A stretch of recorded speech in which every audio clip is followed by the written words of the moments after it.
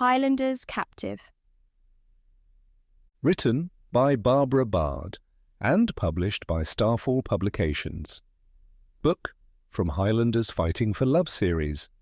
Save more with our ebook and audiobook bundles on our website, starfallpublicationsbooks.com. Subscribe for more audiobooks. Enjoy. Chapter 1. The camp was a frightful place, almost as loud as the battle. Fires were lit across a field, and in the distance a castle loomed, blotting out the stars. The men and women acted like animals, singing and rejoicing in their victory. There seemed to be no dignity in them, for they did not mourn their dead at all. Catherine looked at the young man sitting with his back to her, entirely taken aback by his display of aggression. The stench of alcohol wafted in the air like a bad omen. He was huge, by Highlander standards, but she could tell he had a youthful energy welling inside him. She knew him as Declan. He was related to the family that ruled over the part of the Highlands she was taken to. As she looked around, she did not like her chances of living here. Sarah had promised her that she would find happiness here, but at the moment, she did not understand how that was possibly going to happen. The death of her brother, Lord Harold Flynn, was still taking a huge toll on her. His death at the battleground, slain by a Highlander, made her sadder. Harold had died as he had lived. He'd always been reckless and thrown himself into fights when he should have been more prudent. Father would be most disappointed in him. But that wasn't the only surprise she got. Her brother's intended bride, Rosemary, turned out to be Sarah, who had lied about her identity to save her head all along. The deception ate deep into her mind. And then, to top it all off, Catherine had suffered the indignity of being carried away as a common prisoner, and Sarah acted as though she was doing her a favour. Part of her could understand why Sarah had brought her back from the Sassenach camp, and in truth, Catherine had to admit that she was glad to be free from her father's shackles. For all of Sarah's best efforts, Catherine had only escaped that fate for a short time. She knew that he would come to free her and to gain revenge for Harold's death. It was inevitable that her fate was to be married off to a man. The best she could hope for was that he gave her a child, and then died soon after. Catherine didn't understand how Sarah could think that she'd be happy in this place. Yes, it was pleasing not to have to think about being married off. But where was the luxury? Where was the comfort? She stared at the Highlander who guarded her and hissed. Sarah seemed to be happy with the man she had found, but being a simple handmaiden, Catherine was quite sure that she was not the best judge of character. As for Rosemary, the real Rosemary, Catherine didn't understand. She never came to marry Harold, had indeed chosen a life with one of these brutes rather than a life with her brother. For all his faults, Catherine couldn't imagine how any lady could choose a life with a Highlander over one with a Sassenach gentleman. Perhaps in time when she spoke to them properly, they would be able to explain themselves to her. Until then, Catherine would have to remain confused. She was distracted by her thoughts when another man approached the guard. When he came closer, she could see that it was the man who Sarah claimed to love. Catherine was unable to deny that he was a handsome man in a rough, savage kind of way. The thought of being close to him made her shudder. Drew only remained there for a short time before moving away again. A cheer rose up as he immersed himself in the camp. Her guard remained sitting, his shoulders slumped, looking isolated from the rest of his people. It was almost enough for Catherine to pity him. Almost. "Are you going to sit there and sulk all night?" Catherine said. "You don't seem to be a very good guard if you're going to be getting drunk on the job," she said, more out of boredom than anything else. The young man didn't respond. He tossed his head back towards her, but didn't say anything. She shook her head. A few of the other Highlanders walked by her, looking with curiosity. Some of them hurled abuse her way, taunting her for being a prisoner, and although she wasn't a mean person, She did wish that someone else had been captured with her so she had someone to talk to. The Highland camp seemed to be an uncivilized place. They feasted and sang like barbarians, revelling in the Sassenach blood spilled. It was hardly a place of decorum, and Catherine began to look for a way to escape. She had not been raised to live in this squalor. The night was cold, and she pulled the blanket she had been provided with over her. She looked into the distance. All around her was blackness. She was so far from home and so alone. For the first time in her life, she was truly scared for the future because she didn't have Harold to protect her, and her father was far away. "Please come soon, Father. Please come and rescue me," she said, feeling like a little girl. As soon as the words left her lips, the guard pushed himself up and staggered towards her. He dropped his empty mug to the ground. Catherine recoiled in horror, having heard tales of what the brutes did to their prisoners. She would die before she gave up her maidenhood. The guard's face snarled and looked repulsive. His eyes bulged upon his face, and his pink tongue rolled across his lips. Catherine steeled herself for the worst, putting on a stern expression, even though her insides were water. "Get up!" he growled. "I beg your pardon." "Get up? I have been told to move you." "Well, I shan't go," Catherine said, folding her arms defiantly. She knew that if she gave into a moment of weakness, she would never be able to fight back. It was important to maintain her strength. Declan pressed his lips together and sighed. Catherine's heart spiked. Was there a chance for freedom? She realised Declan would catch her if she attempted escape. "I dinna care what ye will or won't dae. I have been told to move ye, and that is what I shall dae. Ye will only be causing trouble for the both of us if ye dinna dae as I say." Without a moment's hesitation, he strode up to Catherine and grabbed her arm, hauling her away. Catherine dug her heels into the ground, but even that wasn't enough to resist the force of his grip. He dragged her across the ground, which made Catherine even angrier. She looked around at the dark land, so frightening, with the jagged branches of the trees forming a perimeter around their camp. The fires crackled nearby, and leering laughter sounded as she was dragged by Declan towards the castle. "Where are you taking me?" she demanded, but Declan would not speak. He barely turned to look at her, and Catherine truly feared for her life.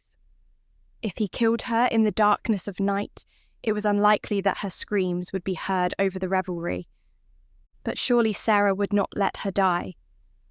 Then again, Catherine didn't know the true Sarah. The woman she had come to know had been a facade, an illusion, and there was no telling what she was capable of.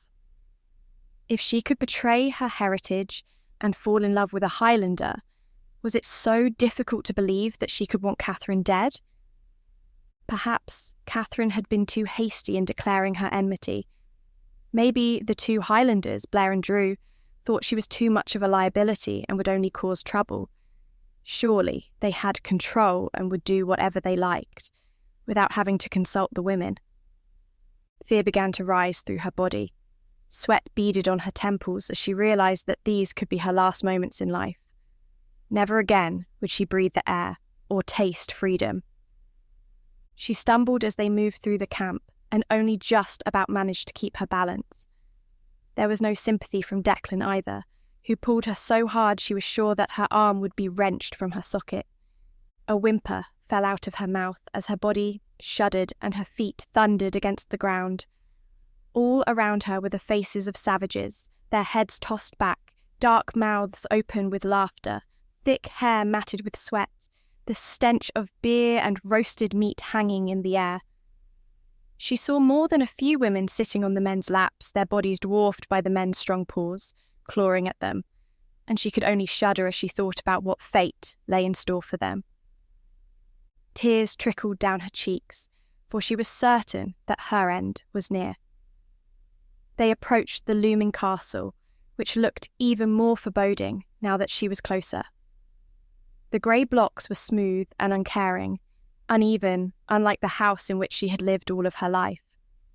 The air was cold as well, and the tower rose up to touch the stars. Her old house had been beautiful and loving, surrounded by devoted servants and colourful flowers. This was a fortress, a place far from civility, and she didn't understand how any Sassenach lady could willingly live here. "Where are you taking me?" she pleaded, but again Declan wouldn't say.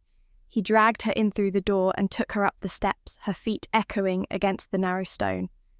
The winding staircase rose up and up through the castle. Catherine didn't know what horror awaited her. They came to a hallway. Declan dragged her down and then threw her into a room. "Ye will stay here until ye are needed," he said, then slammed the door so loudly that the sturdy walls shook. Catherine wiped tears from her eyes as she dragged herself to the bed. The room in which she found herself was little better than a cell, and a far cry from her chambers at home. The room was largely empty. There was a bed, which was basically a cot with a rough blanket thrown over it. A worn thin rug lay on the floor. A trunk sat in one corner of the room. Catherine ran over to open it, hoping that it would hold something she could make use of, but it was empty. Tilting her head back, Catherine sighed loudly, bemoaning her current situation. She walked across the room to the window and gazed out. Her room was on the rear side of the castle, meaning that she was away from most of the revelry. The horizon stretched out to the north, even further from the land she knew and loved, the land she called home. What she gazed upon was a land of horror, of nightmares and death. The darkness of night lay upon it like a cloak, but even in the light, she was sure that it would hold nothing for her other than bleak despair. Even being alive was small comfort, for her mind was brimming with dreadful thoughts of what could befall her when held captive in this nasty land. There were so many people at fault for this, and none of them were her.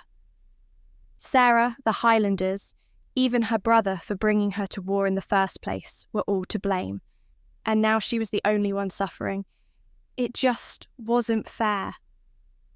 Tearing herself away from the window, Catherine tried to maintain her steely resolve, but she was glad for a few moments of respite.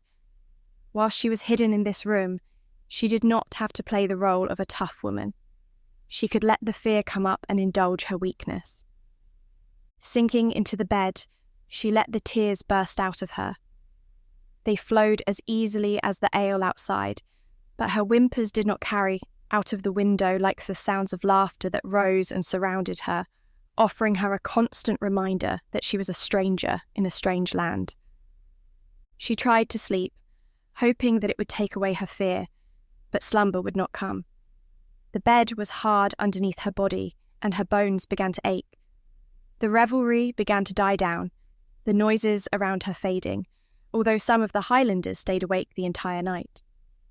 Catherine looked at the walls around her with envy. Somewhere inside, Sarah and Rosemary were there with her, warm and comfortable, yet still so far from her. She wondered why she had been thrown in this barren room if Sarah wielded enough influence to get her captured in the first place. It would be one of the many questions Catherine would ask when she saw Sarah again. It was tempting to try and break free of the room to find them and get these matters dealt with immediately. The window was too narrow to climb through comfortably, and even if she did manage to squirm through, there were no ledges upon which to land. It was a sheer drop to the ground, and death would be certain. Catherine walked to the door, pressing her head against it to try and hear anything from the other side. The guard, Declan, was sound asleep. Catherine shook her head in disbelief. If this was the best kind of guard they could find for her, then it amazed her that they were ever able to defeat her brother in battle in the first place. It almost deserved an escape. Since she couldn't sleep, Catherine tested the doorknob, but it was locked firm. There was no way out, but there would be a way eventually, though. Of that she was sure. "Well, Catherine, this is the biggest test you've ever faced, but you'll find a way out, and then you'll make these Highlanders pay," she vowed. Harold had fallen in battle, but she was still alive, and she would make her father proud. With that last thought, she returned to the uncomfortable bed and pulled the scratchy blanket over her, wincing at the feel of it against her soft skin. She closed her eyes and prayed that the following day would be better than this one, and that she would be able to find out what Sarah's true plan for her was. If she could just reason with her, then perhaps she could convince the Highlanders to let her go. If she could make it back to England, then she could tell her father all she knew and help to defeat the Highlanders once and for all. And he looked forward to seeing her again. Somehow he would prove to her that he was a man she could be proud of, that he was better than Blair and would give her the life she needed. He just wasn't sure how to go about it. The rebellion they had been planning against Blair due to his marriage to Rosemary, an English gal, seemed to have died in its infancy when Drew sided with Blair. Deirdre and Old Will thought that Drew was integral to the success, but now that Drew was firmly allied with Blair, there seemed little chance for the two brothers to be broken up. Declan was quietly relieved. The idea of a rebellion had never sat easily with him, but he still wished to make his cousins see how they had lost their minds. A full rebellion had always struck Declan as a last resort, and even now it seemed to be too drastic. But he just wanted to get Drew and Blair's attention, to make them see that their actions were wrong. Although he wanted to leave his post and breathe in the fresh air outside, he was afraid of how Drew might react if he found out he did. Instead, he walked down to the end of the hallway and peered out of the window. The warriors Blair had summoned from the various clans to fight the English were already departing. Many of them embraced each other, glad to have done battle. They were all amicable now, but Declan had a feeling it was just a matter of time before they were at war with each other again. The petty squabbles over land and other matters often took hold of the Highlanders. Nobody dared attack his father, though. Declan hoped that one day he would be treated with as much respect as his father was. His father, who was Aoife's younger brother, had been wounded in the First War, surviving with only one leg, and could not participate in the recent battle. Nonetheless, he was regarded as a living legend in the Highlands. He was at home in a small hamlet across the valley. Declan wanted to make him proud and live the life of a warrior that had been denied to his father.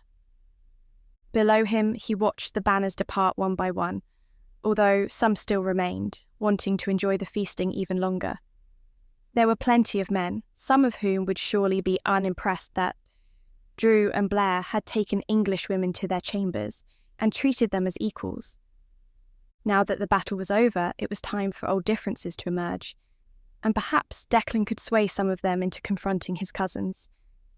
If he could have influence over the McCall Clan, it would go a long way to making his father proud. Then he could enjoy the same respect as Blair, Drew, and restore the Highlanders to their pure blood and not have to worry about the enemy lurking within the camp. Staring back at the door, Declan rested his hand on his blade. He had to be patient and wait. There was plenty of time for him to achieve all he wanted to. He was younger than his cousins, and he had strength, and that was all of the advantage he ever needed to make things work in his favour. Declan returned to his post, waiting all morning for someone to arrive and relieve him, but nobody came. He was unable to slake his thirst, and his stomach was beginning to rumble. All morning long he paced up and down the hallway. More than a few hours had passed since he had risen, and by that point he had had enough of it. He was not going to be forgotten in this manner, and since this Catherine was locked up nice and tightly, he saw no harm in leaving to go and get some food. Now that some time had passed, Declan had a calmer mind and a fresher way of looking at things. His mood the previous night had been influenced by the alcohol, and he was a little ashamed of how he had acted towards his prisoner. For a man his age, 25, he was going through the throes of maturity forged by the war. He had been thrust into a battle that transformed his mind and made him see things he had never seen before. He was changing, that much he could tell. Yet, He was so unsure of who he was changing into. But he wanted so badly to be around all the other Highlanders. It felt as though the world was passing him by, and he wasn't sure how to go about changing that. All he wanted was to be engaged in the process. So much was changing, and he wasn't sure if he could adapt to the new order that Drew and Blair seemed to be implementing. Walking through the castle, Declan kept an eye out for Drew or Blair, but saw no sign of them. He continued outside, his stomach giving him trouble. He could hear the noise from his post and wanted to be a part of it, so he went out and got some meat to fill his belly. Looking around, Declan gazed in awe at the hardened warriors around him. In the midst of the warriors, he thought himself a boy.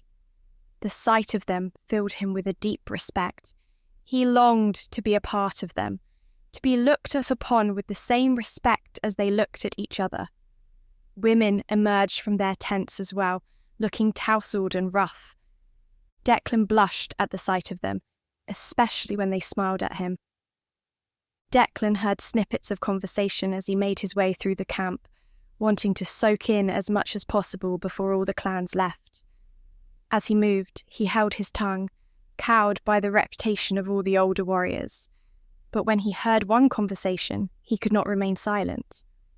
An older man with a thick black beard was heralding the feats of Drew against Lord Flynn.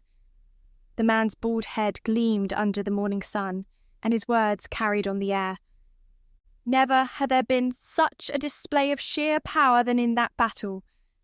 I was with Drew every step of the way, watching how he feinted and drew that Sassenach bastard in, then the killing blow.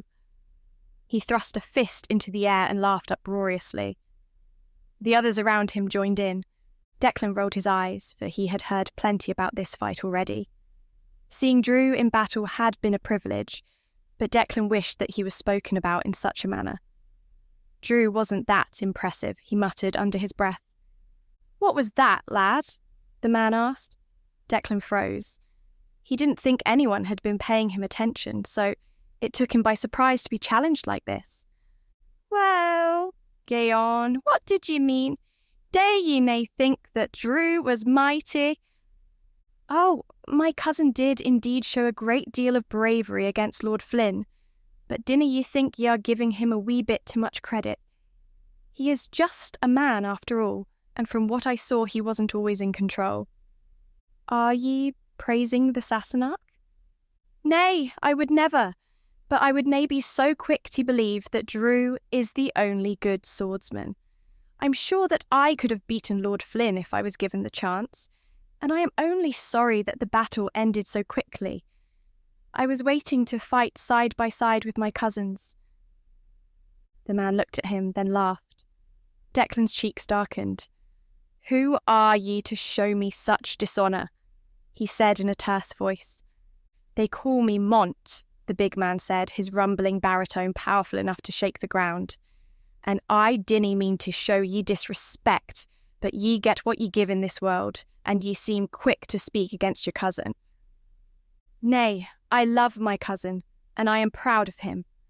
I only wish that I had been given the chance to prove myself in battle against the Sassenach villain, Declan said. The debate had gathered a little attention among the people around him, and Mont seemed amused by the steel that Declan was showing.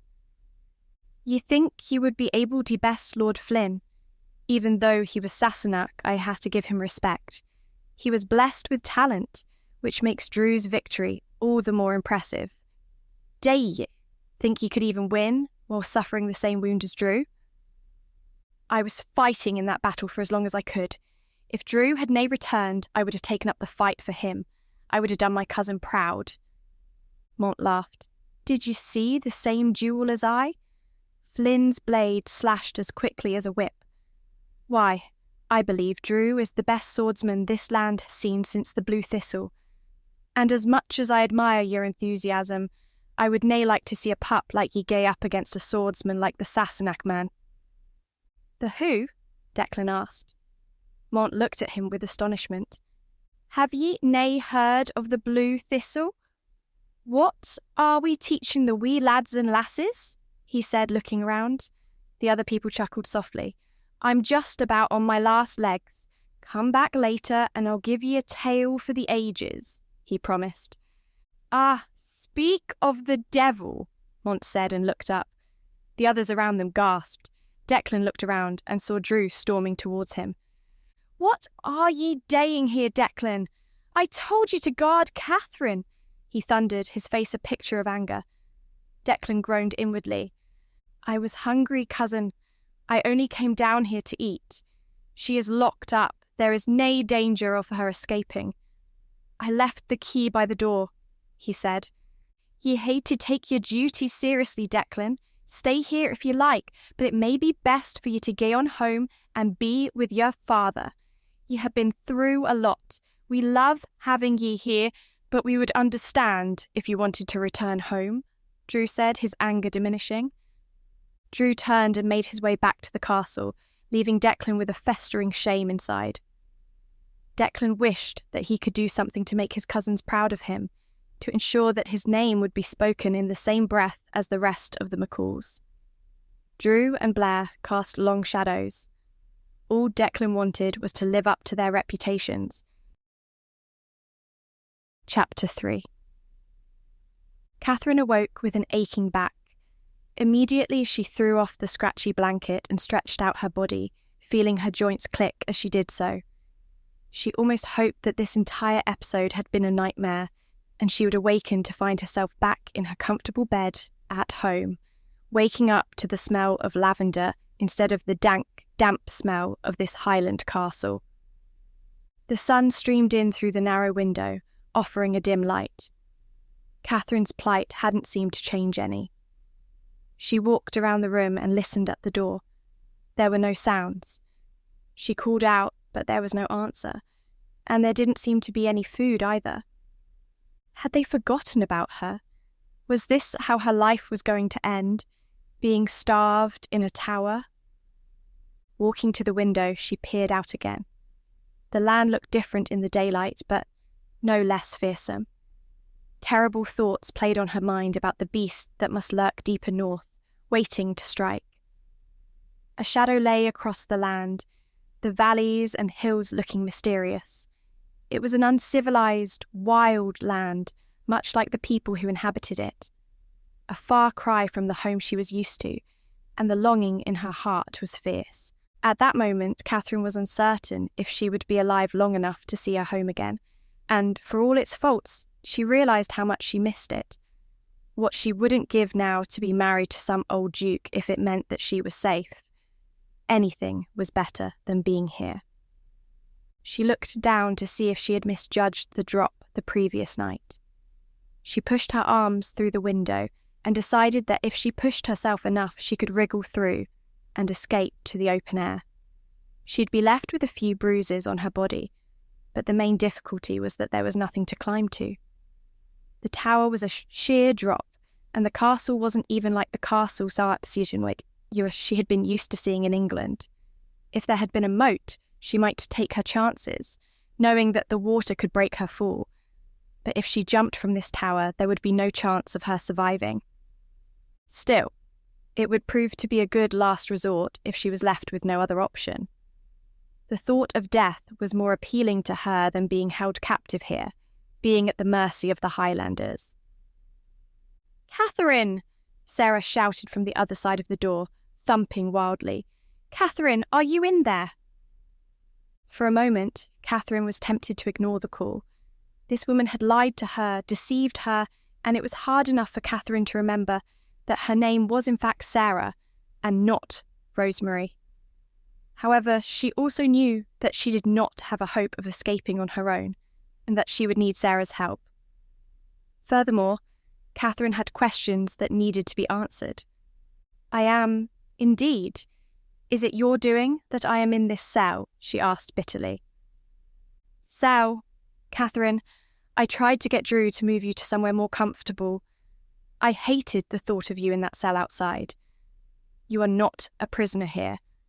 I want you to feel like you are a guest." "Is that why you have locked me in this empty room with nothing but a prickly blanket?" "Catherine, that is just the type of room the Highlanders prefer.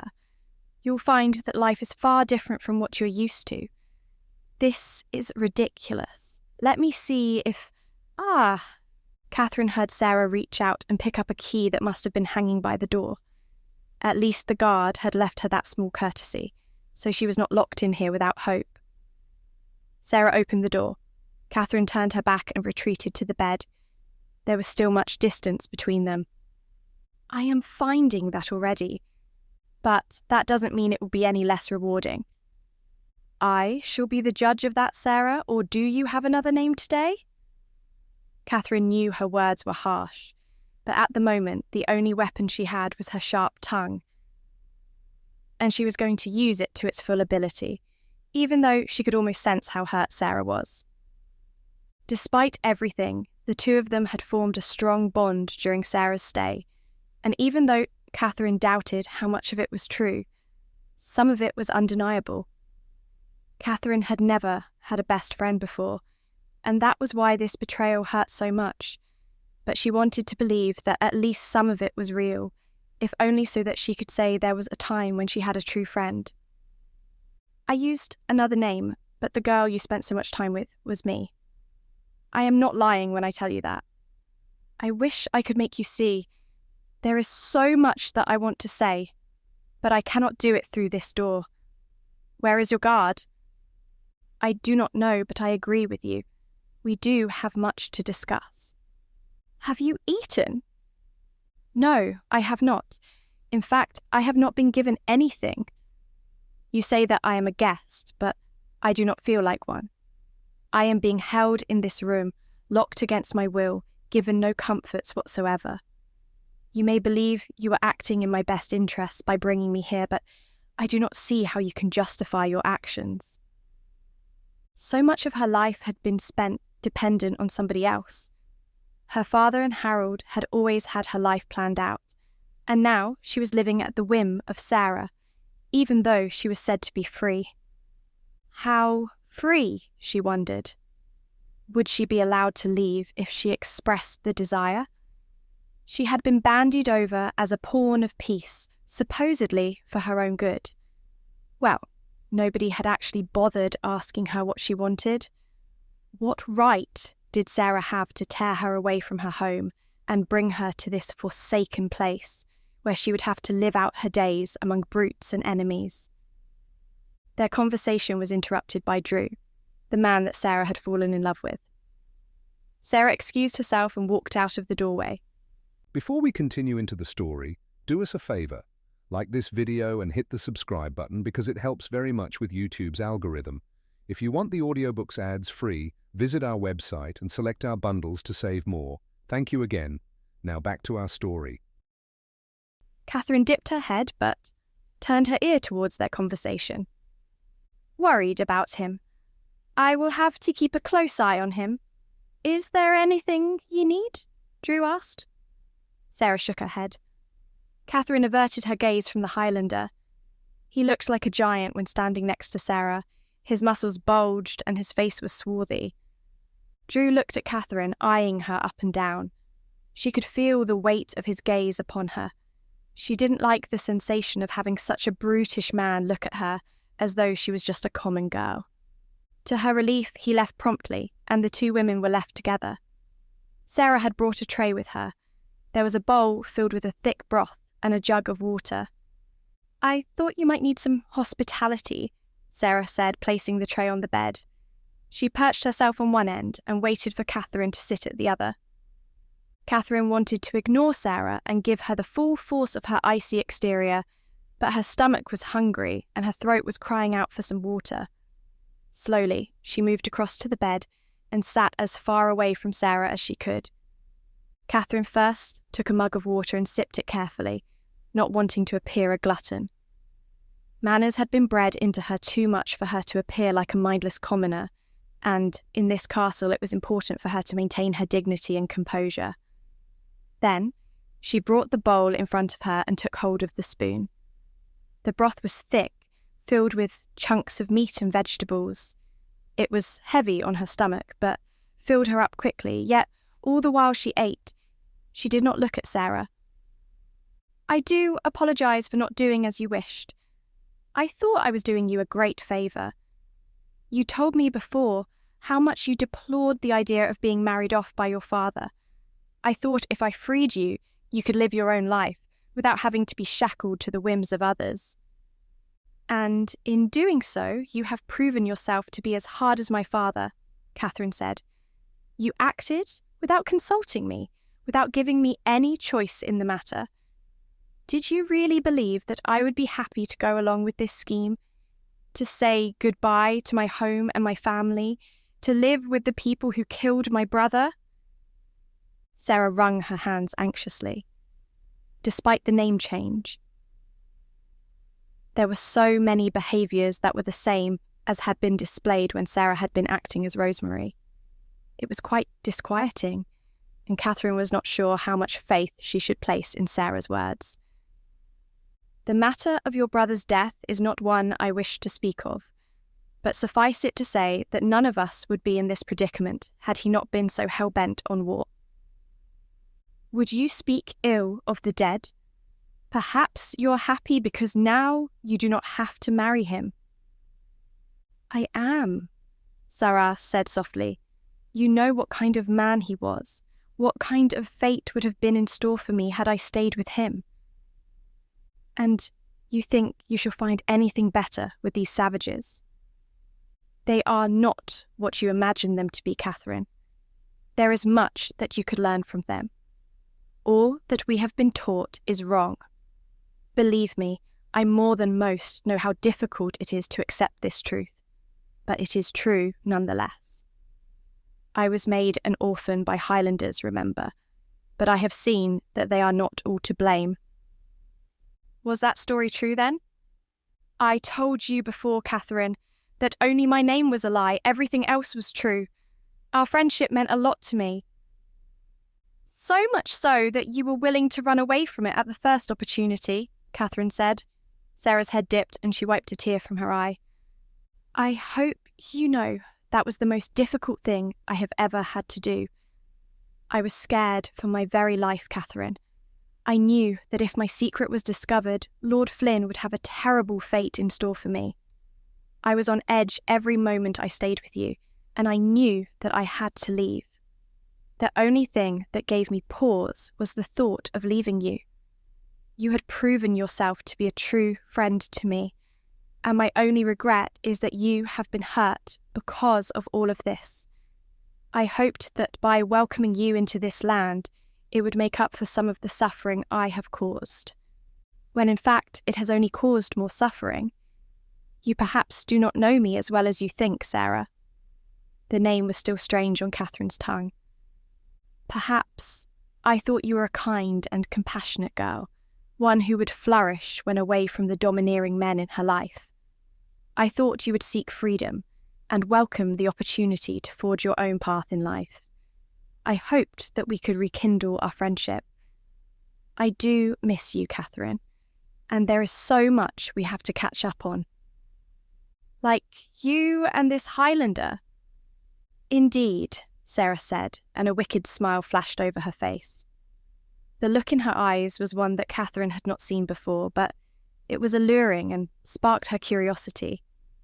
Catherine was always one for gossip, and she did find herself wondering why and how the demure, innocent Sarah had fallen for the brutish and savage Drew, and how indeed the same thing had happened with her peer, the Lady Rosemary.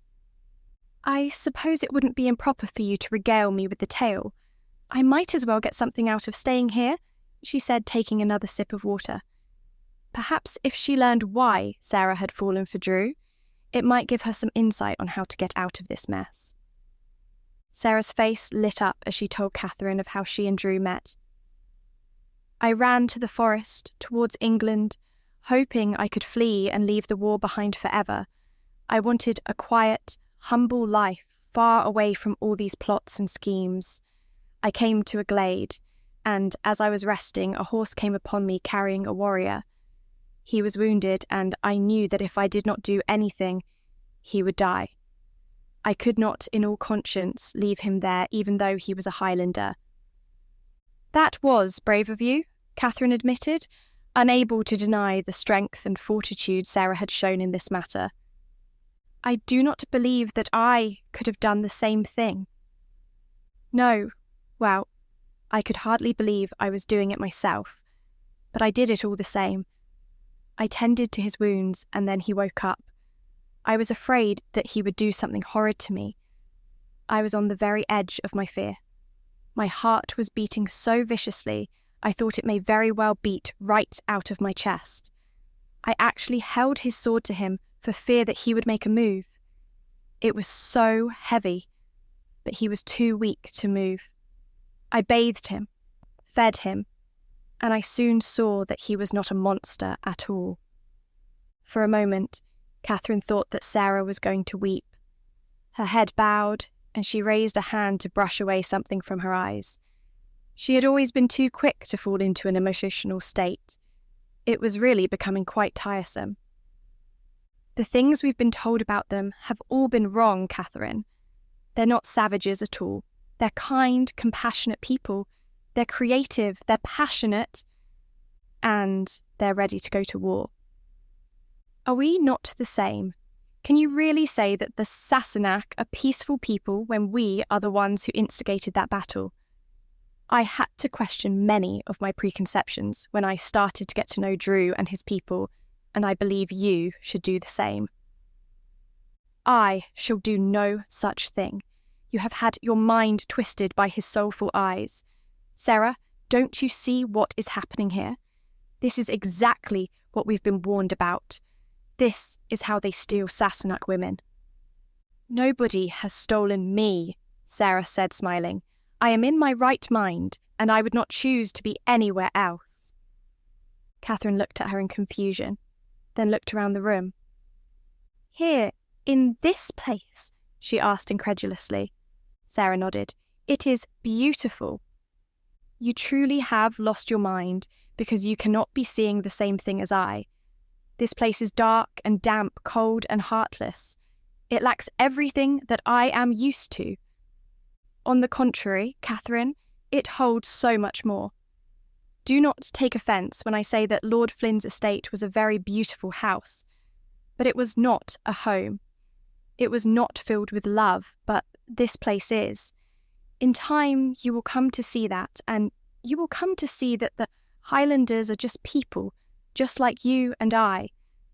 They have their foibles, as do we all, but they are hardly the enemy here. I only want for you the same happiness I want for myself. And I shall have it, Sarah, but not in the way you want. My father shall not rest until I am freed. Soon word shall reach him of my capture, and he will lead another army into these lands, and he is a far different prospect than facing Harold. My father is a war veteran, and he will show this place no mercy. I shall not shed a tear when this place is burned to the ground, and all that's left is a pile of ash. Sarah sighed. Then I pity you, Catherine. I did hope that you would see things in the proper way. I thought that given time, well, perhaps that may still happen. I have seen to it that no harm will come to you while you are here. I did hope that we could spend time together like we did before, but it is clear to me that you need more time to adjust. I am sorry that you have to be guarded. That is the one concession I had to make. I will come for you again. Perhaps you, me and Rosemary can go for a walk later, and you can see how beautiful the Highlands truly are. Perhaps, Catherine said, hating the tone of pity that presented itself in Sarah's voice. Sarah rose and looked as though she was about to place a hand on Catherine's shoulder, but she changed her mind at the last moment. Well then, I shall see you later. Please try to let go of the anger inside you, Catherine. I only want what's best for you. With those stinging words, Sarah left. A dark cloud lingered over Catherine's head, and she scowled as she stared at the door. The key turned in the lock, and once again she was shut in, unable to escape. Sarah wanted what was best for her. All her life, people had wanted what was best for her without ever asking her first. With little else to do, Catherine moved to the window again and gazed outside. enjoying the feeling of the fresh air upon her skin. For a moment, she closed her eyes and could almost pretend that she was at home again, looking out upon the gardens, breathing in their sweet fragrance. But the illusion was quickly dispelled, as when she inhaled, she only smelled mead, ash, and cooked meat. It was not a place for a lady. Opening her eyes, she turned her gaze to the sky and looked at a flock of birds spreading their wings, soaring high. How she envied them, being able to go wherever they wished. Was this to be her life? Even when her father came for her, he would only take her back with him and marry her off to some noble. It was the life she had always known she would lead, but it was not the one she wanted. Yet, when she questioned what life she did want, she found herself drawing a blank. There weren't many ways in which she envied Sarah, but this was certainly one. The handmaiden had a strong sense of her own identity and her own place in the world. For better or worse, she had taken command of her own destiny and had forged her own path. Somehow, Catherine would find a way to do the same. But first, she would make every one of these Highlanders pay, starting with the man who dragged her here and guarded her. Chapter 4. Declan sighed as Drew left, wishing that he could have gotten his point across a little better. In Drew's eyes, he had not performed his duty admirably, and there was nothing Declan liked less than not being seen as responsible in the eyes of his cousin. Then, he became aware that the Highlanders around him saw him as something of a jest.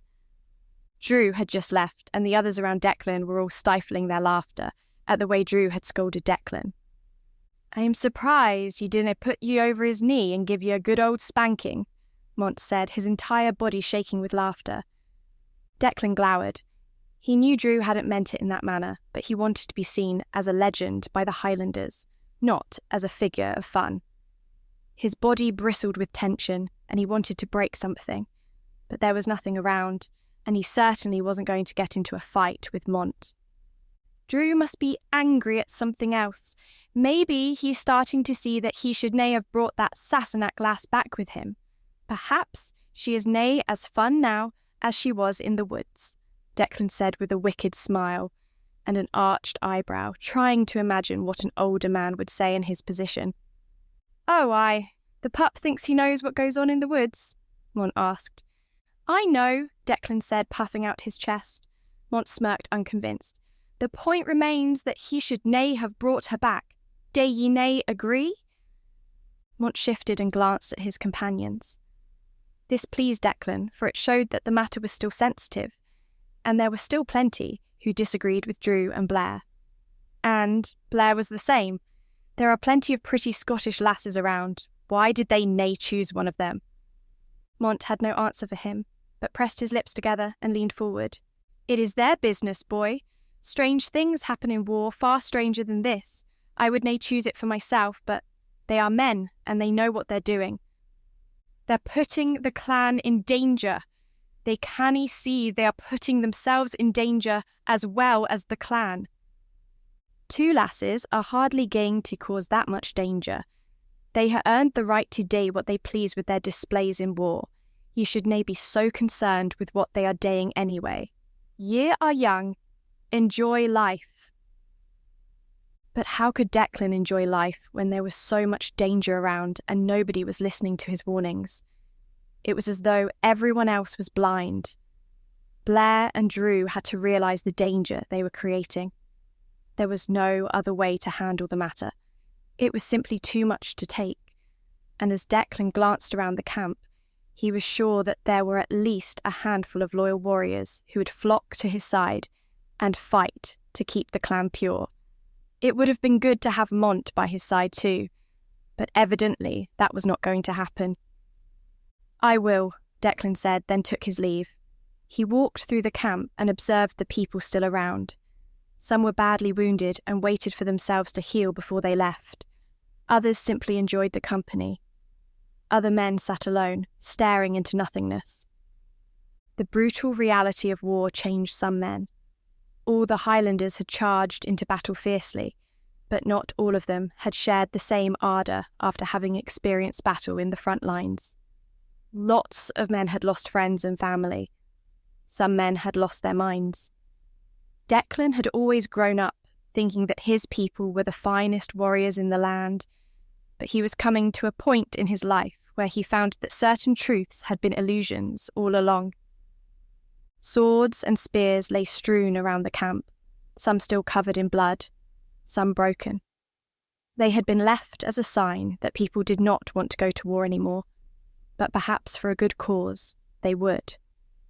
People would have to fight for their heritage because it was something worth fighting for, and if they wouldn't, then Declan really didn't know his place in the world.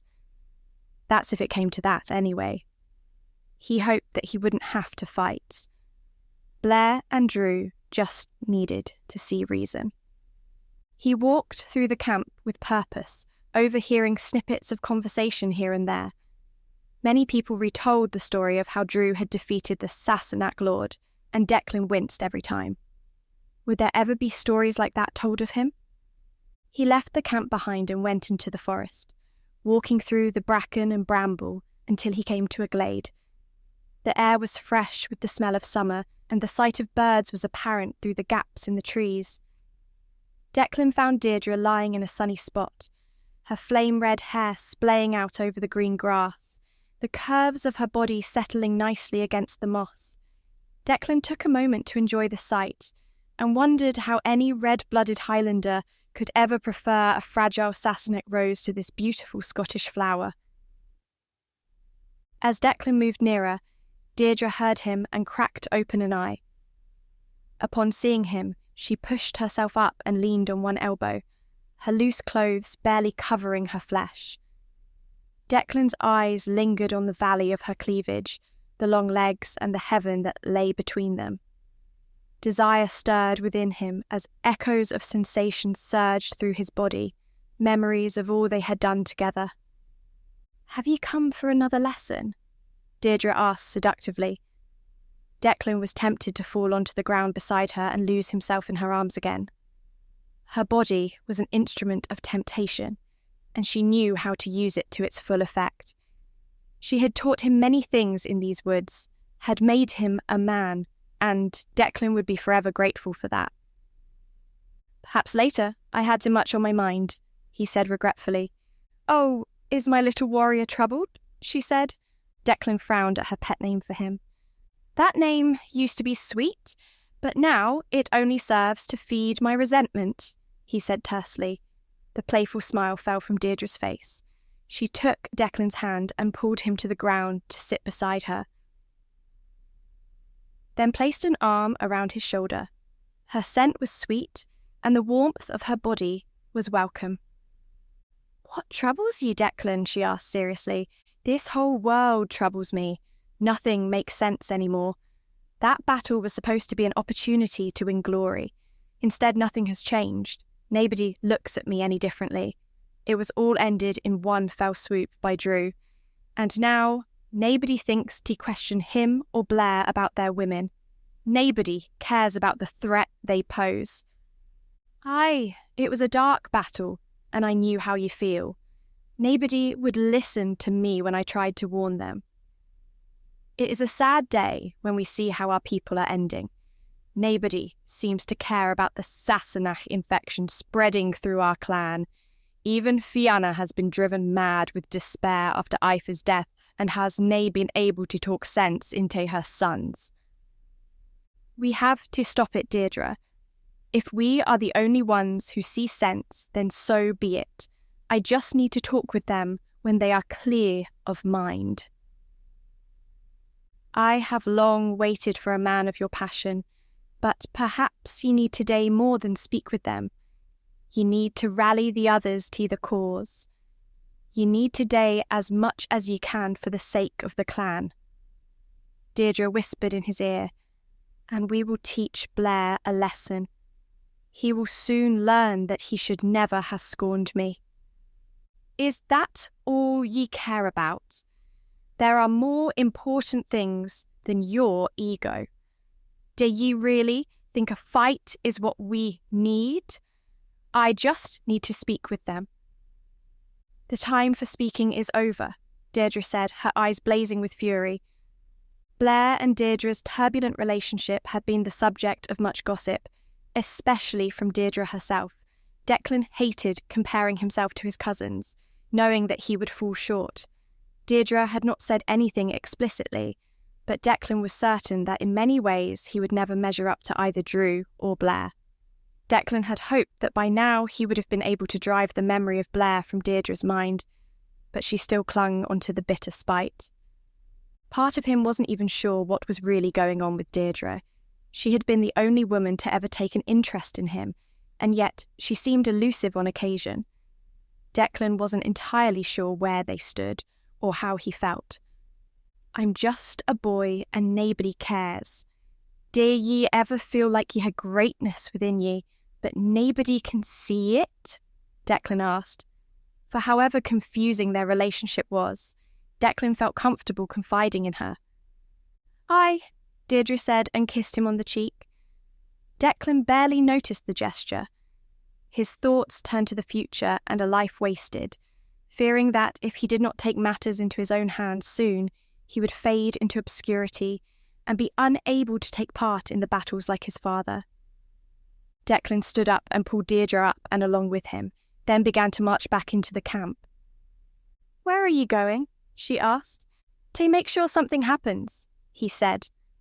With determination in his eyes, Declan moved forward and went to Old Will's hut. The old man had been alive for far longer than anyone else Declan knew. He was a font of wisdom and carried much respect from the clan.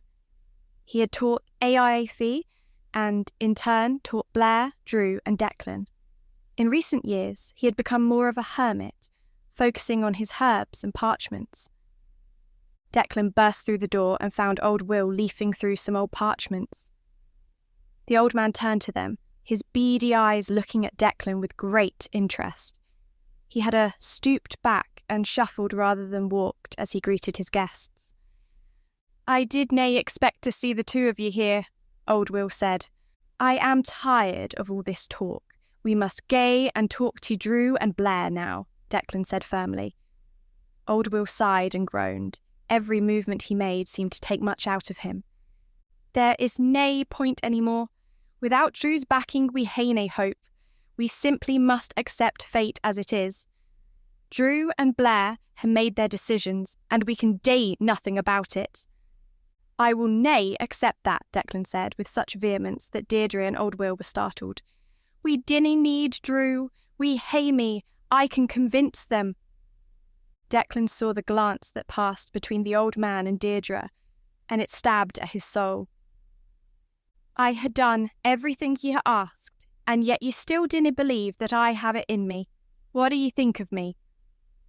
I can be just as good as anyone in battle, and I can make Blair and Drew realise that they should never have brought Sassenach lasses here." Old Will hung his head, his wispy white hair trembling a little as he moved. "Ye are like your father, always hot-blooded," Old Will said, "always ready to charge. Ye know that is how he was wounded." "My father was a great warrior," Declan said tersely. "Oh, aye, that he was, but he was also tae eager. If he had just been more patient, well, that is a matter for the gods, I suppose. Declan, ye are a wee lad. What do you hope to accomplish? It was going to be hard enough to tell Blair he is wrong, let alone the both of them." "There are people who know the truth of what we speak. There are those out there who will rally around you for the pride of the Highlands," Deirdre said. "Aye, and there are plenty of men who will fight for the men who prove themselves in battle. Blair and Drew inspire much loyalty, more than ye hae. I think it is time to let this matter rest," the old man said wisely, giving Deirdre a strange look. "It pains me to see things gae this way, but it is the way of the world to change. Perhaps I'm just too old. This world is nae mine any longer." "Dinna speak like that. Dinna accept defeat so easily. We can make them see the error of their ways. We just need to be smart. We can make them see that what they're doing is nae right, Deirdre said, getting more and more agitated. Declan looked at her and wondered if he had been so desperate. He looked at Old Will imploringly, but saw the resignation in Old Will's eyes. Are ye sure ye can offer nae aid? Lad, ye should nae see only one course of action before ye. There is much to be done in this life. Get back to your father. Spend some time together. Get him to tell ye about his battles. I'm doing this for my father. I'm doing this for all of us. Then, I fear ye must do it by yourself, Old Will said sadly, turning his back to Declan. At my age, I ha' gained much wisdom, and part of that is never to enter a fight I cannae win. I am sorry ye cannae see that. But maybe ye will learn a harsh lesson. Declan stormed out with Deirdre by his side, fury building within him. I cannae believe him, Declan said. Deirdre remained silent, a pensive look on her face. Well then, it is just the two of us, Deirdre said. That old man is a fool. We should nae have involved him in the first place. This is a matter for the young. Ye should be proud, Declan, proud to be the one to lead the clan soon. Blair and Drew dinna know what is best for the clan any more. Ye are the only one who can make a difference. Go to the others. Tell them what we need today. Then march into that castle and take this clan. Deirdre's words were impassioned, but they failed to sway Declan. He had been among the other Highlanders and knew there was no way they were going to listen to him. If he was going to convince Blair and Drew of the danger these Sassenach girls posed, he was going to have to do it alone. Old Will spoke some sense, Declan said. Perhaps this isn't the way forward. I cannae believe ye of all people are saying this. Old Will I can understand. He is an old man, and Disney need the trouble, but yeah? After all ye have said about Blair, you would really stop. Deirdre spat. Declan shrugged. Ye ask too much of me, Deirdre. Ye are too angry. This is nae a matter of fighting. We need to talk, and the more people we hae to talk, the better. Ye should be angry, Declan. I wish there was another way. This could have worked before the Sassenach attacked, but when they did, all our hope was lost. I dinna believe the Highlanders will be so quick to take up arms again. If ye do nothing now, you will hae to get used to Sassenach lasses living with us, but I am nae going to talk with them. The time for words is done. We'll see about that. If I had to do it by myself, then so be it, he said, storming away from Deirdre, unable to believe that she would really forsake him in his moment of need. All he wanted was to make Blair and Drew see sense. Deirdre seemed to want to take it further. It was a shame that she took this so personally, rather than wanting what was best for the clan. His words would have carried more weight if he had been flanked by Deirdre and Old Will, but their absence was not going to stop him. Whenever he needed anyone, they always let him down. Sometimes he thought it might be preferable to live as a hermit, where he didn't have to worry about anyone else. But that wasn't his destiny. He was to live a life of adventure and glory, to live a life that both he and his father would be proud of. There was no time like the present to begin. With a fearsome stirring in his heart, Declan strode through the camp and approached all the remaining clans for their aid. It did not go as he had planned. When he approached them, he had to remind them who he was, for none of them seemed to recognize him, which only increased his anger. Again and again he was laughed away by seasoned warriors who saw nothing but a boy.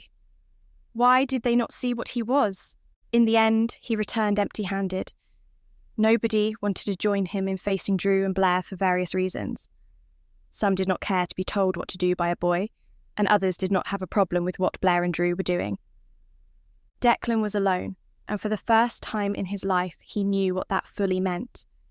His father would never have sanctioned his actions, and nobody else was paying him any attention. He had nobody to rely on, no friends to even talk to. Even Deirdre had forsaken him.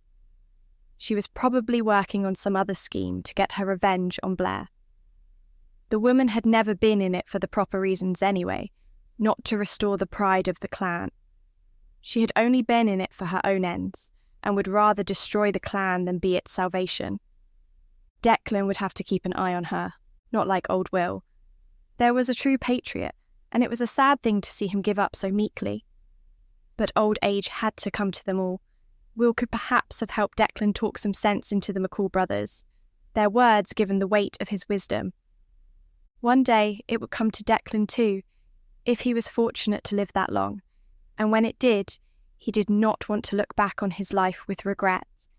Every fibre of his being told him that this was the only way to get glory, and that he had to do so sooner rather than later. He did not want to end up like old Will or his father, two men who hadn't had the required fortitude to do what had to be done, and instead were left languishing until death claimed them. So, even though Declan had nobody beside him, he strode into the castle, determined to face Blair and Drew. This had to be done. He could no longer stand by and watch the entire clan fall into ruin. If he was the only one willing to stand up for justice, then so be it. But he would do what was right, because he was a Highlander, and he was proud of his heritage. He made his way to the Great Hall. Blair, Drew, Rosemary, and Sarah were all there. Before he went in, he overheard them talking about a girl, most likely the prisoner he was supposed to be guarding. "Ah, there you are. Why are you nae at your post?" Drew asked. Declan marched up to the thrones, disgusted at the sight of the Sassenach women sitting upon them. "I ha' business with ye," Declan said. Drew and Blair cast a glance at each other. "Then say your piece," Blair said. "I am here to challenge your actions. I dinna believe that ye are acting in the best interests of the clan by having those lasses sitting by your side. I canna stand by and watch you destroy all that our fathers built." Drew cocked an eyebrow at him, but it was not one of Declan's cousins who answered him directly. Rather, it was Rosemary. "Excuse me, what is your name?" she asked. "Declan," he said in a surly manner, barely deigning to look at her. "And why, exactly, do you have a problem with our presence here?" She opened her palm, gesturing towards Sarah, who looked a little embarrassed. Declan felt his cheeks redden. He was not sure what he had expected from this endeavour, but this was certainly not it. "It is nae a problem with ye personally, ye see, but with the general principle. We ha' long been enemies with the Sassenach. Say to her two lasses sitting on our thrones is difficult to see. This is nae how we live, and it is wrong. Blair and Drew had gone against everything we believe in. I find it curious that you refer to we when you are standing alone. Are there others who feel this way?" Declan shifted uncomfortably, moving the weight between his feet. He bowed his head slightly and cleared his throat, then tilted his head up to meet her sparkling blue eyes. "It does no matter whether anyone stands with me or nay. I had hoped they would, but they are tired of fighting for the moment. I will stand up for what I believe in, though, and I will nae let this matter rest until it has been resolved." "And how dare ye see it being resolved, Declan?" Drew said slowly, looking at him evenly. Declan searched his mind, but he quickly realised how immature he was being. He had stormed into this castle without any thought of the future. There was much for Declan to learn. There were so many things he wanted to say, but the words caught in his throat, and it was as though he had a mouth filled with glass. At Declan's silence, Blair threw back his head and laughed uproariously. He laughed so hard that tears began to flow from his eyes, and he almost shook his body from his chair. Declan's face darkened, annoyed that once again he was not being given the proper respect. Before he could say anything to that effect, however, Rosemary placed her hand on Blair's arm. "Calm down, my love. Can't you see that he is serious? This may amuse you, but there is nothing funny about it to him, and we must treat him with respect. He is your cousin, after all." Declan was surprised that Rosemary was perhaps the only person who actually gave voice to his feelings, although he hated that she seemed quite reasonable. It would have been far easier to hate the both of them if the Sassenach women were cruel hags. "Declan, can ye nae see the madness of this? Ye are standing alone, telling us how to live our lives. Gae back to your father, spend some time with him. I know I wish I had spent more time with mine when he was alive. Find some peace. Ye are too young to be filled with such anger. Ye are going to be a great warrior one day. Dinna rush it," Blair said. "And if ye do wish to stay, ye know where duty lies," Drew added. The two of them then turned to each other and spoke in low tones, as if that was the matter settled. Declan stared at them furiously and felt impotent anger rise within him. They acted as though he wasn't there, as though that was the end of it, and he knew deep in his heart that it was. Still, he stood there for a few moments more, until they noticed that he hadn't left. After one long glance, Declan turned on his heels and walked away. At first, he thought about doing as they said and leaving for his home, but that felt as though he was taking a step back. Life was supposed to move forward, and anything important was going to happen here. He wanted to be alone too, and didn't want to be faced with the ridicule of the people he'd tried to convince to join him when he confronted his cousins. So, he ascended the stairs and went to guard the prisoner again. At least it was out of the way, and he wouldn't have to be humiliated any further. The only thing that had surprised him was how reasonable Rosemary had been. He'd been avoiding them for the most part, not wanting to give them any unwarranted attention, but she had seemed the most level-headed out of all of them. She had the manner of a queen, but she wasn't a Highlander and didn't deserve to rule in these parts. Chapter 5.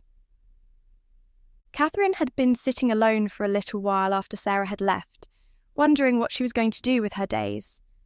She thought on Sarah's words and wondered if it wasn't worth adjusting her attitude a little, just for the sake of actually getting out of this room and being allowed some freedom of movement. She wished now that she had spent more time in the dungeons of the estate and observed the prisoners that Harold kept there, to glean some idea of how they coped with captivity. Harold did have a cruel streak, and while he usually favoured executing prisoners, there were some he chose to keep alive as trophies. Some men had been down there for years and had quite likely gone mad. Catherine wondered if she would lose her mind if she was held long enough. It certainly wouldn't do her any good to stay here.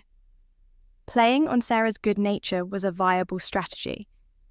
Catherine could pretend that all was forgiven and that she was willing to open her mind to a life here before finding an opportunity to escape. Yet it still seemed wrong to manipulate Sarah like that, even though Sarah herself had lied to Catherine over and over again. Still, Sarah had done that out of self-preservation.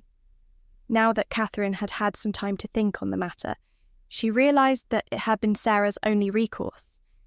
If she had revealed the truth, Harold would have been incensed and likely kept her as one of his trophies. She seemed the same sweet, sincere girl as well. But Catherine didn't know if she could ever forgive her for what she had done. Her thoughts were interrupted by a noise at the door. It sounded as though someone had slumped against it. "Sarah?" she called out, although the weight of the body seemed far too much for Sarah. It was more likely to be the insolent guard who had dragged her to this room in the first place. "Who is there? I demand to know!" she cried, annoyed that whoever was behind the door was not speaking to her. Fear rippled through her mind. For all of Sarah's guarantees, Catherine did not feel safe in this place. "Be quiet, I'm trying to think," a voice said, muffled through the door, but clear. Catherine made her way to the door and sank down, resting her back against it. "Oh, it's you again. I was hoping it would be someone who had good conversation." I can talk about anything you like. We are nae dumb brutes up here. Really? Then let us talk about maths or literature, Catherine said. Declan cursed. I thought not. Ye think ye are sae superior to us. Ye are wrong. We can date anything ye can. I am quite sure, like, get drunk and fall asleep. Who are you, anyway? Are you the servant boy around here? Servant boy, he exclaimed. Catherine smiled, for she had evidently touched a nerve. I am nae servant boy. I am a warrior. And why is a warrior stuck on guard duty? Because people dinna appreciate me. At least they have the good sense to lock ye up, nae like the others. The others? You mean Rosemary and Sarah? Aye, your friends. They are no friends of mine, of that I can assure you. If I had my way, I would be far away from here, in a comfortable room with a feast laid out for me. This is just about the worst place I could imagine myself being. It is more than ye deserve. Why? Because I'm Sassenach. Aye! I fail to see what that has to do with anything. I am a Sassenach lady, not a soldier. I had no part to play in that battle, and it is highly unfair of you to keep me here. Sarah made a mistake, one that she will rectify shortly, I am sure. Soon I shall be on my way home, and I will never have to hear your terrible voice again. I wish all three of ye would gae home. Life would be much simpler. We would nae have to worry about what ye can do to us. What we can do? There's not much I can do from behind this door. I fail to see why you are so worried about a few Sassenach girls running amok in the Highlands. The only danger you have from me is from my father, who will be coming presently to rescue me. Of course, when this door opens, I may well kick your shins, but that is hardly ladylike.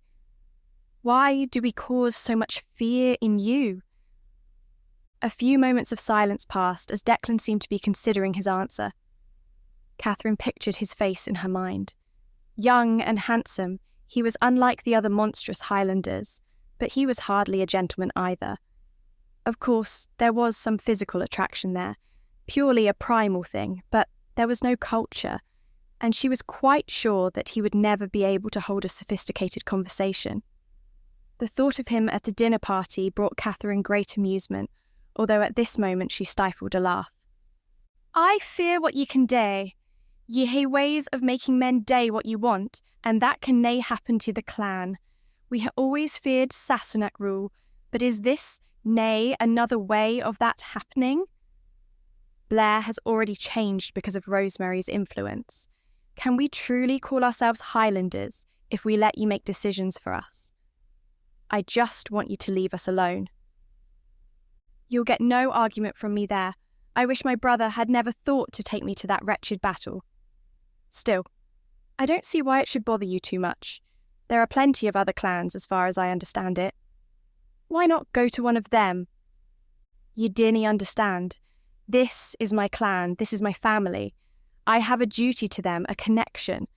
I could gae to other clans, but it would nae be the same. Would ye be happy to live as a stranger somewhere else? No, and that is precisely why I wish to leave. I will have words with Sarah soon and make it clear to her that I do not want to stay. She keeps saying that I am not a prisoner.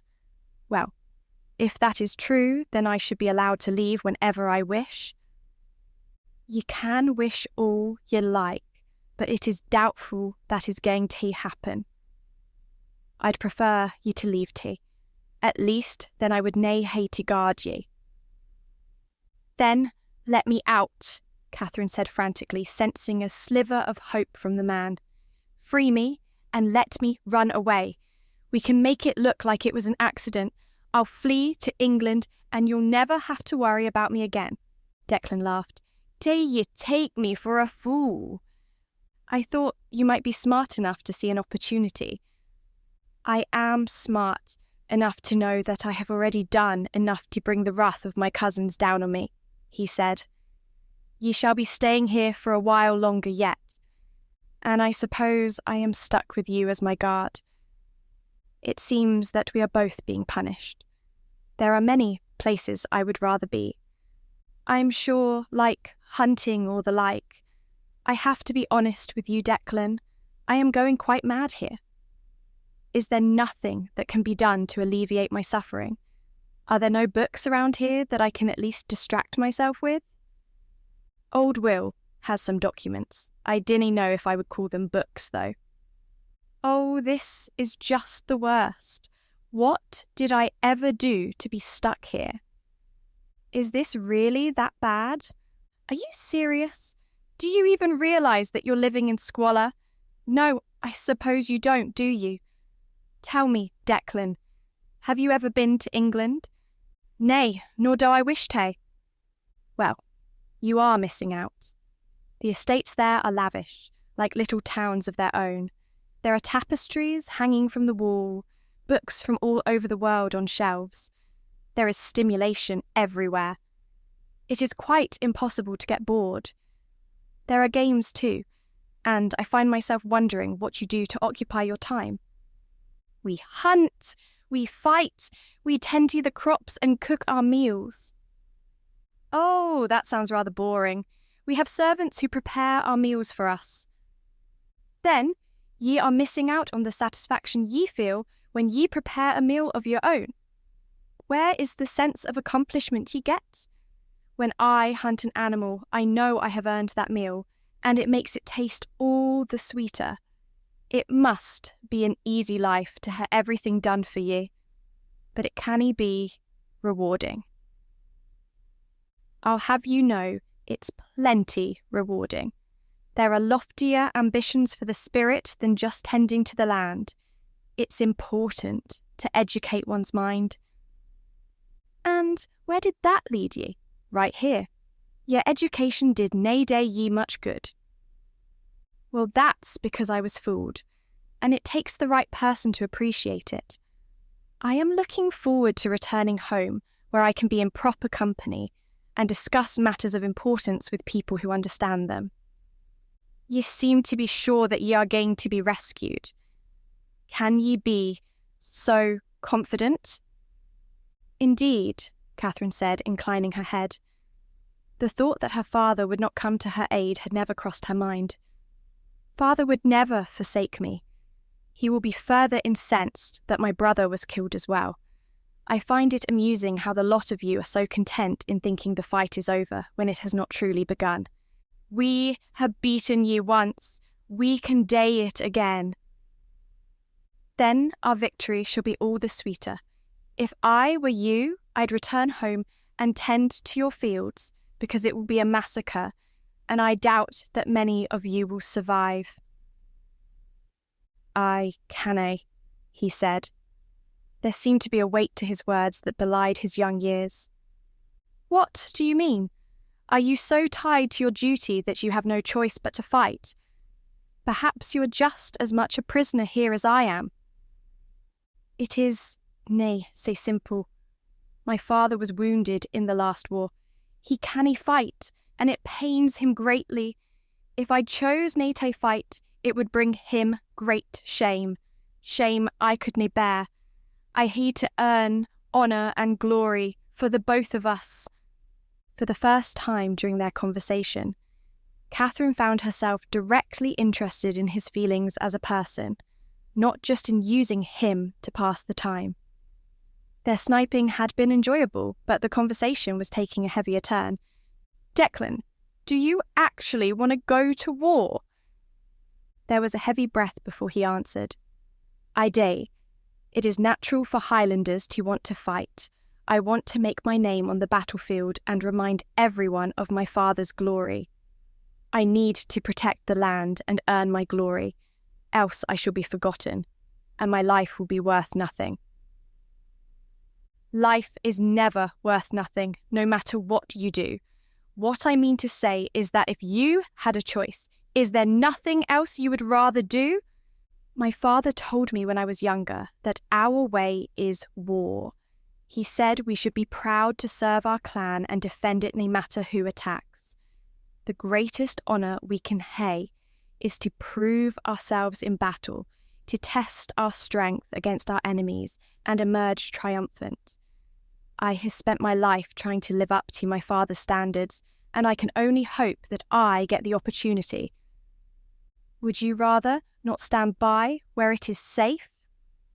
Only cowards refuse war, Declan said bluntly.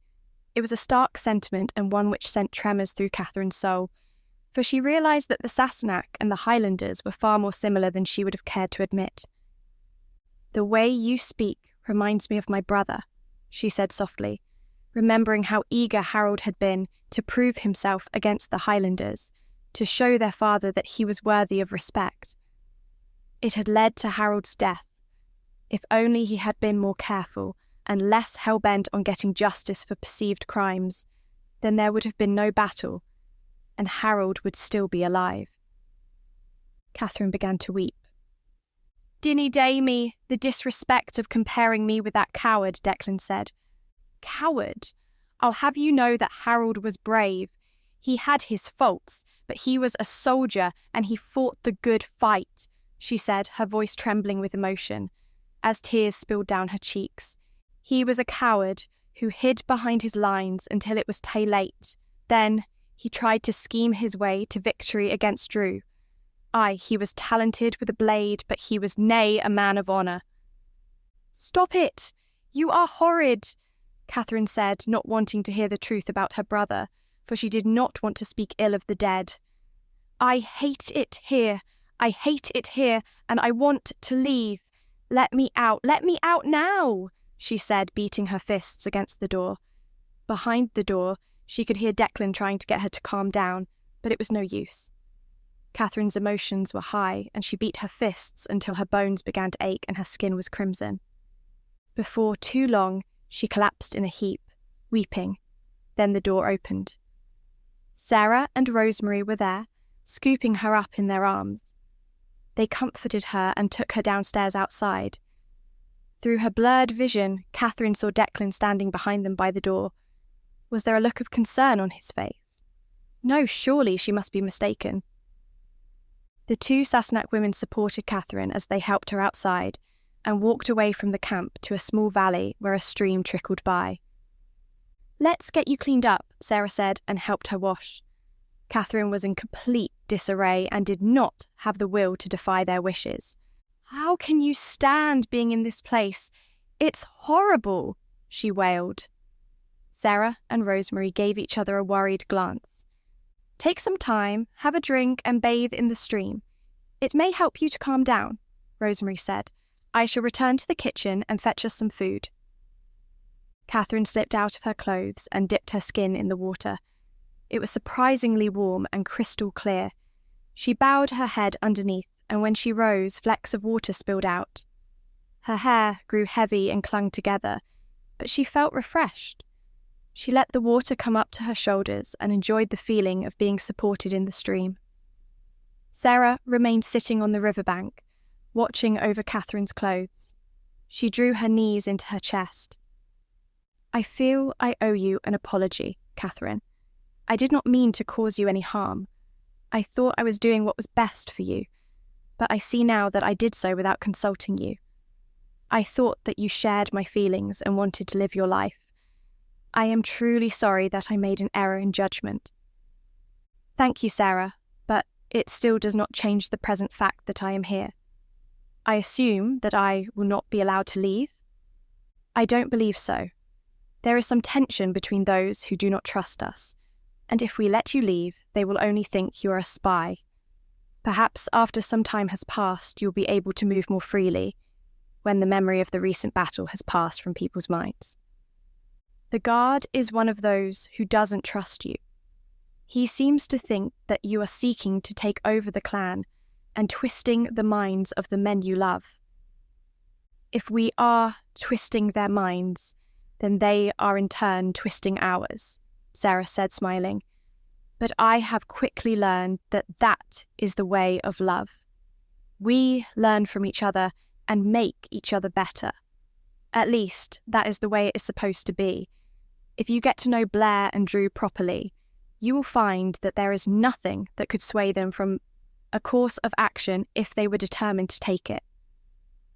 "Are you truly happy here, Sarah?" "I am. Happier than I would have been anywhere else." "Would you say the same if you did not have Drew? If you were in my position, would you really want to stay here feeling alone?" "I cannot say for certain. Perhaps not. I acted quickly and rashly, but it was a time for heated moments when emotions ran high. I am sorry that my mistake has caused you such suffering and indignity. It is all well for you and Rosemary, for you have found men to share your lives with. But what about me? I now have no hope of living the life I wanted." "The life you wanted or your father wanted?" Sarah asked pointedly. Catherine did not appreciate the question, but she answered it anyway, given all that she and Sarah had been through. "We wanted the same life, but while he wanted to marry me off purely for the status, I wanted to marry to have a family. I liked the idea of raising a child, of making him or her better than I was. I wanted to leave a legacy behind, to be better parents than my own as well. There are so many mistakes I've witnessed that I have longed to correct, but unless things take a much different turn, I am unlikely to see that happen. Life takes strange twists and turns. One never knows what is going to happen next." At that point, Rosemary returned with some food and a rough blanket. Catherine stepped out of the water feeling refreshed and wrapped herself in the blanket before she dried. Sarah got to work at cleaning Catherine's clothes, seeming to fall into old habits of being a handmaiden. Catherine was about to let her do it, figuring that it was the least Sarah could do to make up for the hardship she had inflicted upon Catherine. But then Catherine realised that Sarah had escaped this life. "You do not need to do that," Catherine said. "Please, I want to. I know how much you liked this dress," she said, speaking to the bond they had formed while living together in the same estate. It would have been far easier to hate Sarah if she had lied about her personality as well as her name. But she was so genuine and sincere, Catherine couldn't hate her any more than she could hate a little puppy. "So, Catherine, it is time we should be acquainted, given that we were to be sisters-in-law," Rosemary said. "Indeed," Catherine said tersely, not sure about Rosemary yet. After all, none of this would have happened if Rosemary hadn't run off. "I would like to offer you my condolences on the death of your brother. I know you must have had great affection for him." "I did, for all his faults. I suppose he at least got the death he wanted for himself, though, dying in battle. He always saw himself as a hero. I do wish things had been different, but I would like to try and persuade you that you can have a life out here. I know that it is a world apart from what you have been used to, but that does not mean it is without its charm." "I know you mean well, but I cannot believe that I will ever get used to this place." Rosemary chuckled. "I felt exactly the same when I arrived. I was scared, alone, and although Blair had saved me from certain death, I was not sure that I could trust him. The other Highlanders looked upon me with suspicion, and I received more than one death threat." Catherine's eyes went wide. Having been so focused on her own plight, Catherine had not given any thought to what it must have been like for the first of them to arrive here. "Why did you stay?" Catherine asked. "I had nowhere else to go," Rosemary said simply, and tittered with laughter as she broke some bread and handed some to Catherine. "Really, though, I wanted to be there for Blair, and knew that if I took my chances in the forest, I would likely die. I also knew that if I made it back to England, I would eventually be found and be forced to move forward with my arranged marriage. After the cruelty displayed by... I apologise. I do not mean to speak ill of the dead." "It is quite all right. I am more familiar with my brother's faults than most," Catherine said, intrigued by Rosemary's tale. "It was a troubling time for the clan. Blair's father died, and Blair had always been reluctant to play the role of leader, the role that had been assigned to him since birth. Part of him wanted to be alone, but I helped to show him how important family was. But how did you cope with all the stares, all the mistrust? With great difficulty. Blair promised me that he would protect me, but I did not want to go through life needing his protection. The decisive factor was his mother, Fianna. She is a wise woman. Rosemary smiled. Sarah murmured in agreement as she washed Catherine's dress. Rosemary continued, "She wants what is best for her sons. She helped me see that I did have a place here, and that I could have a life. I know it may not seem like it to you at the moment, but the same is true for you. I appreciate the sentiment, but the only life I want is one back in England," Catherine said testily. "Indeed, but unfortunately we cannot let you leave just yet. Please try to be patient and enjoy life as best you can here. I wish to get to know you, and I feel that the three of us can be good friends. Perhaps in time you will be able to return home. I'm afraid that we don't have that much time. As soon as my father hears of what has happened, he will be coming to rescue me, and when he does, he will not stop until everything here is covered in blood. You will find that the Highlanders will not give up their homes so easily. We shall cross that bridge when we come to it anyhow," Rosemary said. Catherine didn't quite understand how she and Sarah could be so calm when faced with the threat of war. Was it because they did not believe that her father would come to rescue her? If so, then they were foolish. Although the more that Catherine thought about it, the more she doubted her father's resolve. He had never looked fondly on her, not as fondly as he had on Harold, and he was more likely to come to avenge Harold's death than to rescue her. Still, the thought of staying in the Highlands for any amount of time was intolerable. Catherine did not want to wait for her father to come to her aid. She was quite capable, and unlike Rosemary, she did not fear death in the woods. She had faith in her ability to escape and knew that if she made it out of this camp, she would have a free run down to England. All she had to do was face south and keep heading in that direction. How difficult could it be? Although it pained her to be disingenuous, she knew that she had little choice but to play on the good nature of Sarah and Rosemary. If she remained stubborn and petulant, she would always have a guard with her and would never have the opportunity to escape. "I would like to apologise for my temperament. I understand you have been trying to make my stay as painless as possible, and I have not played my part in that. I hear what you have told me, and I suppose it is in my best interests to try and adapt to life as best as I can in the meantime. I imagine this experience will stand me in good stead for the rest of my life, and will prove an entertaining story to tell to my children." "It pleases me so much to hear you say that, and I am glad that we get to spend time together again. You were the only thing that gave me the strength to carry on," Sarah said. Catherine returned the smile and wondered if how she felt at that moment was the same as Sarah had felt all along, knowing that she was deceiving the person closest to her. "Well, with that settled, I think it is a cause for celebration. I shall ask Blair if he can arrange a feast tomorrow. A day of hunting will help the men recover from the war, and then we can all take joy in each other's company," Rosemary said. "I will suggest to Drew that they take Declan as well," Sarah said. Catherine's ears pricked up when she heard the name of her guard mentioned. "I think it is so sad what has happened to his mind. He sees enemies where there are none, and sees himself as the avenger of a rightful cause." "Are you talking about the man who's guarding me?" Catherine asked.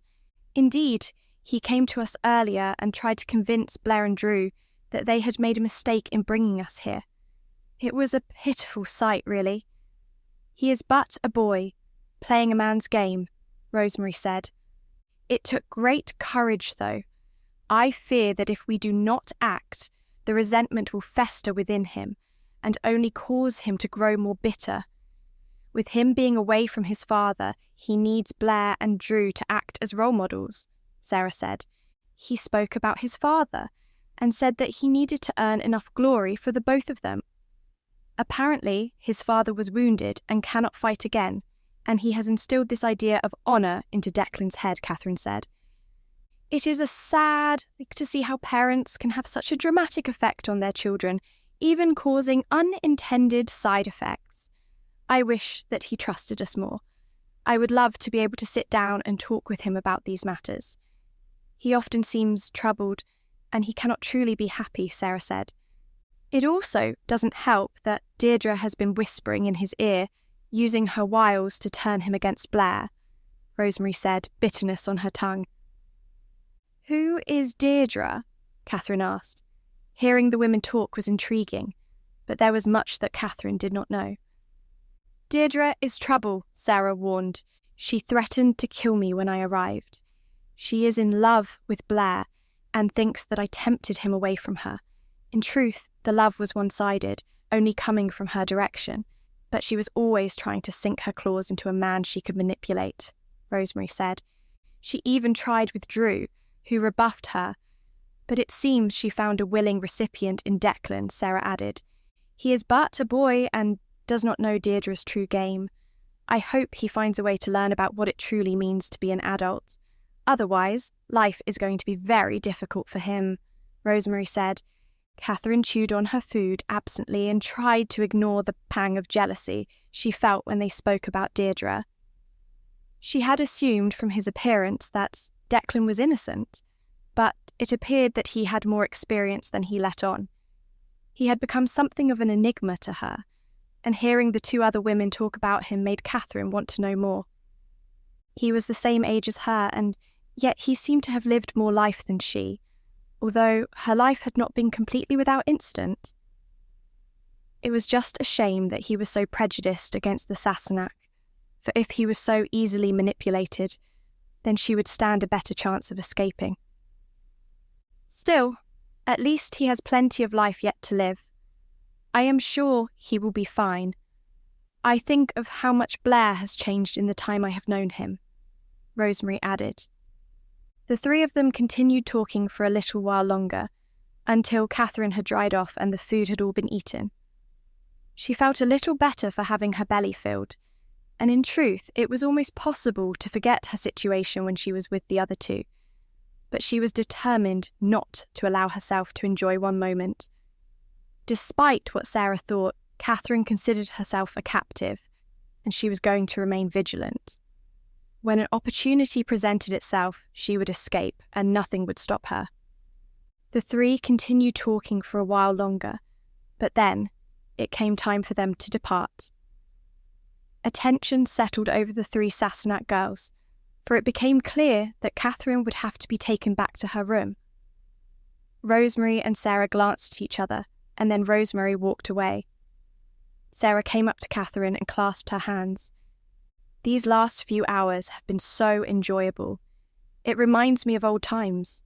I pray that you will reconsider and welcome this new life. I will try to.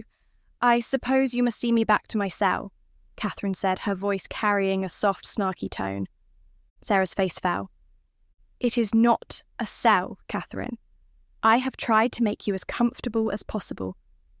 I have tried. But Sarah's words faded as she realised that nothing she said would convince Catherine she had her best interests at heart. So it was that Catherine was led back to the room. Declan was standing there once again. Their eyes met, and Catherine was struck by the intensity that lay behind his youthful eyes. Then the door was shut, and Catherine was left staring out of the window once more. Chapter 6. Declan had been waiting patiently for the prisoner to return. His mind had been focused on his last conversation with his cousins. His heart ached, for he wanted to show them how much they had been blinded by the Sassenach girls, yet it seemed Rosemary and Sarah had already poisoned their minds to such an extent that they were unwilling to see the folly of their own actions. It was a strange thing to see how such mighty warriors could be undone by two Sassenach waifs. He was also confused about the dynamic between the Sassenach girls. If they were all so close, why were they keeping Catherine locked up? It seemed as though there was a world that he wasn't allowed to enter yet, for he was still young, but Declan knew he was ready for more. He also knew that he was not done with Blair and Drew yet either. One way or another, he'd get them to see the danger of keeping the Sassenach girls here, although he wasn't sure how to go about doing that now. The worst possibility in his mind was that nobody would listen to him, and the clan would fall into ruin before anyone could do anything about it. He didn't want to witness the destruction of all that he held dear. Blair and Drew weren't to blame, not really. It was the women and their wiles that were at fault. "Are you still there?" Catherine called out from the room. "Aye," Declan replied curtly. "Would you mind opening the door? I am so terribly bored, and it seems that you are all I have for company. If we are to talk, then I would prefer to speak with you properly, and not to have to face this door the entire time." "Do you think I'm stupid, lass?" "I don't know you well enough to think anything of you." "I am nae going to fall for your games. You think I'm just going to let you walk out of here?" "I should think no such thing. Perhaps you're not as clever as I first thought. I'm hardly likely to stroll out of this castle, am I? Even if I were able to get past you, there are hundreds of other Highlanders to stop me. Or do you think you are unable to stop a Sassenach girl from escaping?" Declan grimaced at her words and yanked the key from where it hung next to the door. He unlocked it, not willing to have his honour or ability tested like this. Of course, he wouldn't let her escape, and in truth, it would help pass the time to speak with her.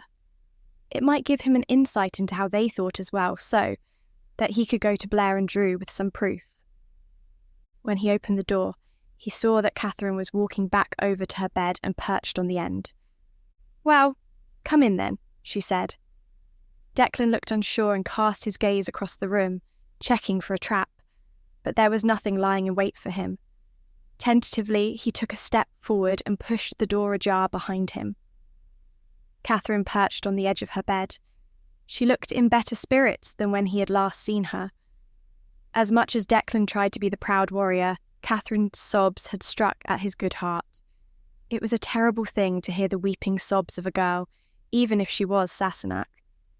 "You can sit down," Catherine said. Declan stood in the middle of the room, his arms folded, not wanting to show any weakness. He didn't make any response to Catherine, for he was still unsure if this was some scheme of hers. Catherine sighed and shook her head, and occasionally she glanced at Declan.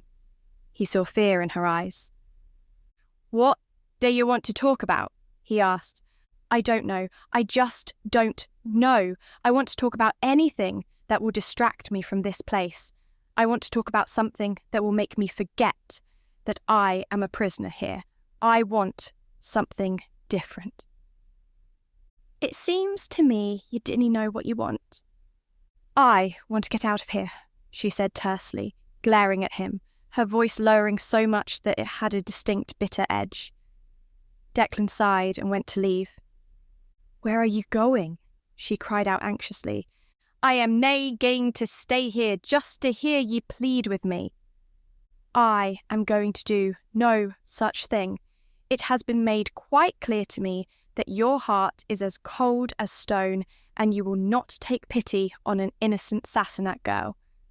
You have done nothing to show me that you are anything but the brutes I imagined you to be, and it is quite incomprehensible how Rosemary and Sarah have been charmed by those two men. It is my cousins who have been charmed by those lasses. They have blinded my cousins with sweet words." "It is they who have been blinded," Catherine said indignantly. "I am sure they were not in their right minds when they met those two men, and now they are probably too afraid to leave. How dare ye imply that my cousins would strike women? Day ye truly had nae idea of our honour? Your honour?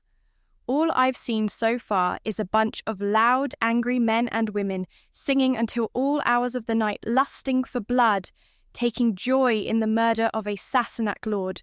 I'm quite sure that nothing is beyond your capabilities. Declan snarled and stepped forward, for she had pricked at the most sensitive part of his heart. There was nothing he held dearer than the honour of his people. Ye know naething of what ye speak.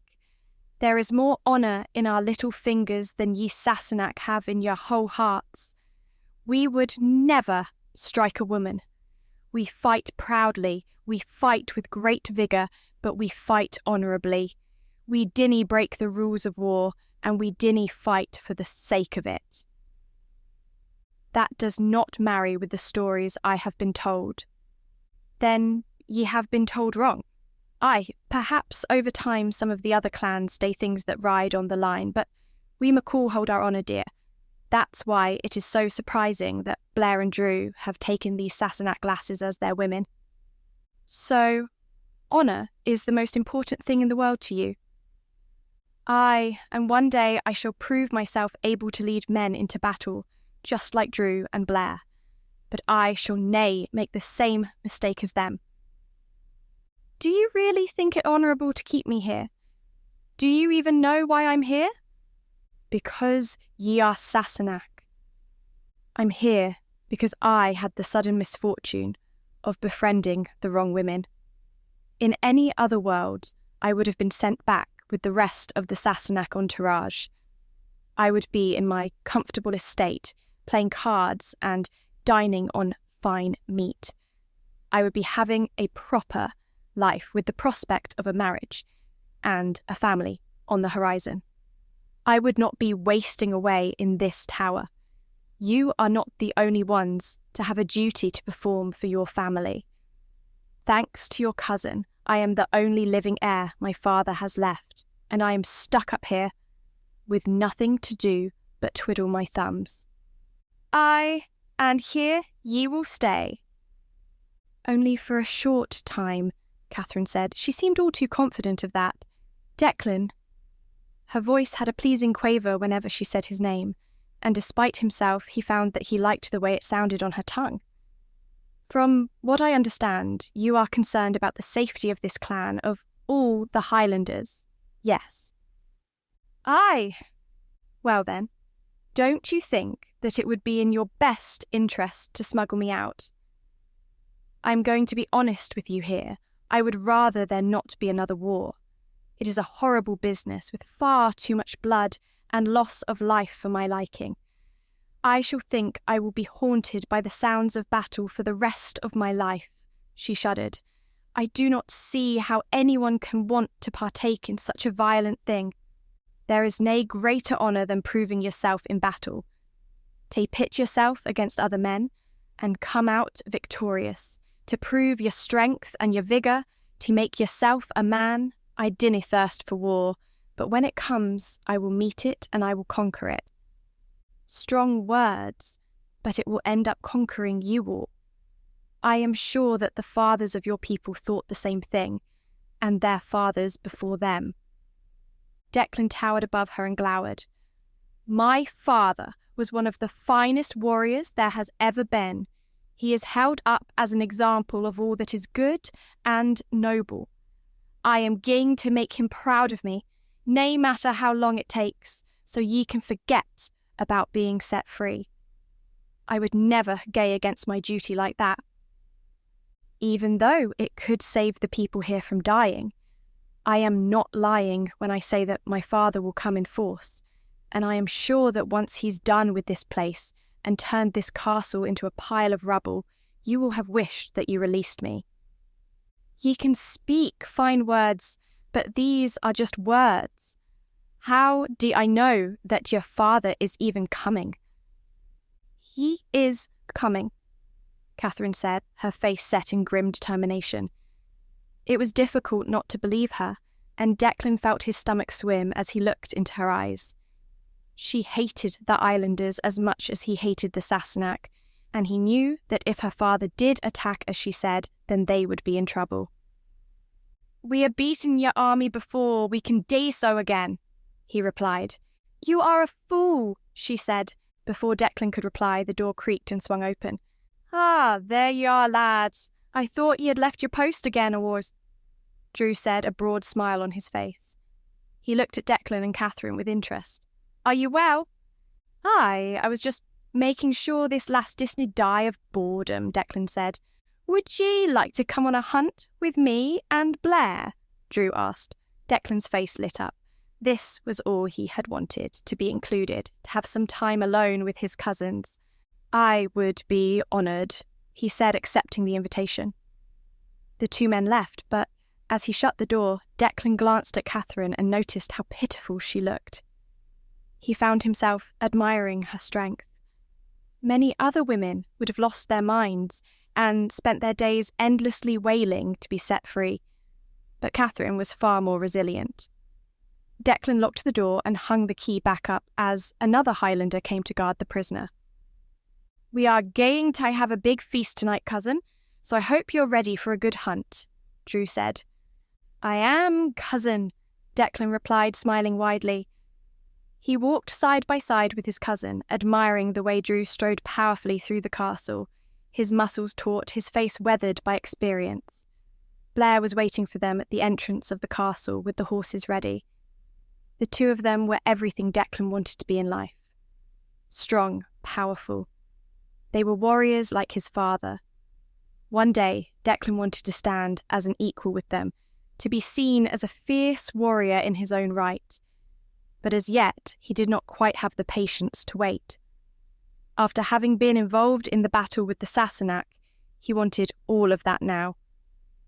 Declan jumped astride his horse, and the three men led the hunting party away from the castle. Declan gazed back, looking at the high tower, knowing that Catherine was in there. She was an intriguing girl, far more so than Declan had first thought. She was much different from all the other women Declan had known as well, although the only woman he had known really well had been Deirdre, and as time progressed, Declan was beginning to realise that Deirdre wasn't the prime example of femininity. As soon as they were on the ridge of the valley, Blair bellowed out and laughed, forcing his horse to gallop. Drew gave chase, and Declan had no choice but to join the race. He strained as hard as he could, but he could not quite match the speed of his cousins, and was the last of the three of them to run into the forest. On their mighty steeds they rode through the forest, bows and spears at the ready, looking out for the perfect quarry. The rest of the hunting party was behind them, and it split up into smaller groups which went off hunting independently, meaning they could cover more ground. A feast like this is a fine idea, Declan said, enjoying the sights and smells of the forest. The hooves of the horses crunched the ground beneath them. A few birds cawed in the background. The air was comfortably warm, and the aura of nature had a calming effect on him. Aye, it was the idea of the girls, Blair said, a twinkle in his eye. Declan felt his cheeks redden. Cousins, I wanted to apologise for coming to ye like that. I meant nae disrespect. We were all young once, Drew said, a calm smile upon his face. We all make mistakes.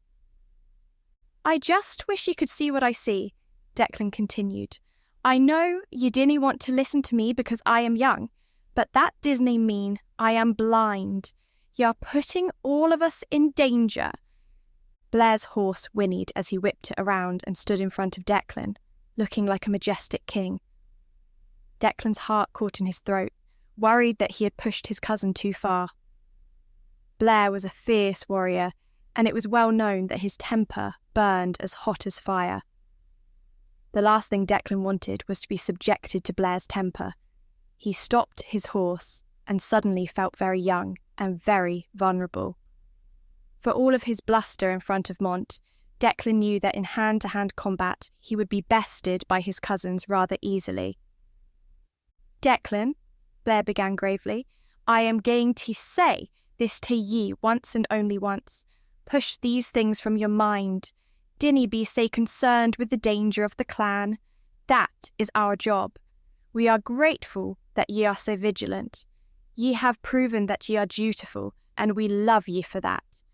But ye cannae continue like this. Ye cannae keep fighting us on this matter, because ye will nae change our minds. I can speak for Drew as well when I tell you that we love our lasses, and nothing will change that."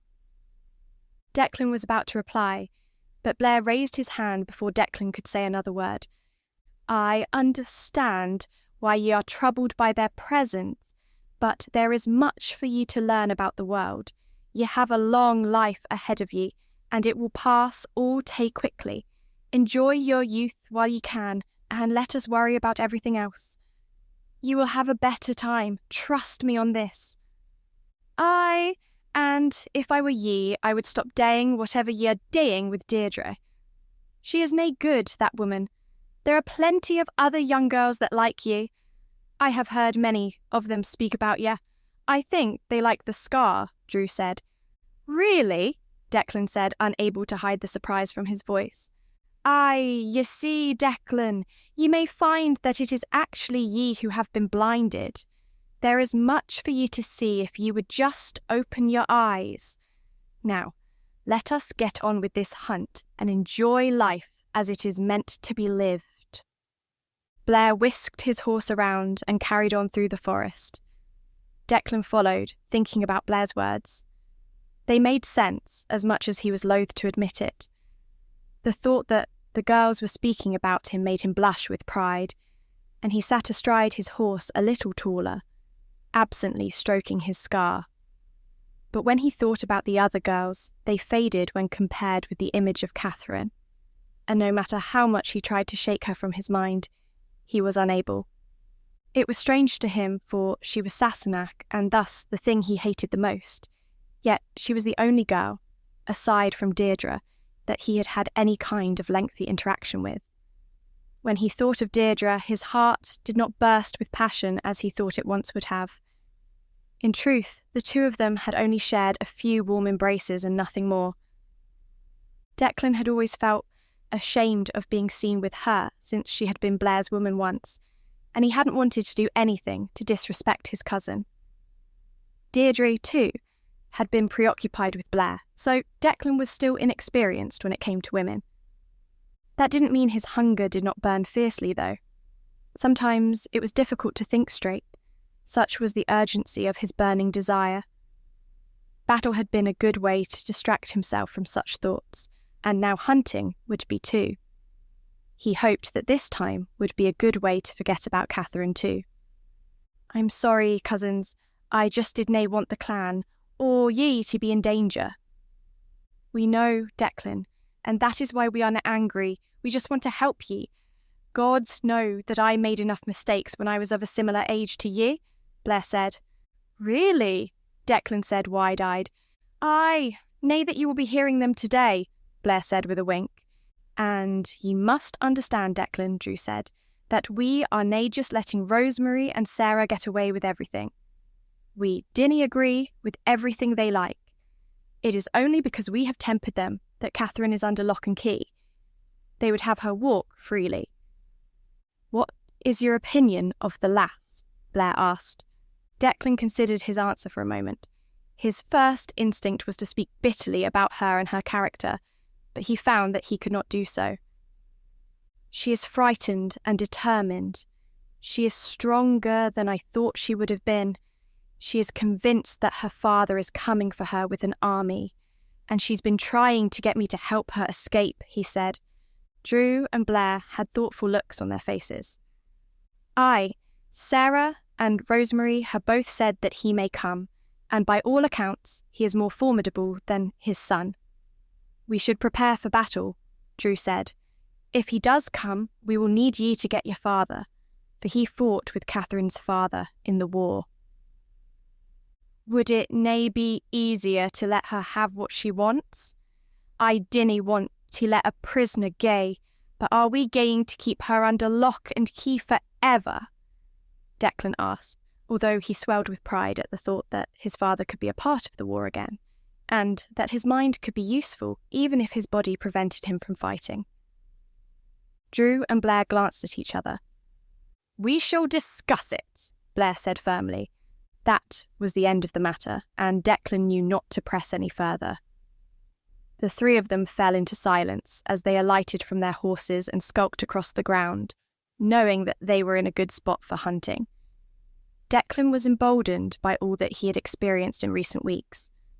Plucked from his humble home, he had been a part of an army and had survived where many others had fallen.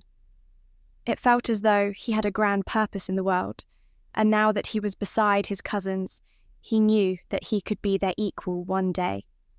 This was just one small step to the destiny that he wanted for himself, and he tried to take Blair's advice to enjoy every minute of it. The three of them kept low.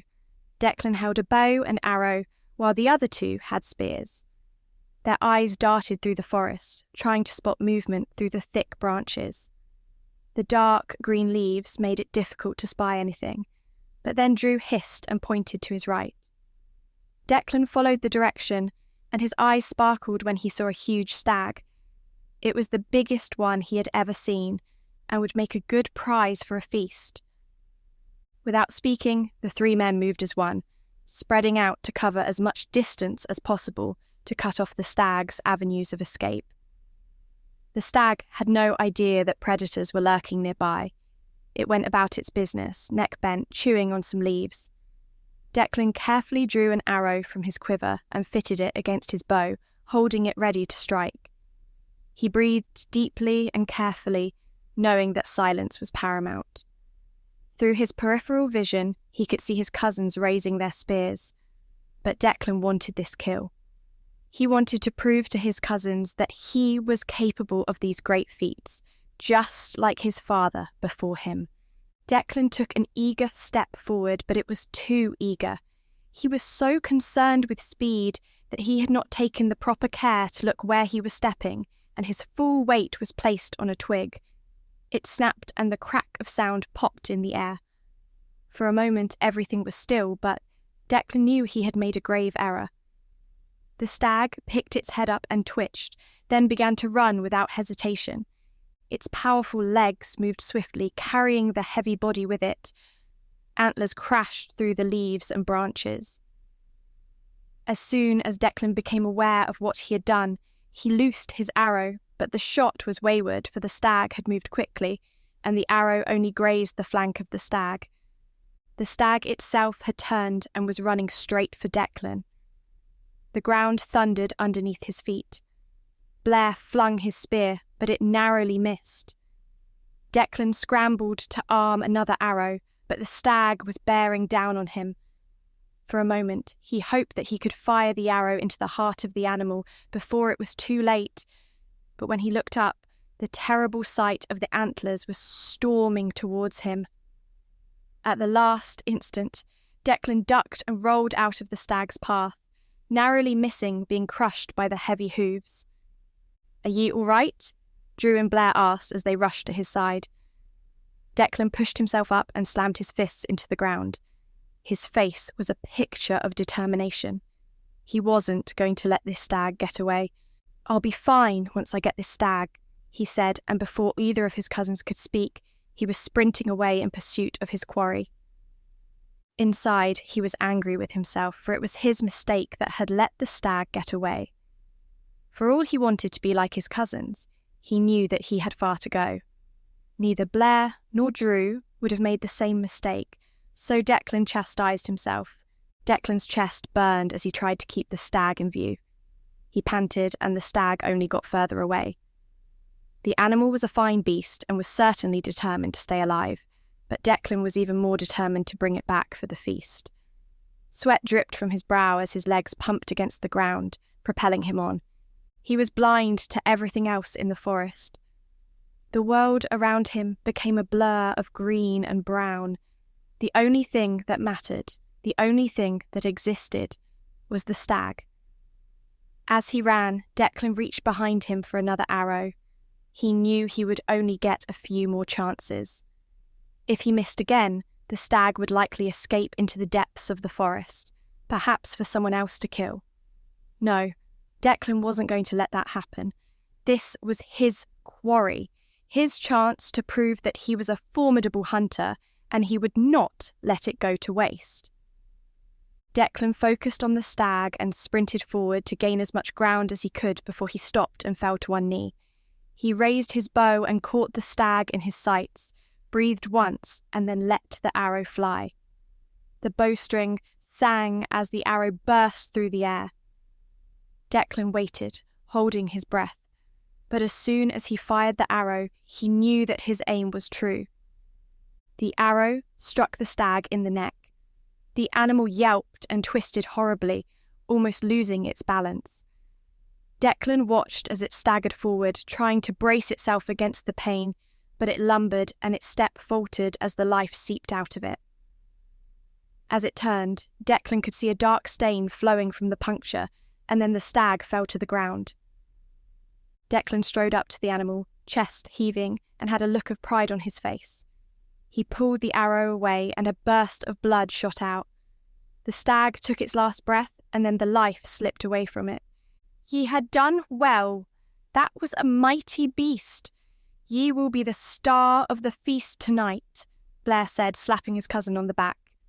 There was nothing more that Declan wanted other than the respect and admiration of his cousins. So, this gesture meant the world to him. It finally felt as though he had accomplished something. "Aye, and you will be dancing with a fair few maids," Drew added. Declan beamed, feeling more like himself. Over the past few days, he had been troubled with many things, but spending time with his cousins like this was refreshing to his soul. He felt more a part of the family and could forget the war.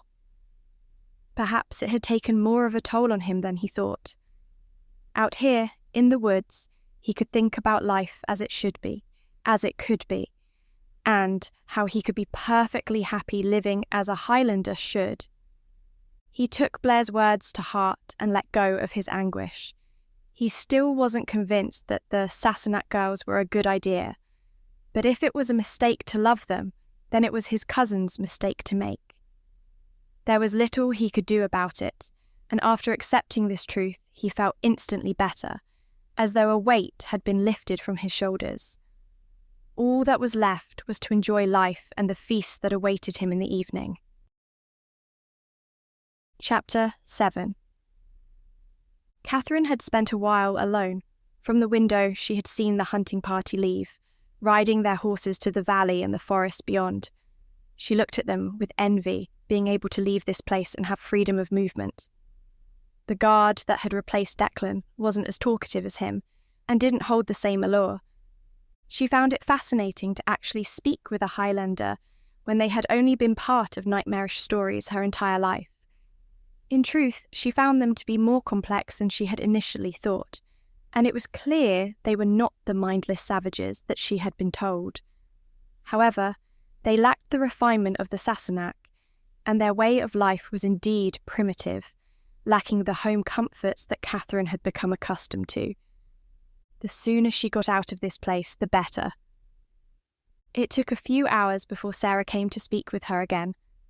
At one point, Catherine thought she would go the rest of the day without seeing her once more, but then she turned up, looking as humble as a mouse as usual. Sarah had the unique quality of turning anger to pity. She was so gentle that it was impossible to hold any enmity towards her, even though she'd been entirely responsible for landing Catherine in this mess. "I came to ask if you would like to borrow a dress for the feast tonight," Sarah asked. "I had some clothes brought with me from the Sassenach camp, and we are of a similar size." "I do not even want to go to this feast. I can only imagine the barbaric sights I will have to witness." "It will hardly be like a dinner on the estate," Catherine said. Sarah chewed her bottom lip anxiously. "Please come, Catherine. I so want you to enjoy life here as much as you are able to. For your own sake, you must at least try. It may not be so bad as you think. There will be music and singing. It is rather loud, but it is a unique experience, and I am sure that you will find something to like."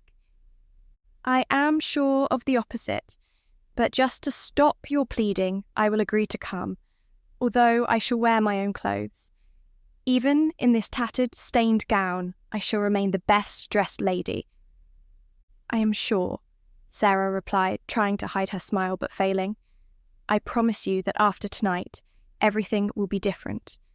You will see what this place is truly like. you will see that it is not so bad a fate to live here after all." Without saying another word, Sarah left, leaving Catherine to wait again. She sighed and patiently waited for time to pass. Some time later, Catherine heard loud shouting and cheers. The hunting party had returned, and with them, they seemed to have brought back a vast amount of meat. Catherine's eyes went wide at the gluttonous amount they were going to consume. In time, the guard opened her door and escorted her down to the dining hall. Catherine was taken aback by the cacophony and chaos. She had been given a seat next to Sarah and Rosemary, but really, the entire thing was horrible. Everyone was moving about as though they owned the place. There was no sense of order at all, and the Highlanders seemed to be quite drunk already. She shook her head and yearned to be in her own dining room, with pristine plates and a pleasing amount of food, not these chunks of meat that were left on the table. People were helping themselves. Sarah reached over and placed some food on Catherine's plate. "If you do not take anything, you'll end up with nothing," she advised. This was madness. Fancy having to take food yourself. Where were the servants when you needed them? Catherine sighed and picked at the meat. It was pleasing, and as she began to eat, her stomach rumbled, but the atmosphere left much to be desired. If this was what Highlander life was like, as Sarah claimed, then Catherine was quite sure she did not want any part of it. The biggest surprise of the evening was that Declan seemed to be the guest of honour. Blair made a speech at the beginning of the feast, saying that the best cut of meat was all down to Declan, and told a story about how Declan had chased down a stag. It was an impressive feat, and seemed more real than the stories Harold used to tell her over dinner. His tall tales were always designed to make people think he was a fierce hunter and warrior, when, in truth, Catherine always knew them to be falsehoods. Harold had developed a talent for lying from a young age, always making mother and father proud of his deeds when in fact he had exaggerated his claims. It had amused Catherine at dinner when Harold had tried to impress Sarah, knowing that many of the stories had been lies. It amused her now to think that Harold had been undone by a lie. It seemed poetic somehow. While Harold was trying to make himself seem more impressive, Sarah was sitting there, pretending to be his bride-to-be, all the time holding a deep secret within her, plotting her escape. For all of Harold's lofty opinion of himself, he hadn't anticipated that happening. Unlike her brother, Declan didn't seem at ease with attention. The story of the hunt brought much attention down upon him, but he shied away, blushing and smiling. It was sweet, in a way, to see that a man who looked like a warrior was still a boy at heart. There were some moments when Catherine could almost believe that Declan had a gentle soul, which set him apart from the rest of the brutes. During the feast, Catherine sat quietly, minding her own business, watching the course of events with curiosity. Unlike the feast she was used to, there were no courses. All the food was placed out, and when one joint of meat had been eaten, another was brought out in a seemingly endless parade. After a couple of plates, Catherine was quite full, but the Highlanders ate a quite remarkable amount of food. Frankly, Catherine was surprised that none of them burst, they ate so much. There were a few moments when she was tempted to slip away, wondering if she could use the confusion and chaos to her advantage.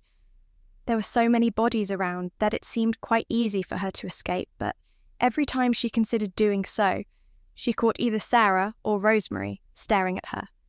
It seemed quite inconvenient, almost as though they had a window into her thoughts.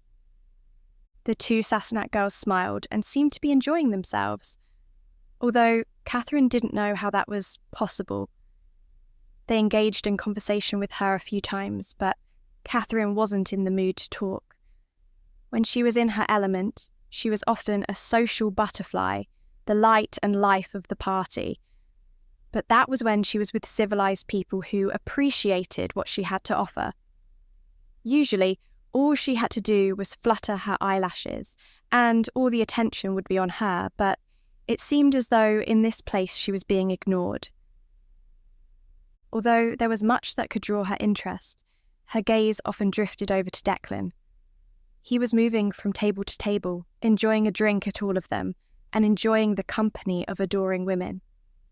The buxom Highlander girls fawned over him in a display that lacked any hint of subtlety. Catherine found herself rolling her eyes on more than one occasion. The art of seduction was obviously lost on these women, and she found herself wondering how Declan could be so stupid as to fall for such obvious ploys. The girl sat on his lap, took him up for a dance, and passed him around like a trophy. Every one of them wanted a piece of him, and jealousy flashed inside Catherine, even though she did not know why. It wasn't as though she had any claim to him or any desire to be with him. The thought made her sick, and yet she couldn't help but gaze with ire at the girls who circled him. Perhaps it was because the two of them had shared conversation. None of the girls knew him in the same way as she did, and it was hard for her to admit that somebody else was the star of a feast when usually it was her. There were a few eyes on her, but the only ones were lecherous gazes of men who had had far too much to drink, and Catherine would much rather have ignored them. "Are ye hain fun, lass?" Declan said suddenly in front of her, a wide smile on his face. His eyes were red, and he was evidently enjoying himself, although he smelled of ale and meat. Sweat glistened on his skin as he had been dancing so much, and he was flanked by two girls who narrowed their eyes at her. Catherine enjoyed the small victory of winning Declan's attention from them. "Hardly. This isn't my kind of party," she replied, turning up her nose. "Ah, ye need to cheer up. Are ye nae glad at least to be out of that room? Ye should celebrate. Life is meant to be lived." "You certainly seem in a better mood than when we last spoke." "Aye, wow, a good hunt will dae that tae ye. Maybe ye should try it one day," he said, his words slurring together. "Hunting is not something a lady does." "Oh, and what does a lady dae?" Declan asked. Catherine considered her words for a moment before she replied. "A lady does all manner of things. She educates herself, she reads, writes, dances." "Dances?" Declan's eyes lit up as soon as she uttered the word, and before she could do anything, Declan had pulled her up in his strong arms. He whisked her away from the table, ignoring her protests, and pulled her into the middle of the room. "Unhand me!" she yelled, but to no avail. Declan began to twirl her around, even though there was no music, but the rest of the Highlanders soon became aware of what was going on and sang a jaunty tune. Catherine set her face as hard as stone, but she was not going to be shown up by a Highlander. If he wanted to get her dancing, then she would dance and show them what dancing truly was. The rhythm of the music wasn't as slow and elegant as she was used to, but Catherine had always been light on her feet and adjusted quickly. She was agile and lithe and danced with great vigour. There was a moment when all the Highlanders stared at her in awe, and a moment when Catherine actually smiled. It was perhaps the first time she had truly been happy since being taken from the camp of the Sassenach army, and glee filled her heart at the simple joy of dancing. For a few moments, she lost herself. "I thought a warrior like you should be able to keep up," she cried, challenging Declan. The young man's face twisted with effort as he tried to keep pace with Catherine, but his bulky frame was not made for dancing like her slender body was. Her feet tapped on the stone floor, the sound of her dancing dwarfed by the singing of the Highlanders. It was a raucous, jolly atmosphere. She smiled at Declan, teasing him as she moved her feet faster and faster, always pushing him to keep up, and to her surprise he made a good try of it. Perhaps if he had been in a soberer state, he would have been able to push her to her limits. But with his alcohol-addled body, he was growing clumsy and slow, and Catherine knew that she was going to win. Indeed, she began to dance a circle around him, making a mockery of a Highland jig, although her captors took it in good humour and roared with laughter. "You are not as light on your feet as you think you are," Catherine said through panting breaths. Declan didn't seem to take kindly to this. He placed his hands on Catherine's body and began to swing her through the air. Catherine yelped at first, but then was exhilarated by the sensation of being lifted and swung, her feet leaving the ground. Laughter burst forth from her lips. To her surprise, she was not scared at all, for Declan had a firm grip on her arms. His muscles tensed as he held her tightly, and the entire hall became a blur. The only thing that remained in focus was him, only him, and in that moment he became something other than a Highlander to her. He became a handsome man. Declan eventually set Catherine down on her feet. She landed with a thud, and so abruptly that she clung to Declan's body, putting her face against his chest. She breathed in his masculine musk and felt the tightness of his powerful body. Something stirred deep within her, something she had never felt before. Time seemed to stand still as their eyes met. There was a strange look in his, and then sense overcame her. She pulled away and regained her composure. "Well, I believe I have proved my point," she said, smoothing down her skirt and wiping the sweat from her brow. She returned to her seat, giving the Highlanders a curtsy, for they were highly pleased and entertained with her showing. Declan was in a little bit of a stupor, and was quickly taken away by some of the other girls. Catherine's head and heart were swimming. What was this strange sensation within her? "That was quite a show," Rosemary said when Catherine returned to her seat. "It needed to be done. I was not going to be shown up by a Highlander," she replied. "You did us proud. It was good to see you smile again, Catherine," Sarah said. "I told you that this life isn't as bad as you think. You can do anything you want here, be anything you want. All you have to do is give yourself to this life and it can all be yours. Right now, all I want to do is to rest my legs. I haven't danced like that in a long time," Catherine said, not wanting to admit that Sarah was right. There was no way she could have danced like that in her own home, and certainly not so suddenly. Life here was anything but stuffy, and she knew that was what awaited her at home.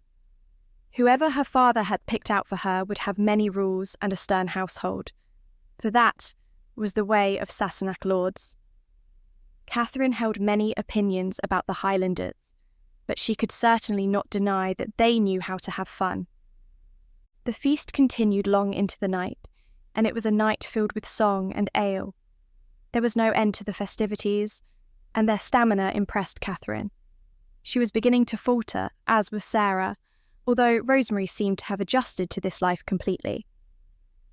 For the rest of the night, Catherine was content to look at Declan.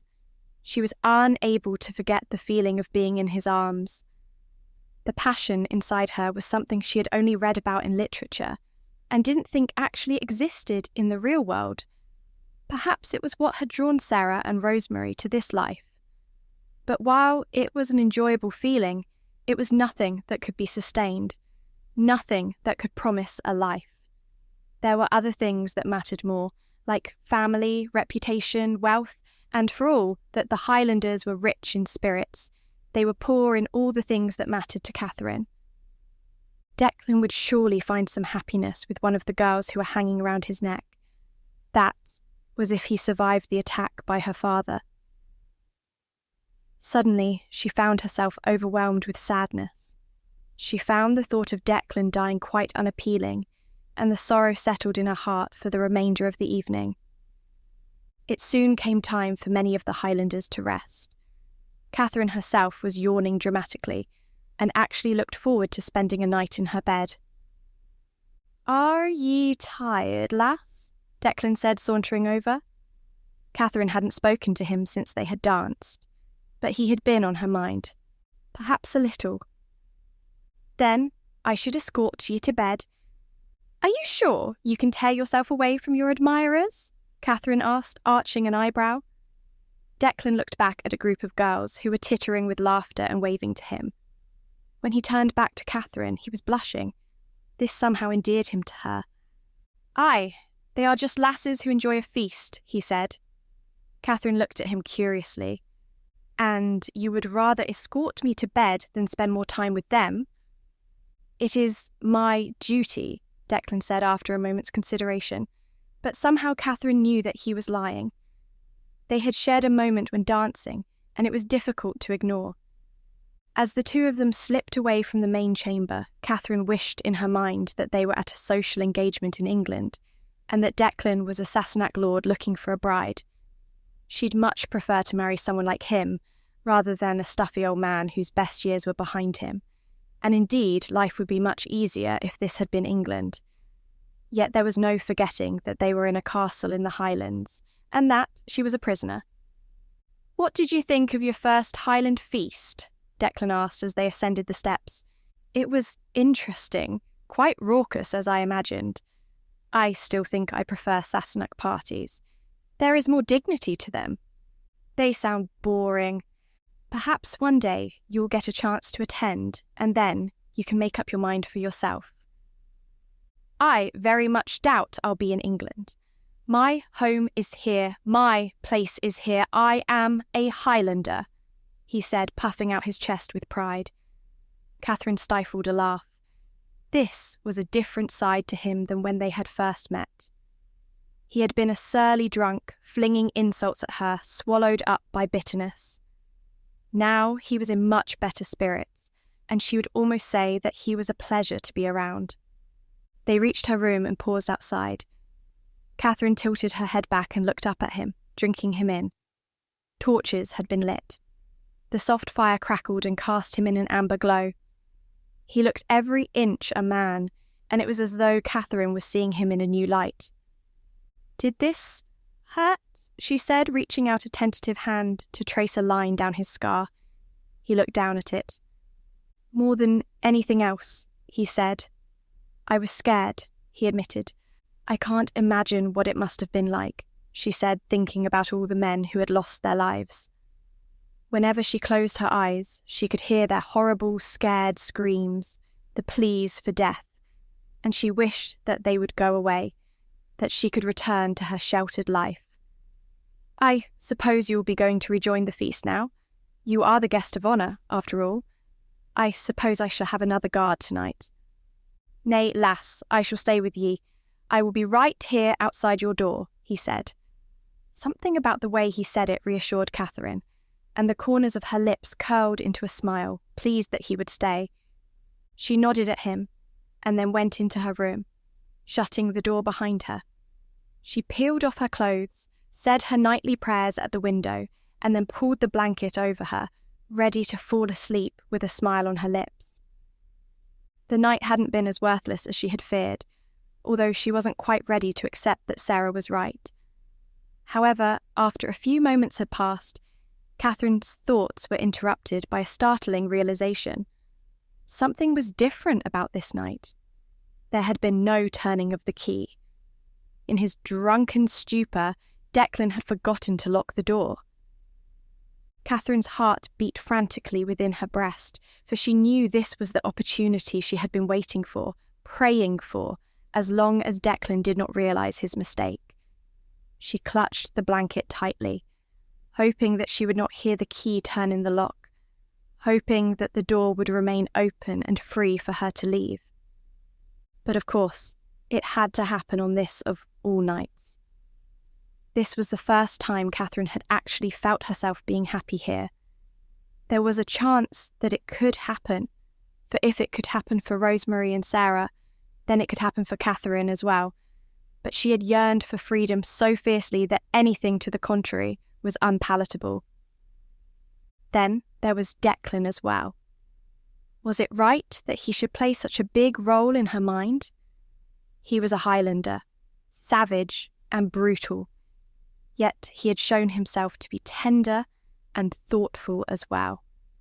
The hidden depths that Catherine had witnessed made her think twice, for she knew that if she returned, she would be married off to a decrepit old man with little hope of passion. Certainly, he wouldn't be able to swing her around while dancing as Declan had done, and yet she could not fight the urge to escape. Her place was in England. That was where she belonged, and no matter how much fun the feast had been, she could not pass up this chance to escape, especially because she didn't know if another would present itself. Furthermore, If she escaped, she could prevent her father from declaring war and death could be averted. There would be no need for him to fight if she returned safely, and Declan could be safe. Why was he at the forefront of her mind? It did not make any sense to her, and perhaps it was easier for the sake of her own heart that she put distance between them. The last thing she needed was to fall under the same spell of the Highlanders as Rosemary and Sarah had done. She would not betray her legacy. She would stay true to her Sassenach roots. So it was that Catherine waited with a trembling heart, waiting for time to pass, straining to listen until she heard the sound of soft snoring coming from beyond the door. The amount of food and drink Declan had consumed would surely see him sleep soundly. Catherine got dressed and tiptoed to the door, then heaved it open. When it was halfway open, it began to creak, and Catherine stopped immediately, horrified that her daring escape would be aborted at this early juncture. Declan's snoring stopped. She was certain that he would wake up, and she began to retreat back to her bed, only to see him turn around and begin snoring again. Not daring to open the door any further lest it creak even more loudly, Catherine squeezed through the tiny gap, and was glad that she had not eaten any more meat, for she only just fit. Once she was free of the room, she could barely believe it. Grabbing a torch from the hallway, she quickly moved through the castle, stepping lightly, hoping that she would not be caught. The feast was continuing throughout the castle, and thankfully the loud noises would mask her escape. She was but one lone figure walking through the night, but fear shadowed her, and her heart beat frantically. However, with every moment that passed without her being caught, Catherine felt her courage grow. She slipped out of the castle's entrance and felt the cool air outside. Nothing had ever felt as sweet. Before she took one more step, she looked back at the castle and wished that she had had a chance to say goodbye to Sarah and Declan. She wondered if this was how Sarah had felt when she had left the Sassenach camp. There was no time for recrimination, though.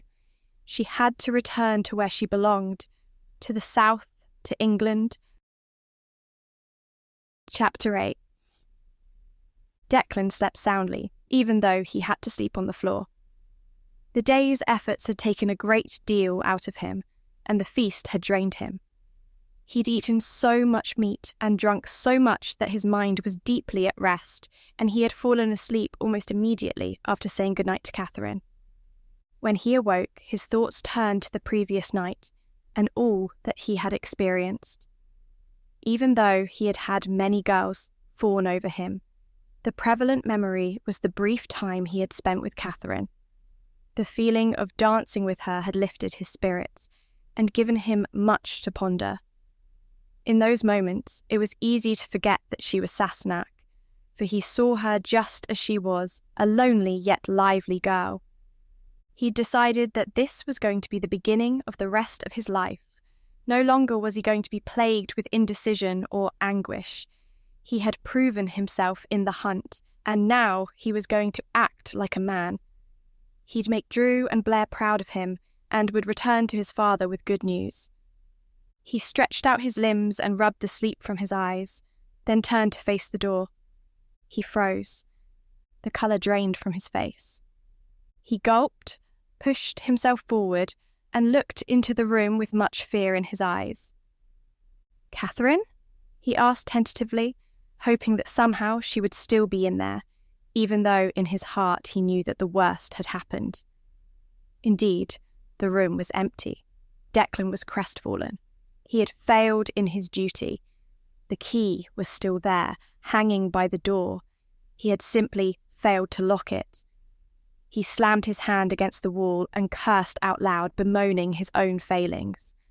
For all he wanted to be a responsible man, he was always making these silly mistakes. Or had Catherine planned it? Perhaps she had danced with him purely to make a mockery of his senses, and she took advantage of his drunken state, admiring his scar to distract him before sleep. It only served to prove his suspicions that the Sassenach were villainous schemers. And yet the thing that stung the most was that he had finally begun to like her. The end result was the same anyway, no matter who was to blame. He should have remained vigilant, and had been found wanting when it came to his duty. The empty room seemed to mock him, and he turned away, knowing that he would have to go to his cousins with this bad news. All the respect and honour he had earned the previous day would be cast aside, wasted by this mistake. Declan had made some errors in his time, but this one was the worst of all. With a heavy heart, he made his way downstairs and waited in the main chamber, surrounded by the remnants of the feast. There were plenty of men and women sleeping, groaning as they breathed. Declan took a quick look around, just to make sure that Catherine wasn't among them. If he was fortunate, she would be found in the castle, but something told him that she had already slipped away into the night on the way home to England. Declan left the chamber and knew he couldn't wait for them to rise. He went to their rooms to summon them, along with Sarah and Rosemary. He gathered them together and hung his head in shame. "There is something I must tell ye. I have made a big mistake," he said. "What ha' ye done?" Blair asked. "It's Catherine. She's escaped." Silence reigned between them. Declan hung his head, fearing their anger and disapproval. He chewed his bottom lip and didn't know if he would rather the silence be over, or if he wanted it to persist, for then, at least, he would not be the recipient of their scorn. It was finally broken by Sarah's sharp sob. Declan looked up and saw that the Sassenach girl had raised her hand to her mouth and then turned away, burying her head in Drew's chest. Her body trembled. Rosemary looked concerned and seemed to be holding herself together better than Sarah was. Indeed, the more Declan saw of her, the more he realised that she was a strong person. Blair sighed. Drew glared at Declan. The entire mood was one of disappointment. "How did this happen?" Drew asked. It was last night, after the party. I walked her back upstairs. I wanted to die my duty. I wanted to make you proud. I decided I would stay there all night and make sure that she was safe. I must have forgotten to lock the door. It was open when I woke up and she was gone. I looked for her, but she's nowhere to be found. I was hoping that she'd be in the hall, but she was nay. I'm sorry. She'll never survive out there by herself. She thinks she's strong, but she has no idea what it takes to live in the wilderness. We have to find her and bring her back here. We just have to," Sarah said, her voice cracking with emotion. Declan wasn't sure exactly what the link was between the Sassenach women, but it seemed that Sarah loved Catherine as much as he loved his cousins. He found himself ashamed that so much sadness had been caused by his negligence. "Aye, and if she should make it home, she could plot against us," Blair said, rubbing his hand across his jaw thoughtfully.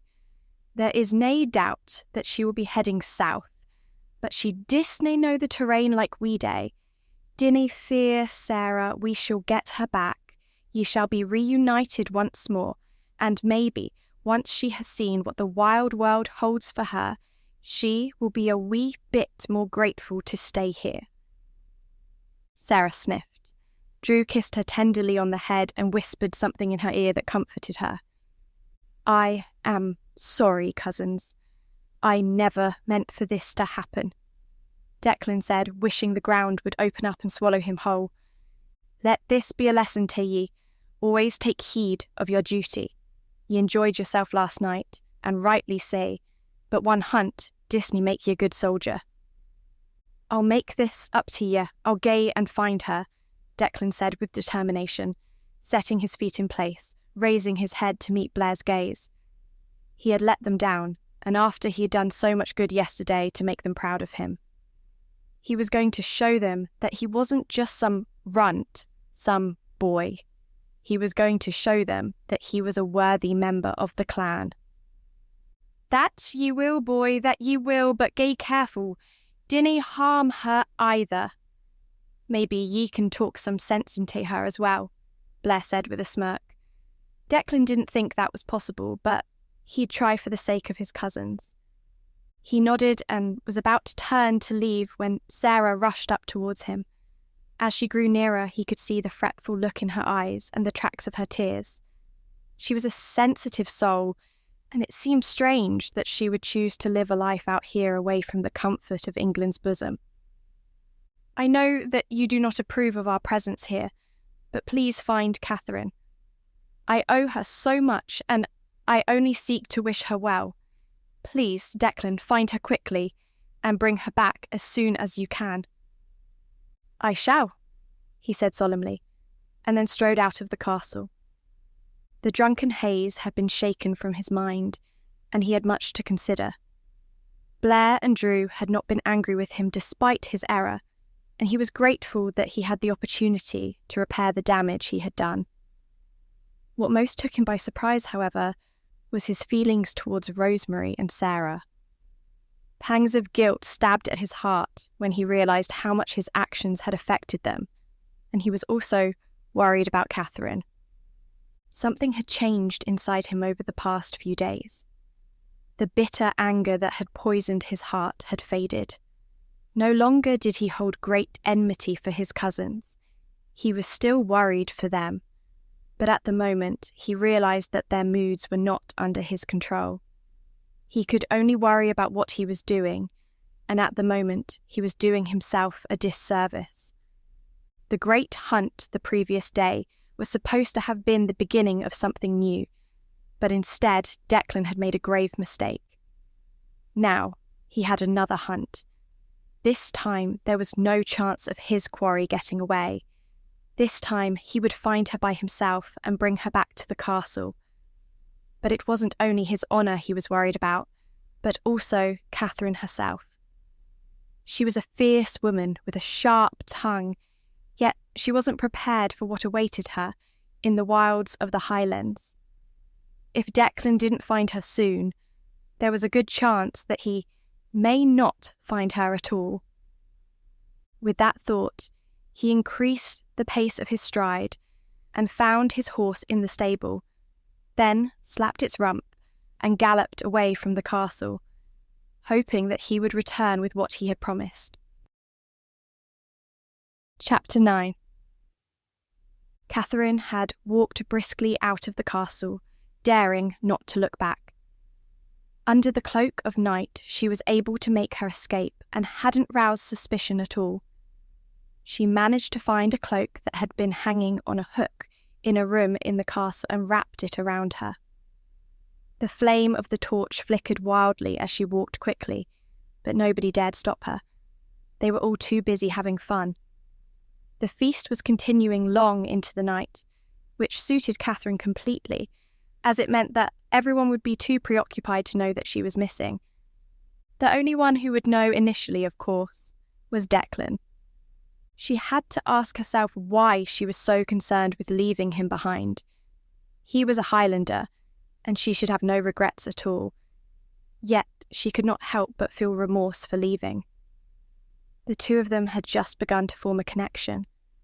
She had been able to talk with him in a way that she was able to talk with few others. He was entirely unlike the refined gentlemen she had encountered at social engagements, and all the more entertaining for it. She didn't think she would ever forget the exhilarating feeling of being swung about in his arms while they danced, and it frustrated her that he would likely marry some coarse Highland girl, while she would end up with a boring Sassenach man. Not that she wanted to marry him, of course, but in another life, if things were different, the prospect wouldn't have been unappealing. However, she couldn't turn down this opportunity to run. She only wished that she could convince Sarah and Rosemary to go with her. They were lost in their own illusion of paradise, though, and there was no hope for them returning home. Catherine didn't feel as though she owed them much, but she would try to keep this place safe. It wasn't all bad in the end, and the Highlanders certainly weren't the monsters that Harold and her father had made them out to be. Not all of them anyway. Catherine made her way across the camp. The thought of getting a horse crossed her mind, but when she went towards the stables, she saw a group of men drinking heavily together and quickly turned away. It was going to be a long walk, but she hoped that somewhere along the way she would meet a kindly merchant or traveller who would give her a ride back to England. For the time being, the most important thing was to slip into the forest and get away from the castle. Catherine had a few hours' head start on them, and she was confident that she could escape without being caught again. She smiled with glee as she made her way to the edge of the forest. There had been no alarm raised, and nobody was chasing after her. She was worried for a moment that it had all been too easy, but then she decided not to count her blessings, and continued forth. The light from her torch lit the surrounding area, which was also bathed in moonlight. The lights shining from the castle windows were fading into pinpricks until they dwindled completely. Catherine couldn't be concerned with what she was leaving behind her, only with what awaited her in the future. Her adventure into the Highlands would always be strong in her memory, but she was looking forward to returning home and the comforts it offered. There was a life waiting for her there, a humble life in some ways, but a life that was her own. She had hopes and dreams that were all waiting to be fulfilled, and she hoped that whatever marriage her father had arranged for her would be somewhere far south, so that she would never have to bear the thought of coming to the Highlands again. She could simply enjoy the memory of being swung through the air by a handsome Highlander. The night air was cool and still. The forest was eerily quiet, especially when compared to the raucous noise of the castle. Catherine walked so swiftly that she hadn't paid much attention to her surroundings until she was deep into the forest. Before we continue into the story, do us a favor. Like this video and hit the subscribe button because it helps very much with YouTube's algorithm. If you want the audiobooks ads free, visit our website and select our bundles to save more. Thank you again. Now back to our story. She held her torch in her trembling hands and stuck to the path, assuring herself that she was heading in the right direction. As long as she kept going south, she could hardly fail to reach England, for it was a big place, and whoever she met there would be far more hospitable than anyone up here. She did jump at sharp sounds, though, although upon further inspection it was merely the nocturnal life coming out to play. Owls hooted and rodents scurried across the underbrush of the forest. There was movement in the dark shadows around her, but Catherine tried to ignore them, trying to remain focused on her goal. The fear she felt certainly added to her endurance, for even though it was late, she did not feel fatigued. Her blood pumped fiercely through her body, and she ignored the aching of her legs. She was aware of her own breathing and her own frantic heartbeat. The journey would be long, and she would have to suffer through many more days and nights like this, but she knew she could not rest yet. She had to put as much distance between herself and the castle as possible, otherwise the chances of her being discovered were greater. Somehow she knew that Sarah would send a search party after her. Some time had passed and Catherine was lost in her own thoughts, so much so that she almost didn't see a fire flickering in the distance. She stopped in her tracks and hushed herself, for she knew that anyone she met in these woods could be an enemy. She leaned against a tree, pressing her head against its rough bark, and took a few moments to catch her breath. Only now, when she was resting, did she realize how tired she was. Her legs were heavy, prickling with cramp, and her throat was scratchy. In her haste to escape, she had not brought any supplies with her, and it was too dark to go hunting for a stream or some food. As she gazed at the fire, the forms of men appeared, all wearing cloaks, sharing drink. They spoke in thick accents and were certainly Highlanders. Catherine licked her lips, wishing for just a drop of the same drink they were sharing. Part of her was almost tempted to go up and ask, but she knew they had to be avoided. Her only hope was to come across a stream soon so she could slake her thirst. It wouldn't be long until the sun rose, by her estimation, and then it would be easier. Since she didn't want them to see her, she pulled the torch behind herself and the tree so that it was hidden, although the ambient light would still have been visible if any of them looked her way. However, it seemed as though they were more interested in their own company than in the world around them. So Catherine felt safe, although she knew that it was safer to leave as soon as possible. She was about to move away, putting the torch in front of her and praying that none of them would see, walking gingerly so as not to make any sound, when she felt the presence of someone nearby. She held her breath as a hulking man moved away from a tree just a few feet away from her. He belched and then laughed, declaring his return to his companions. The night was so dark that he had blended perfectly into the shadows, and she cursed herself for almost giving her position away.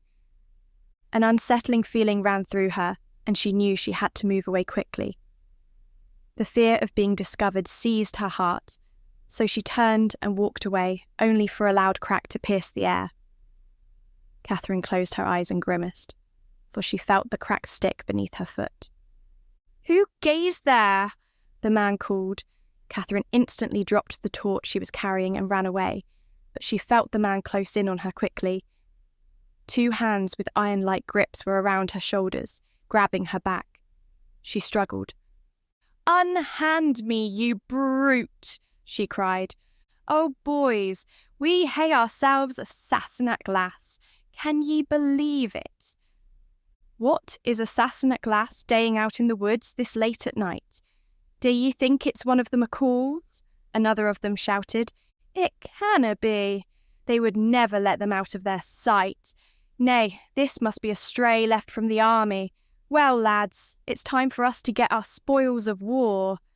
The men got up with wolfish grins, rubbing their hands together as they stood to welcome Catherine to their little camp. There were 3 of them, each one more ugly and ravenous than the last. They were grimy and dirty. The stench of alcohol was heavy among them, and the bones of a carcass were left upon the fire that burned in the middle of their camp. Catherine was thrown down to the ground near the fire, so near that she could feel its heat upon her face. "Who are ye?" one of the men asked. All of them were looking at her with curiosity, their eyes roving about her body. Catherine felt entirely at the mercy of these men, and she suddenly wished that she had remained in the castle. She pushed herself up and smoothed out her skirt, trying to avoid the gazes of these men. She couldn't help but think that Declan had never looked at her in this manner. Summoning all the courage she could muster, Catherine replied in a stern voice, remembering a lesson her father had given Harold once, that it was always important to hold your head high and never show weakness, for that is the moment you have lost the battle. "I am a guest of the McCalls. I demand that you take me back to their castle, for I am lost," she said, hoping that the fear of the McCalls would prevent them from doing what was so obviously on their minds. Catherine had been protected and sheltered, but she was not naive and was aware of how evil men could be.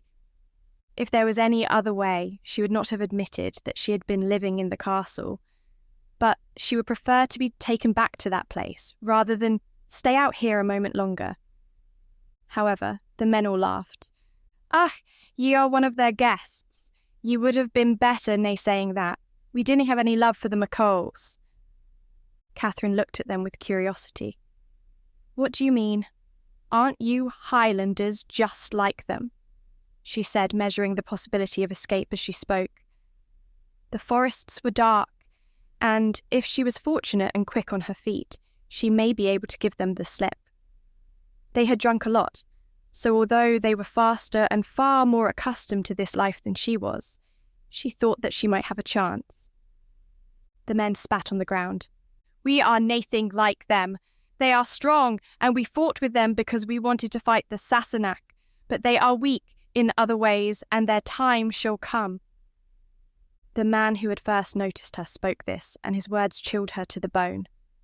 Without a moment's hesitation, she spun on her heels and moved as quickly as she could. But it was to no avail. Despite their state, the men were able to clasp their hands on her and drag her back. "If you are going to make this difficult, we are ways of keeping you here," he said. Catherine writhed and struggled, but she could not break free of their grip. They tugged her down to the ground. One of them got some heavy twine, which he used to tie her to the thick trunk of a tree. Catherine whimpered, wailed, and screamed. Nobody came to her aid. It was a strange thing for her to admit, but she had fled from the only people who stood a chance at saving her. Eyes wide with panic, she turned her gaze from one man to the other. Each one of them looked at her with lust in their eyes, and her worst fears were becoming realized. Out here, in the wilderness, there was nothing and nobody that could save her from this most evil and wretched fate. Catherine was entirely helpless, far from home, without any family to count upon. These brutes could do whatever they liked with her, and she was certain that she was about to come to a sorry end. Sorrow and pain welled up inside her, but she remained defiant. Catherine breathed deeply and vowed that she would not show any sign of weakness, for that was surely what these men wanted. They taunted her as they kept her tied up and went back to their fire, talking among themselves.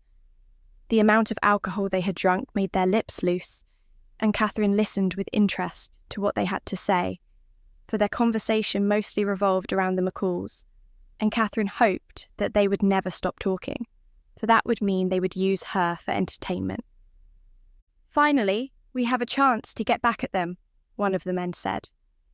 Through the course of their conversation, she learned that the man who had first captured her was called Angus, and the other two were Clyde and Sloane. Can ye believe they would have taken those Sassenach lasses as their women? They are nae better than pigs, and should be treated as such, Clyde said. Do ye think this is one of them? I never got a good look, Sloane said, tossing a glance in Catherine's direction. I dinna think, sire, but either way, they will be wanting to keep her there. Who knows what secrets she learned, Angus said, a gleam in his eye that was made all the more threatening by the reflection of the fire that glowed within them.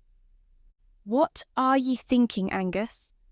I know that face of yours. Ye are scheming, Clyde said. Well, I was thinking we'd have our fun and then leave her here to die. But maybe she would be more useful if we took her with us, Angus said. As long as ye dinna gae soft and fall in love with her like those McCall fools, Sloane said. Angus spat at his feet. How dare ye say something like that? Ye know I would never be as foolish as them. I cannae believe how they could betray our own people like that. Did they nae see how many Highlanders were killed in the battle? We should have continued hunting them down, and ye know I'm right. The Sassenach will think we're weak now. They will come back, ye can be sure of that. But when they dae, we shall be ready. They may be nae so eager to attack when they know we have one of their lasses with us, Angus said. Do ye think she is really sae important? She dinna look sae special tae me, Clyde said. Nay, she lacks the firm thighs of a true Highland lass, but the Sassenach have strange tastes, Angus said. We'll take her back home and ask her some questions, and if she doesn't answer, we'll just twist her until she does. Catherine did not like the sound of that at all.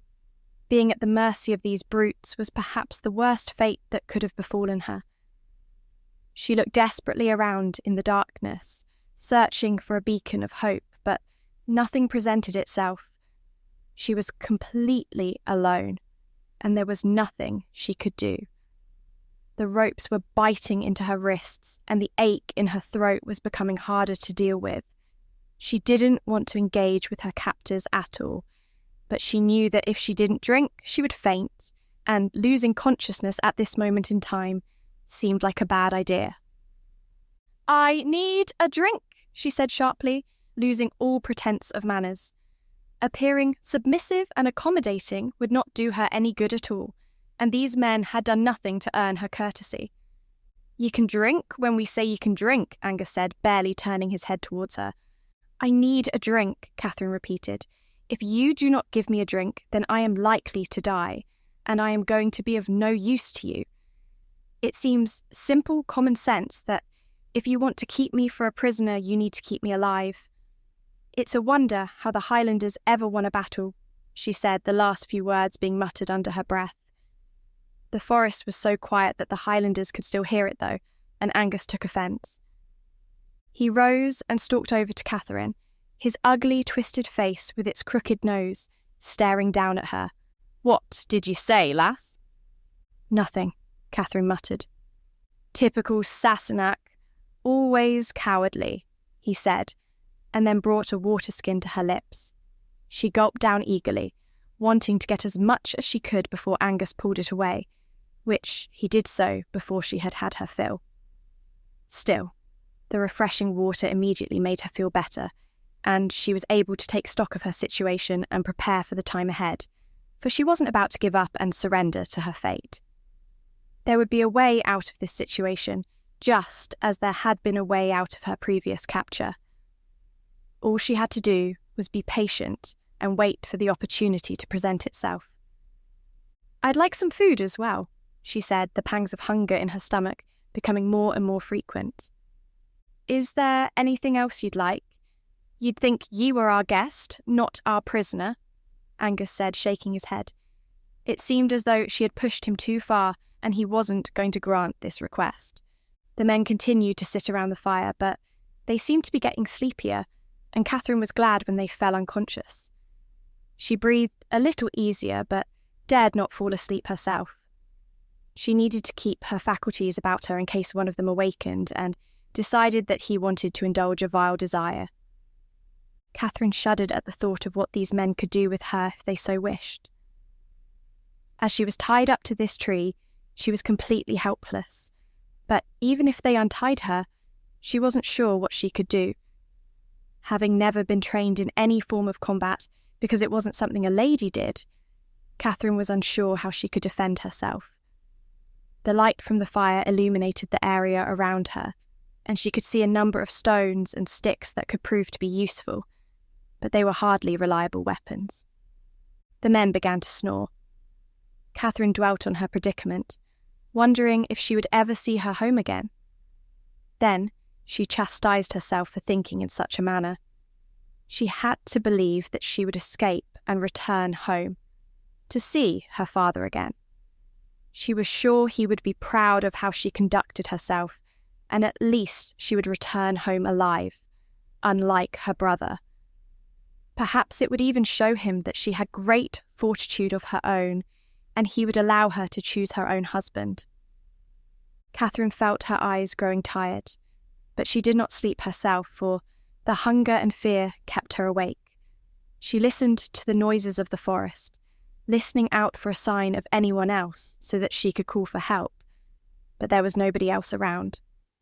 She laughed bitterly at how unfortunate it had been for her to come across these men in the forest, when there must have been acres and acres that were completely devoid of life. The hours passed and the night gave way to the sun. Through the gaps in the trees, the golden light broke through in shafts, and the campfire the Highlanders had made died out, turning to ash. The morning was warm, and Catherine had a better sense of the forest now that it was bathed in daylight. Still she struggled, and still her restraints did not give way. The men eventually stirred around the same time, and by this time Catherine's stomach was raging. She watched with envy as the men picked up some meat that was left over from the previous night's meal and tore at it with their teeth. Angus seemed to delight in teasing her, and Catherine's enmity for him grew. She was determined to see an end to him one way or another before she was through with this life. Angus, Sloane and Clyde didn't seem to be in much of a hurry to leave. They pottered around the campfire and stretched lackadaisically, seemingly unconcerned about her well-being. In fact, they barely paid her any attention, which struck her as strange. It seemed like only a matter of time, though, and every moment that passed was fraught with tension. The sun had been high in the sky for a few hours now, and finally the men were getting ready to leave. Now that the veil of night had been lifted, Catherine saw that they had a cart with them, and she would most likely be lumped in the back with all their supplies. "Now then, before we leave, we'd better get to know our prisoner properly," Angus said. He grinned greedily. Catherine's heart sank. The colour drained from her face, and she struggled desperately as Angus approached, hoping that fate would allow her the opportunity to escape. "Why do you always get to go first, Angus?" Clyde said. "Because I'm the smartest one here. Day as ye are told, ye can get your turn after I'm done," Angus growled. When he came to Catherine, she could smell the animal lust on him, the hot, fetid breath, the heavy stench of dirt and grime. His skin was sallow with a shade of yellow. His eyes were beady, his teeth black. "Ye are going to know what it is like to be part of the Highlands now, lass," he said, his breath wheezing across her skin. He untied the restraints and placed a heavy hand upon her shoulder, dragging her across the ground. Catherine wailed and scrambled against the ground, screaming at the top of her lungs as she reached out to try and find a weapon. Angus's grip was inexorable. Her life seemed to flash before her eyes, and Catherine didn't know what she had done to deserve this. Distraught, she closed her eyes, trying to blink back the tears so that she didn't give Angus the satisfaction of seeing her weep. "Unhand her," another voice said sternly, a voice she recognized. She opened her eyes and blinked to clear her blurred vision, and then a smile broke out upon her face. Declan was standing there, like a hero out of some kind of story. She never thought she'd be glad to see him, but he was her saviour, and he'd arrived in the nick of time. Chapter 10. Declan's mind was in a whirl as he left the castle behind and galloped through the forest. The chances of finding Catherine were low, for she could have gone in any direction. The only hope he had was to keep going south. But even then he had to hope that Catherine hadn't gone the wrong way, for she had left in the dark and was not accustomed to these woods. The thought of coming back empty-handed was an unpalatable one. If he was responsible for Catherine's escape, Drew and Blair would never forgive him. He'd scour these forests for days, weeks if he had to, just to find the errant girl. But there was another force driving him, a force that he didn't quite understand and wasn't quite ready to acknowledge. He wanted to bring Catherine back because he was worried about her. Part of him felt not betrayed, but dismayed that she had escaped, especially after what had happened at the feast. He was not quite sure how it happened, but despite being fawned over by many different girls, the only strong memory of the evening had been dancing with her. The feeling of having her in his arms had been unlike anything he had experienced before. Seeing the sheer joy upon her face made her into a different person. For most of their interactions, she had been surly and scowling, but at the feast she'd been an enchanting presence. If only she wasn't Sassenach, he mused, but there was little he could do about that. There had definitely been some tension, some inexplicable energy between the two of them, and Declan wanted to explore more. It was an entirely confusing thing, for he had been so against the Sassenach, and yet here he was, drawn to Catherine. It was frustrating that he could not get her off his mind, so he wanted to find her again, just so he could get to the bottom of this mystery and figure out how exactly Sassenach girls had so much sway over Highlanders. Part of him even wondered if there had been some sly spell Catherine had cast upon him that made him have the lapse of judgment that led to her escape, but he found that he could not lay the blame for that anywhere else but at his own feet. He had been distracted, his head dazed by the sweet words they had shared, by the way her heart-shaped face had been tilted up at him, and he had looked into those youthful, sparkling eyes. It was enough to quicken his heart. Declan inhaled deeply to compose himself. The last thing he needed was to suffer ill effects again. Another consideration that played upon his mind was that Catherine had taken advantage of his mistake to escape. It was an opportunistic thing to do, and he wondered if he would do the same thing in her place. She had to have known that it would reflect badly on him, but then he supposed that her desire to escape and return to England overrode anything else. It was a daring escape certainly, but most likely futile. The chances of her actually making it back to England alive were small. The best chance she had for survival was for Declan to find her and bring her back, even though she would not be happy about it. He rode through the forest in as straight a line as he was able, travelling at a moderate speed so that he could keep an eye out for any sign of movement. Although Catherine had shown herself quite capable of dancing, There was a good chance that she could fall foul of a wild animal. Even now, she may be desperately clinging to life. Declan had armed himself before he had left, and his trusty sword dangled from his side, resting against the flank of his horse. The morning was cool and calm, and eventually he heard a noise. At first, he wasn't sure what it was, and he brought his horse to a standstill so that he freed himself of the thundering sound of the hooves. Then the high-pitched screams became clear. Declan immediately leaped from his horse and ran the short distance to the origin of the noise. Anger flared inside him when he saw that Catherine was being dragged across the ground by a man. He looked a little familiar, but Declan did not know him personally. He strode forward and declared his presence. The man stopped and looked at him.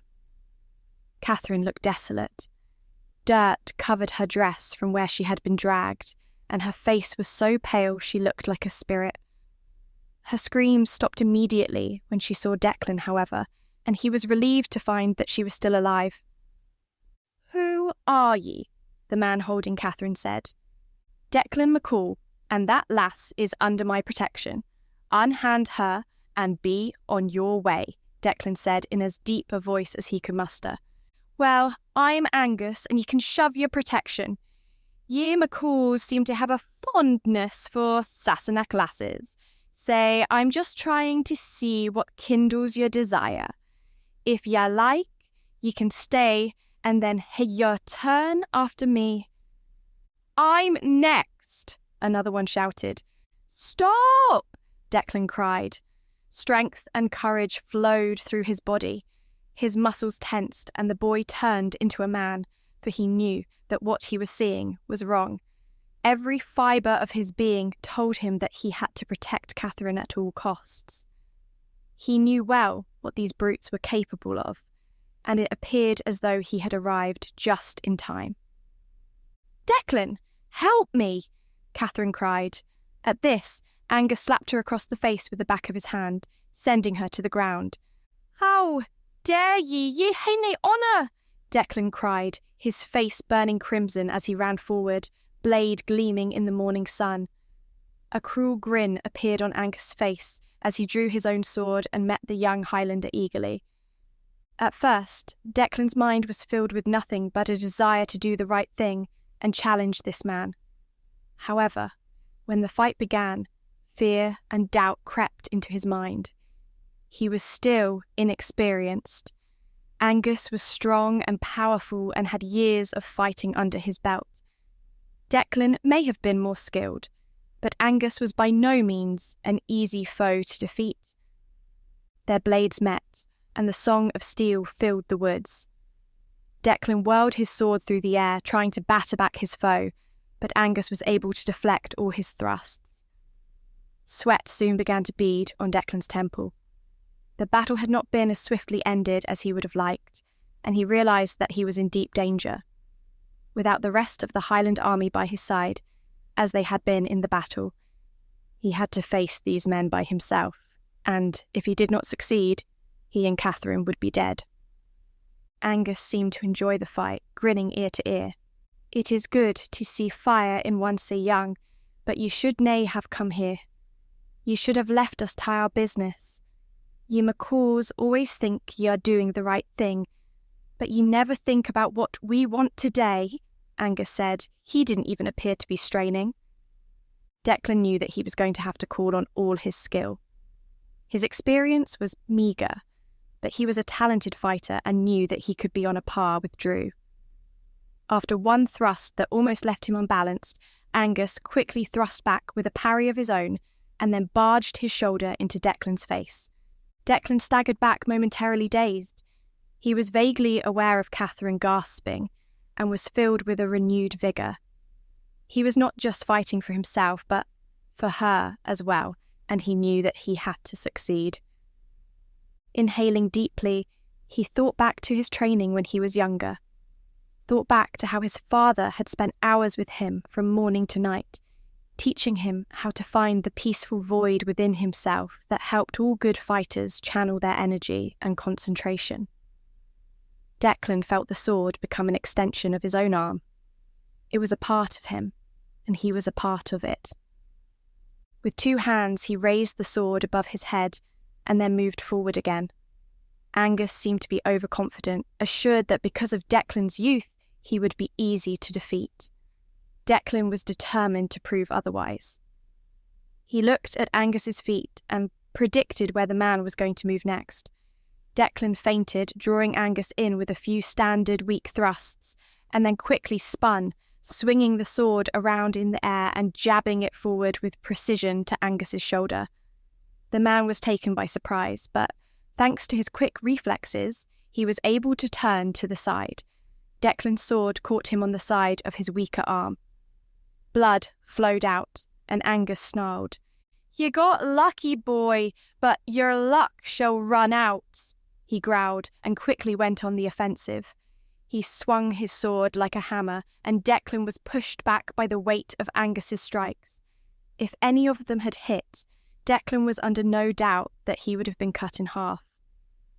Declan watched carefully, feeling the reverberations of the blows up his entire arm as he parried every blow, but he knew that parrying wasn't enough. Each step back took him closer to being pinned against a tree, and that was something he did not want. He glanced behind him and knew that if this continued any longer, he would soon be at a grave disadvantage. When Angus struck next, Declan didn't parry. Instead, he dodged out of the way and rolled underneath the strike, returning to his feet behind Angus's back and slashing at the man's legs with his blade. Angus screamed in pain and clutched his legs, dropping his sword in the process. "What are you waiting for? Get him!" Angus cried out. Declan turned to see the other 2 rushing towards him. One of the men carried a sword, the other a pick. Declan did not know the names of these 2 men, but he knew he was going to kill them. It was a strange realization, but one that brought a sense of calm to Declan's mind.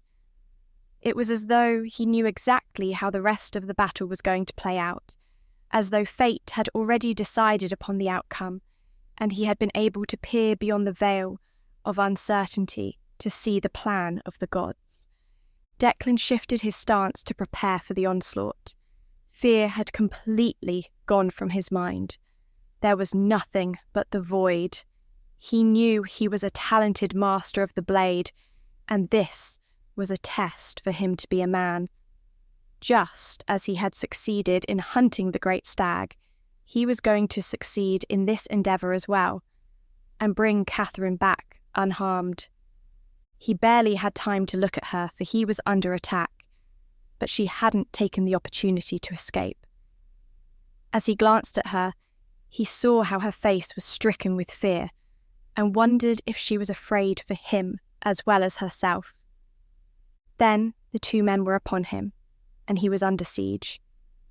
These men were sluggish, and the one with the sword was not as skilled as Angus had been. They were fierce, though, grunting and snarling like wild animals. Declan had to move his wrists quickly to fend off both their attacks. At a certain point, the pick narrowly missed his head, and Declan knew that he would have to act quickly, for if he made but one error, he would be dead in an instant. Declan moved back again, but this time it was of his own accord. He played a defensive game, parrying the blades, keeping the 2 men under control, straining, knowing that all he had to do was wait for the right opportunity, and the 2 of them would be stopped. His heart pounded in his chest, as loud as thunder. Sweat beaded on his brow and rolled down his cheeks.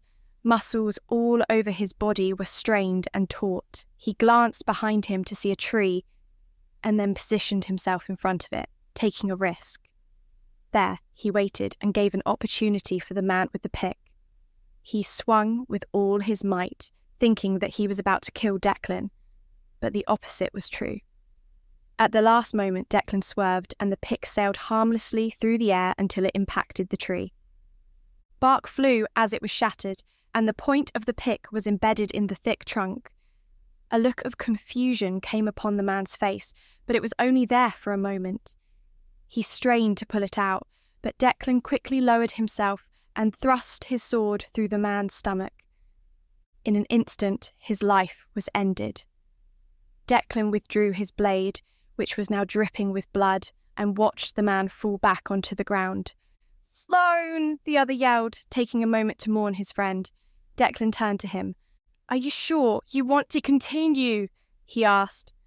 The man merely growled and came at him again, far more loose with his strikes, for he was fueled with anger.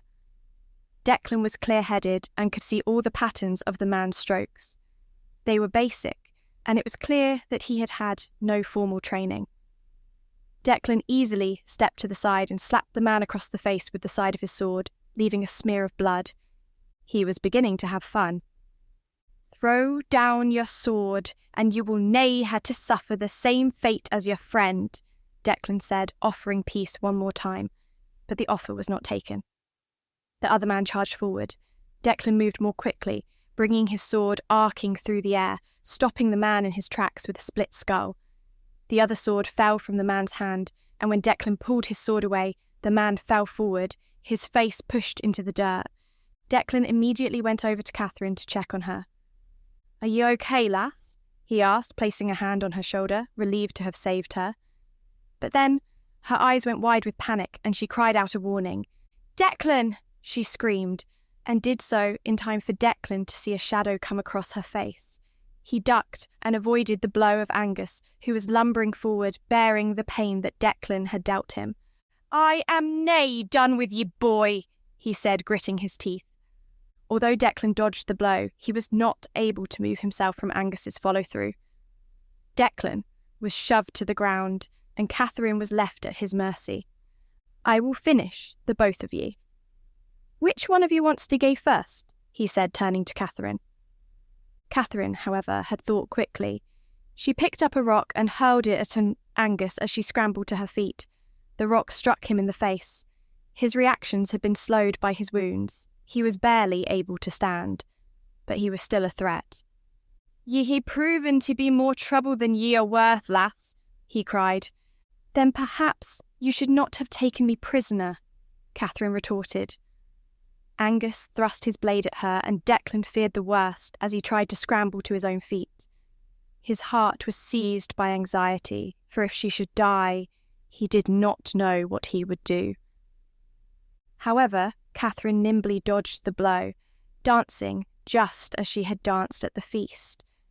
Angus's fury only grew as he seemed to be unable to hit her. "You seem to be having trouble there. Perhaps you should try me again," Declan said, looking every inch the warrior. His skin glistened with sweat, and his blade dripped with the blood of his slain enemies. Angus turned to him and raised his sword. His bluster from earlier had finally gone. He was alone now, without his cronies, wounded, knowing that if he attacked Declan, death would surely follow. A sensible man would have known when to surrender, but Angus was not a sensible man. His was a life that had been forged by violence and opportunism, and he did not have the foresight to abandon his thirst for death. He came forward on the offensive, even though he was wounded, still determined that he could emerge victorious against this fighter that he only saw as a boy. Declan met his blade easily. In some ways he pitied the man, for it was an ignoble end to die out here in the forest, where no friends could hear a cry for help. But it was a fitting end, for this man was a coward and a wretched soul. Declan toyed with him a few moments, then decided that the man had lived long enough. With a quick flick of his wrists, Declan parried the man's blade aside and then ran him through with the tip of his sword, bringing the two men close together. "You dinna treat a lass like that, and you dinna speak about my cousins with such dishonour," Declan said. Angus could only gurgle. Blood dripped from his mouth, and then the life slipped from his eyes. Declan withdrew his sword, a heavy expression on his face. It was always an intense thing to kill a man, for you took away not just the man's life, but his future as well. His father had always told him that he should never revel in killing, so Declan did not have a smile on his face. He fell to one knee and wiped his blade on the grass, cleaning it of the thick blood that stained it. "Are you well, lass?" Declan said, his words terse. Now that the fight was over, he had another duel to contend with, and he was sure that this one would be far deadlier for him. Chapter 11. Catherine took a deep breath and steeled herself so that she would not stagger back. She had never seen a duel fought so closely to her before. Indeed, she had actually taken part in it herself, and she trembled with fear. The sight of Declan had brought with it sweet relief, but there had been moments of the duel where she had been worried for herself and for him. During the duel, he had been her champion, and she knew that if he had not come to her aid, then she would have been at the mercy of those vile blackguards. And yet now that he was standing there, she also knew what he represented. Captivity. Still, she was grateful to see him, and within her breast stirred something fierce. Before, Declan had been a boy, but that boy had transformed into a man, every inch of him bristling with power. And yet when she looked into his eyes, they held the same vulnerability and sensitivity as they had before. "I would not have been if you had been a moment later. Thank you for saving me, Declan," she said, bowing her head a little in shame. When she had fled the castle, she did not think that she would have to face Declan again. Now that the two of them were alone together, she thought back to their time at the feast. How easy it had been to slip into conversation with him, and how hard it had been to take advantage of his mistake and walk away. Then she looked around at the men who had captured her. "Is it strange that I feel pity for these men even though they meant to do me harm?" she asked aloud. "It is nay strange. My father always said that killing is a heavy burden, that it doesn't just take a man's life, it takes a part of you as well." He said softly, "Your father and mine are very different. I don't think mine has ever hesitated to kill someone who has wronged him." "And yet, you would be so quick to return to him," Declan said, looking at her accusingly. "It is my home. Are you surprised that I would take advantage of the opportunity?" "I suppose I shouldn't be," Declan replied in a surly manner. "You showed good footwork. You may here to teach me a few steps," he continued. Catherine was grateful for the praise, and realised that it meant a lot to her. She was about to reply when she felt suddenly faint. Her stomach growled fiercely, and nausea rolled through her stomach. Her eyes closed for a brief moment, and then she felt herself falling. When she opened her eyes again, she was in Declan's arms, gazing into his deep, dark eyes. He was sturdy, firm, strong, and in his arms she felt safe. "Thank you again," she said. Declan cleared his throat and looked a little sheepish as he set her back on her feet. "I think I'm a little hungry," she added, and went over to the fire where the remnants of breakfast remained. Although it wasn't ladylike at all, Catherine's hunger was so strong that she devoured the hunks of meat left by Angus and the others. She tore at it with her fingers in the manner of a Highlander. Her disgust with herself was rendered moot by the satisfaction her stomach felt. She also grabbed water and gulped it down eagerly. As she raised the water skin to her lips, she looked at the red marks on her wrists, then glanced at Declan. She realised now that Sarah and the others had indeed been kind to her, as kind as they could have been under the circumstances anyway. "Did they harm ye?" Declan asked, noticing the wounds on her wrists as well. Catherine immediately covered them. "A little, but nothing I couldn't handle. They didn't seem to like you or your cousins very much. I thought all you Highlanders were one big happy family." Declan chuckled to himself. "Even the big families aren't always happy," he replied. "I dinna know which clan these men were from, but there are plenty who are nae happy with my cousins. All the clans gae back a long way. I'm surprised you dinna know about our way of life, given how smart ye are," Declan said, a teasing tone creeping into his voice. "I focused more on literature than I did Highland politics," she said in the same tone. "Each clan has its own way of life," he began, "and their own rules. Some clans are big, some are small, and sometimes they see eye to eye, but most often they dinna. You should hear some of the stories told by my father about all the fights over the years. The only thing we have in common, the only thing that is sure to bring us together, is our hatred of the Sassenach. Glad to be of service, Catherine replied dryly. So all those people who live in that castle are related to you in one way or another. That is, your clan is made up of family members? Aye and nay, others join us. Weaker families join stronger ones to give them a better way of life and protection from anyone who would do them harm. Sometimes clans merge to become more powerful. It sounds a little like how things are designed in England. We are lords of our estate, but then we have peasants and servants who cannot hope to defend themselves living with us, although they work for us. And it seems that people are free to do whatever they want in the Highlands. Aye, we are nae beholden to anyone. I don't think I could live life like that, not knowing my purpose. I know my purpose, lass. It is tae my duty, and my duty is to protect ye. Catherine's heart was warmed by that. But again she felt unsettled inside, for she knew that she could not go back to that castle, not after all she had been through to escape. She had gotten this far, and she could get further. All she had to do was try.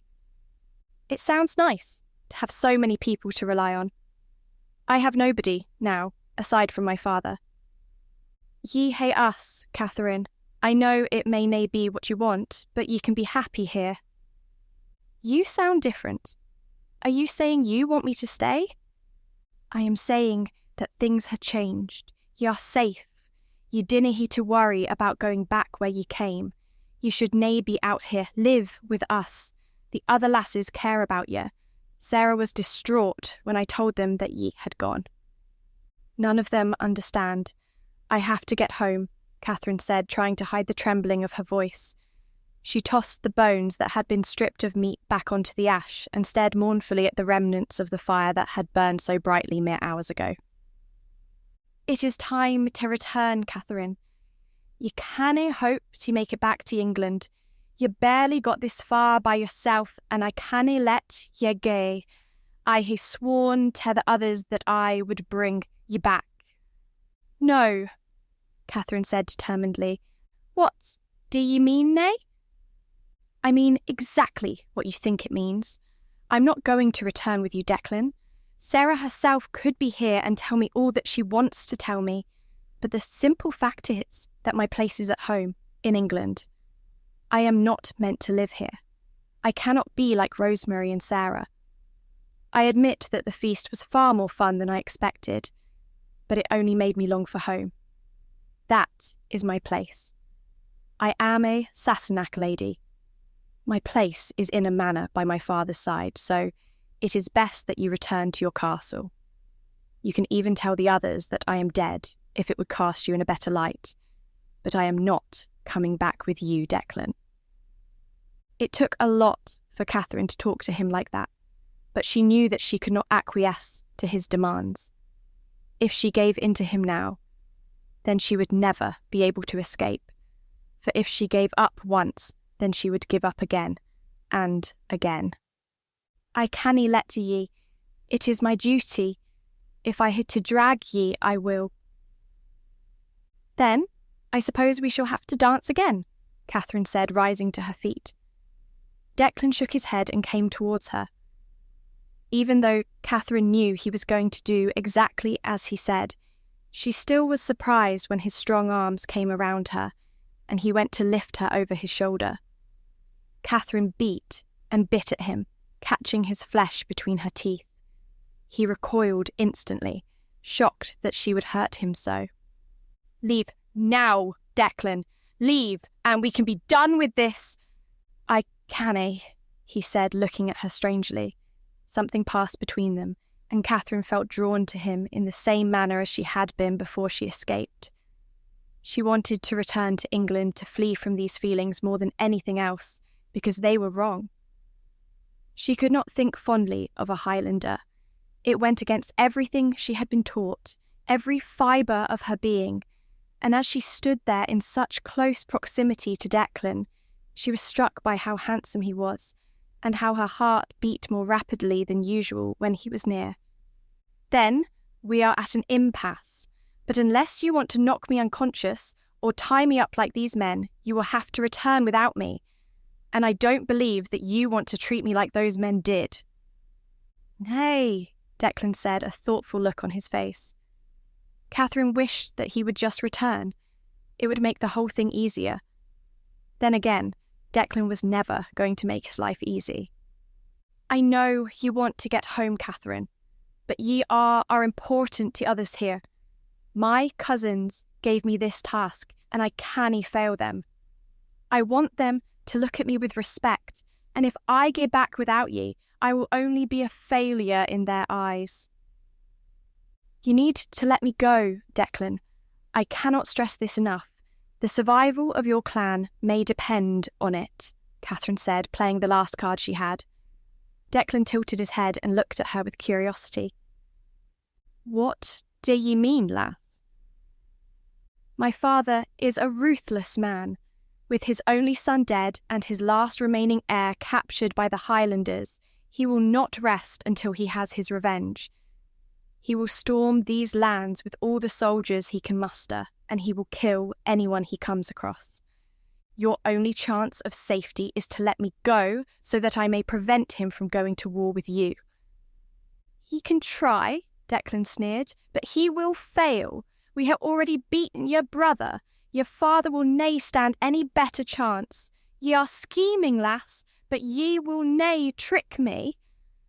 "I am not trying to trick you," Catherine said, each word bursting out of her mouth.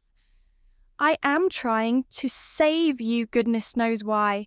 I don't see why I should even be worried, considering I was taken away with no choice in the matter. But I care about Sarah and Rosemary, and do not wish to see them suffer.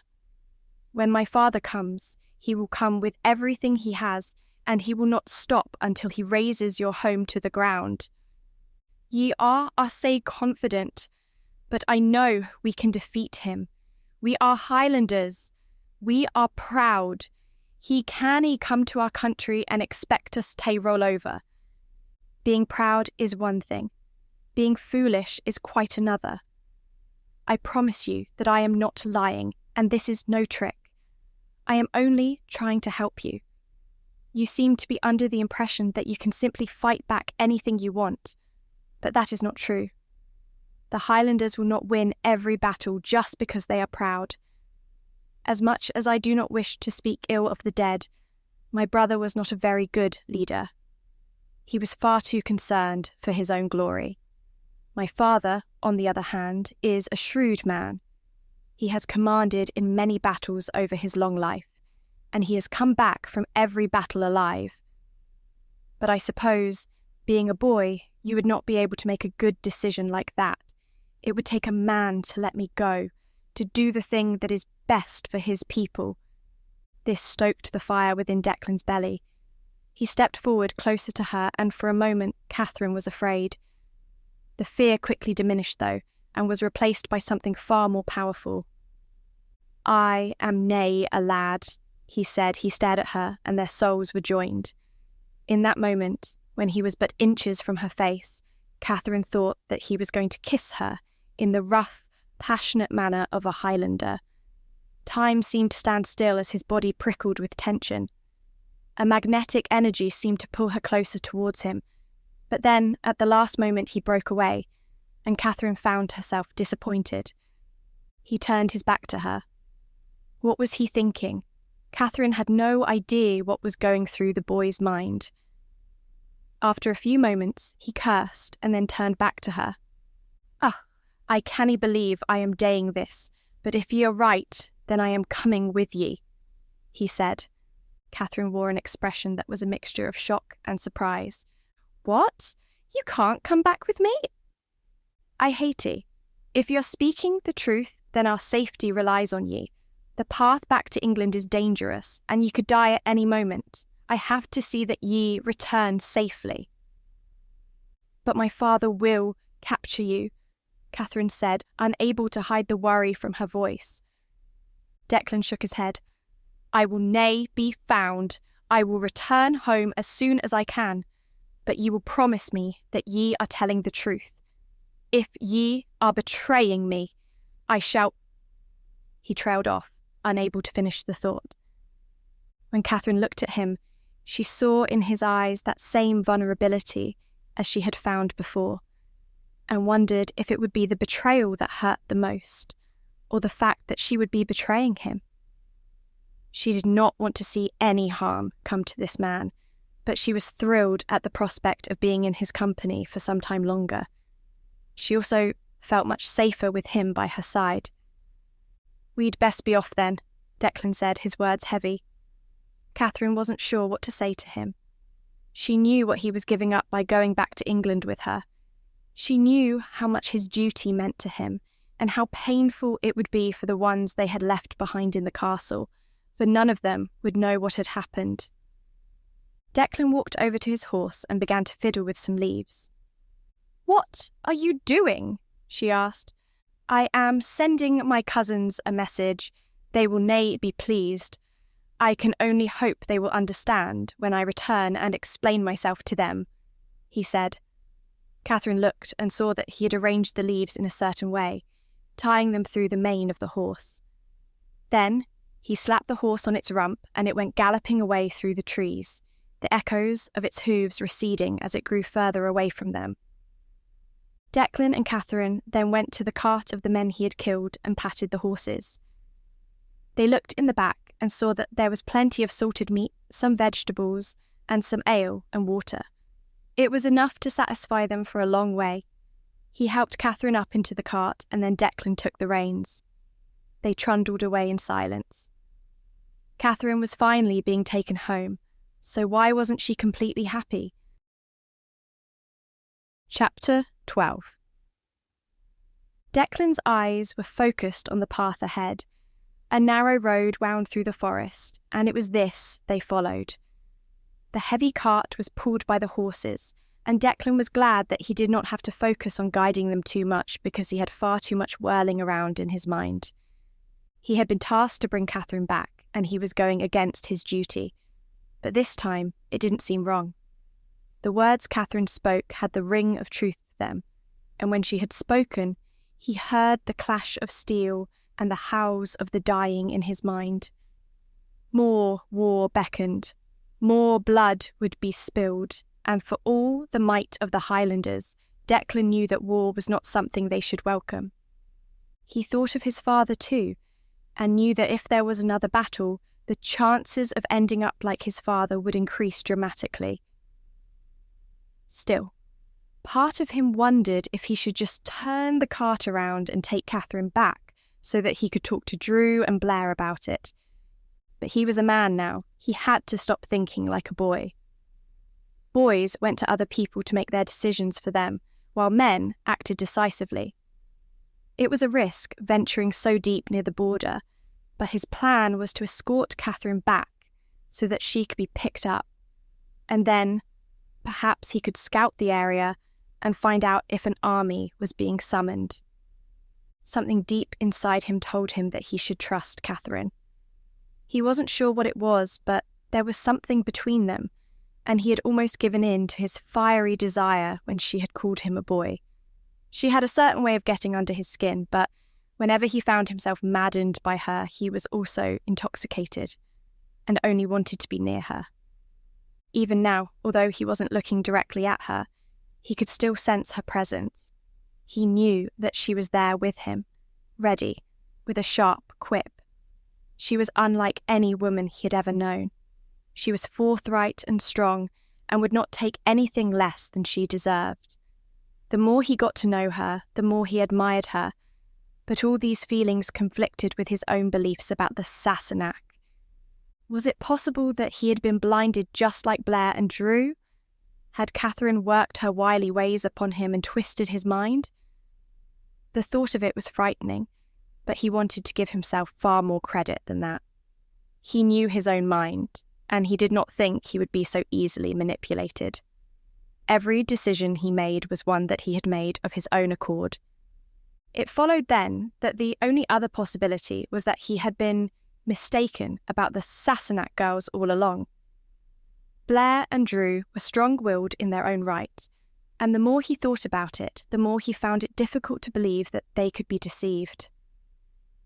After his interactions with Rosemary and Sarah, he knew they were level-headed, and although Rosemary was outspoken, she seemed to have a fair mind.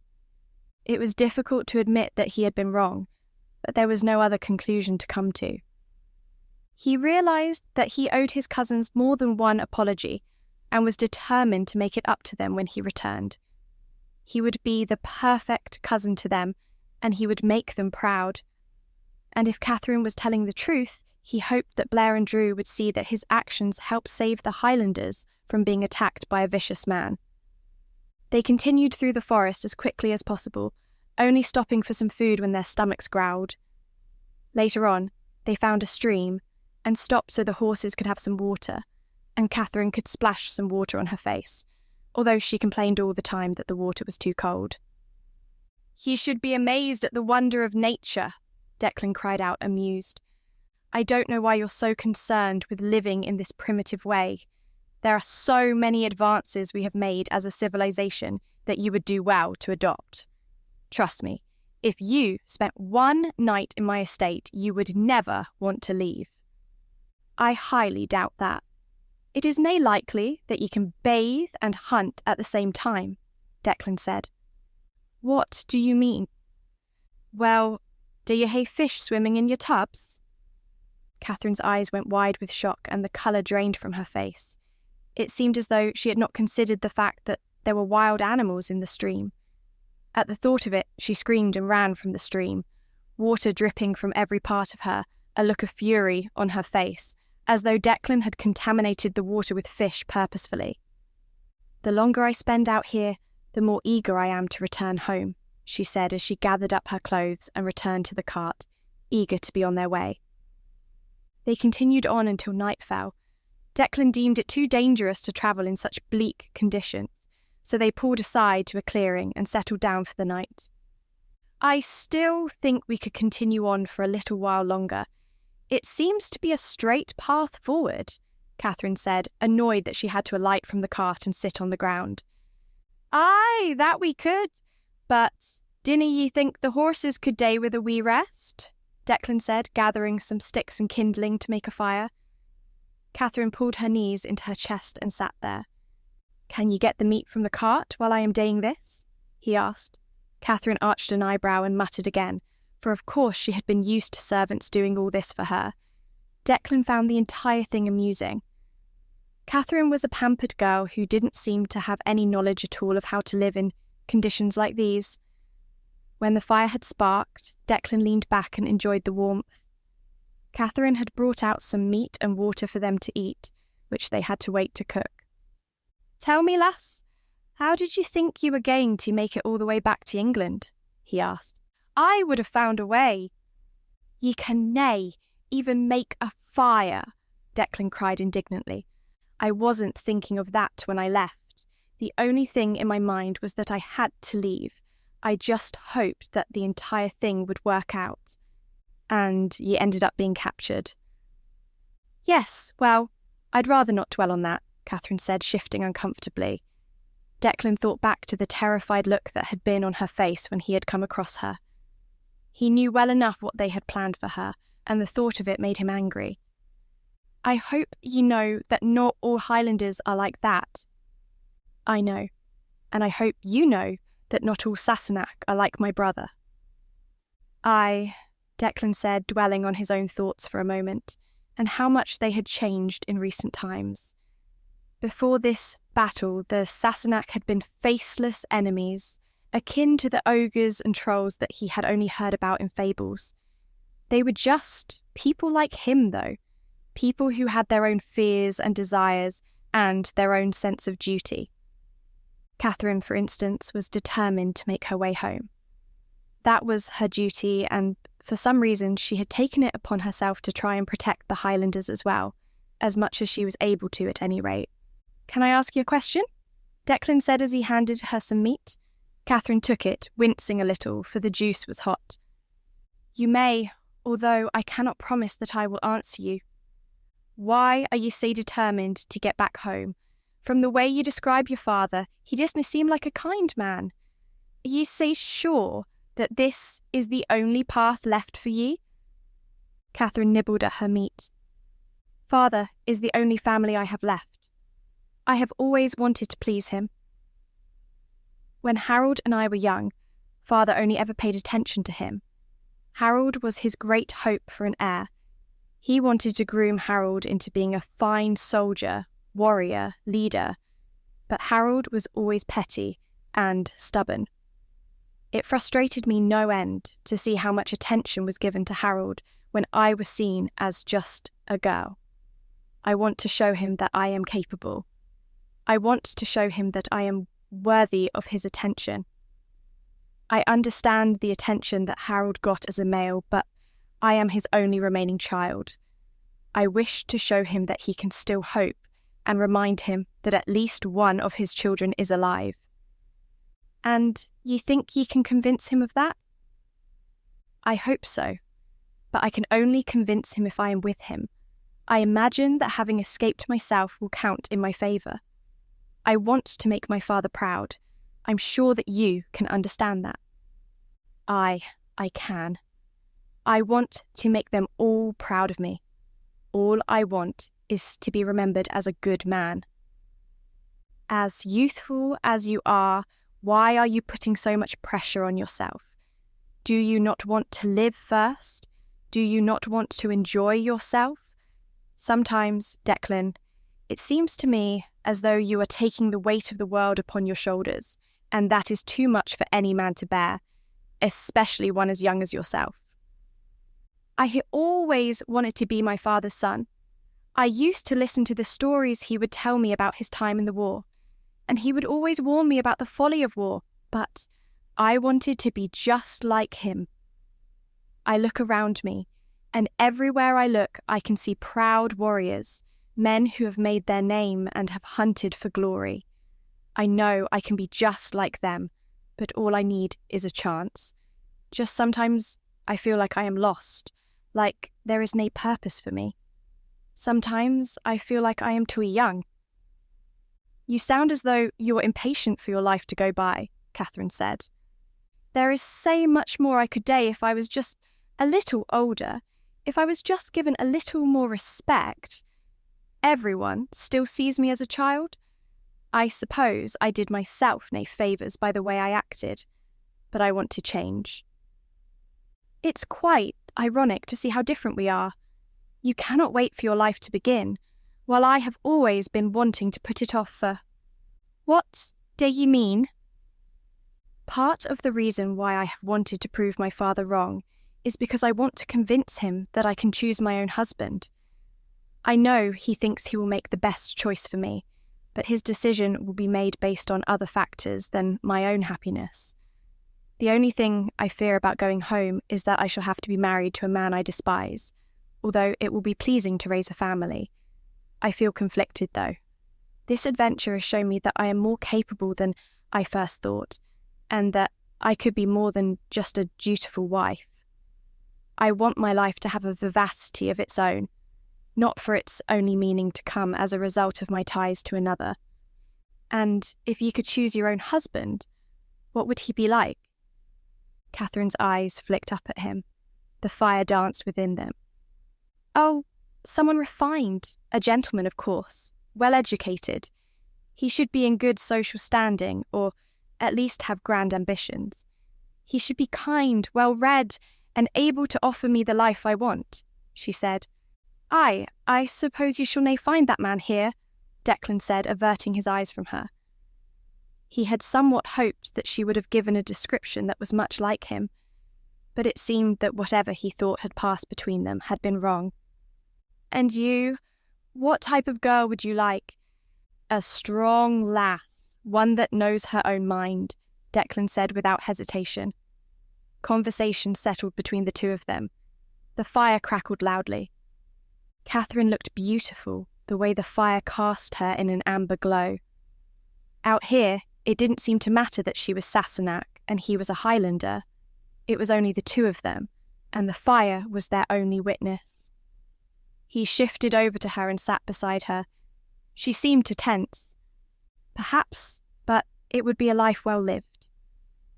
"Aye, but would you be able to dance with him?" he asked. Bringing forth the memory of the feast made her face light up, and she was all the more lovely for it. The sensations and feelings of that night tumbled through him in a hazy burst of happiness. His arms almost moved of their own accord, wanting to feel her again, needing her close to him. It was as though he was seized by an uncontrollable force that could not be halted. "I thought you disliked the Sassenach and didn't want anything to do with us. I thought you were afraid of our scheming and twisting your minds," Catherine said in a low voice. Her lips were two rubies, her eyes sapphires.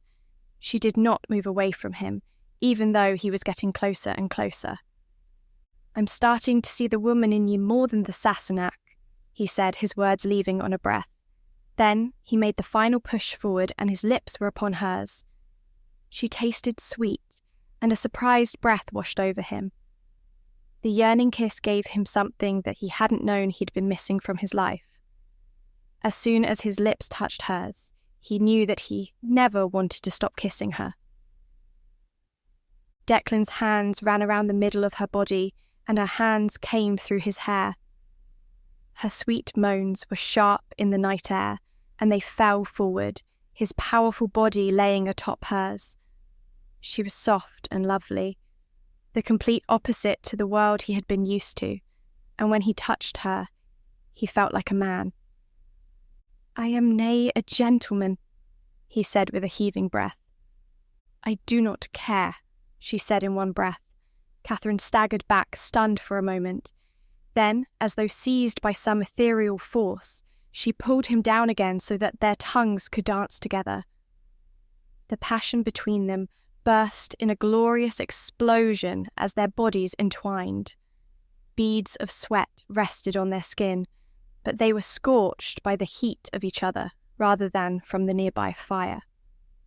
In fact, the fire and the rest of the forest surrounding them melted into a netherworld. There was nothing else that mattered other than the two of them. Declan enjoyed the new sensations and feelings that were coursing through his body. Never before had he experienced anything like this, not even when he had been in the presence of Deirdre. The free-flowing affection was the greatest thing he'd ever known, and the fact that he found it in the arms of a Sassenach girl was secondary to him at that moment in time. He had tried to do his duty before, or at least what he thought had been his duty, and it had brought him nothing but trouble. Now he realised that it was more important to listen to his heart rather than anything else, and do what he wanted to do because it felt right, not what he thought he should do based on some idealised principle. There was an urgency to their kisses. Declan knew well enough that their time together would be short, and it seemed important that the two of them should explore all they could together. Their breathing became frantic. The two of them shuddered. Declan clamped his eyes shut as he tried to brace himself against the feelings that flooded his body. His hands caressed her gently, tugging at her clothes. She replied to his touch with spreading hands of her own. He wanted her, all of her, and nothing could stop him. He didn't care that she was Sassenach, didn't care that she would leave him and marry some stuffy Sassenach lord. In that moment, he didn't care about anything other than the feeling of her writhing body underneath his, and the natural feelings that it seemed so wrong to deny. "Looks like somebody is putting on a show for us," a voice said, ripping Declan's mind away from the blissful nature of his embrace. He turned, face flushed with anger. Catherine gulped in an attempt to compose herself. Before them stood a group of men with cruel looks. There were 6 of them. Declan glanced with sorrow at the cart, for he had left his weapon there rather than keeping it by his side. How he wished that he had not been so foolish. He should have been more alert to danger, but he had been a fool. There were still many lessons he had to learn, but when he gazed at these men, he wasn't sure if he was going to be alive long enough to learn them. "What shall we dar with them?" another man said. There seemed to be a mixture of Sassenach and Scottish accents. It was strange to see the two of them working together, but they had been strange bedfellows before. "We'll take them back with us. They may fetch a pretty price," the first man said. "You shall do no such thing," Catherine said, standing erect. It was all Declan could do to not put his head in his hands. Drawing attention like that was never a good thing. "Oh, and why is that?" the man said, looking amused at Catherine's outburst. "Because I am the daughter of Lord Flynn, and if you harm me, you shall meet a grisly end. I assume you have heard my family name," she said haughtily. "Oh, indeed we have," the man said with a cryptic look on his face. "Then I must insist you leave myself and my prisoner alone. I am escorting him back to England, where he will face justice for crimes against my family." "It's a rather interesting way you have of treating a prisoner. I'm sure that if you are Flynn's daughter, he would be most interested to learn how close you have become with this man. Then, again, I highly doubt that Flynn's daughter would be found out in woods like these. Get them tied up and gagged. I have the feeling this one is talkative, and I don't want her to give me a headache." Declan and Catherine were unceremoniously gagged and tied up, then led to a wagon in which they were placed with barrels of loot the bandits had acquired. Declan knew a little of bandits like these. They travelled between England and Scotland, taking valuable prisoners where they could, but usually ransacking any travellers or merchants. They were often rarely punished unless they got caught.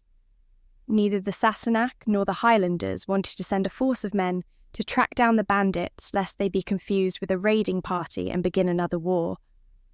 Declan closed his eyes and let his head drop. It was his fault they were in this mess, and now his cousins would never be proud of him. His plan had been to escort Catherine back to England, not to be presented before her father as a captive. Not only had he failed to bring Catherine back home, he had also been captured himself, and it was unlikely word would reach Drew or Blair. He was alone, being taken to the land of the enemy. And yet, for all the trouble in which he found himself, the thought that most prevailed in his mind was concern for Catherine, and regret that they had been interrupted when they had been about to embark on something so sweet. He looked at her and wondered what was going through her mind. Chapter 13. Catherine's mind was a whirl. Captured again, she was at least glad to be returning home, and was sure that once she was presented in front of her father, these bandits would get what they deserved. However, she was concerned about Declan. It was a certainty that he would be put into prison when they arrived in England, and there seemed little she could do to prevent that fate. Her thoughts turned to the moments in which she had been lost in his arms. It had all happened so suddenly, and she had not been able to stop herself from enjoying his embrace. It had been totally unexpected, and yet in a way it seemed to follow naturally from the way they had danced together and been together at the feast. For Catherine, it had been a moment where she could explore a fate other than the one that awaited her. The passion he elicited from her was wholly unique, and left her quite flustered. Even the memory of it sent a thrill shooting through her body. She hoped that there would be a way out of this captivity, but these hopes were futile. They were barely allowed to stretch their legs, and were only given meagre amounts of water. The gags remained in place, so they were unable to communicate with each other or their captors, and that, perhaps, was the worst fate of all.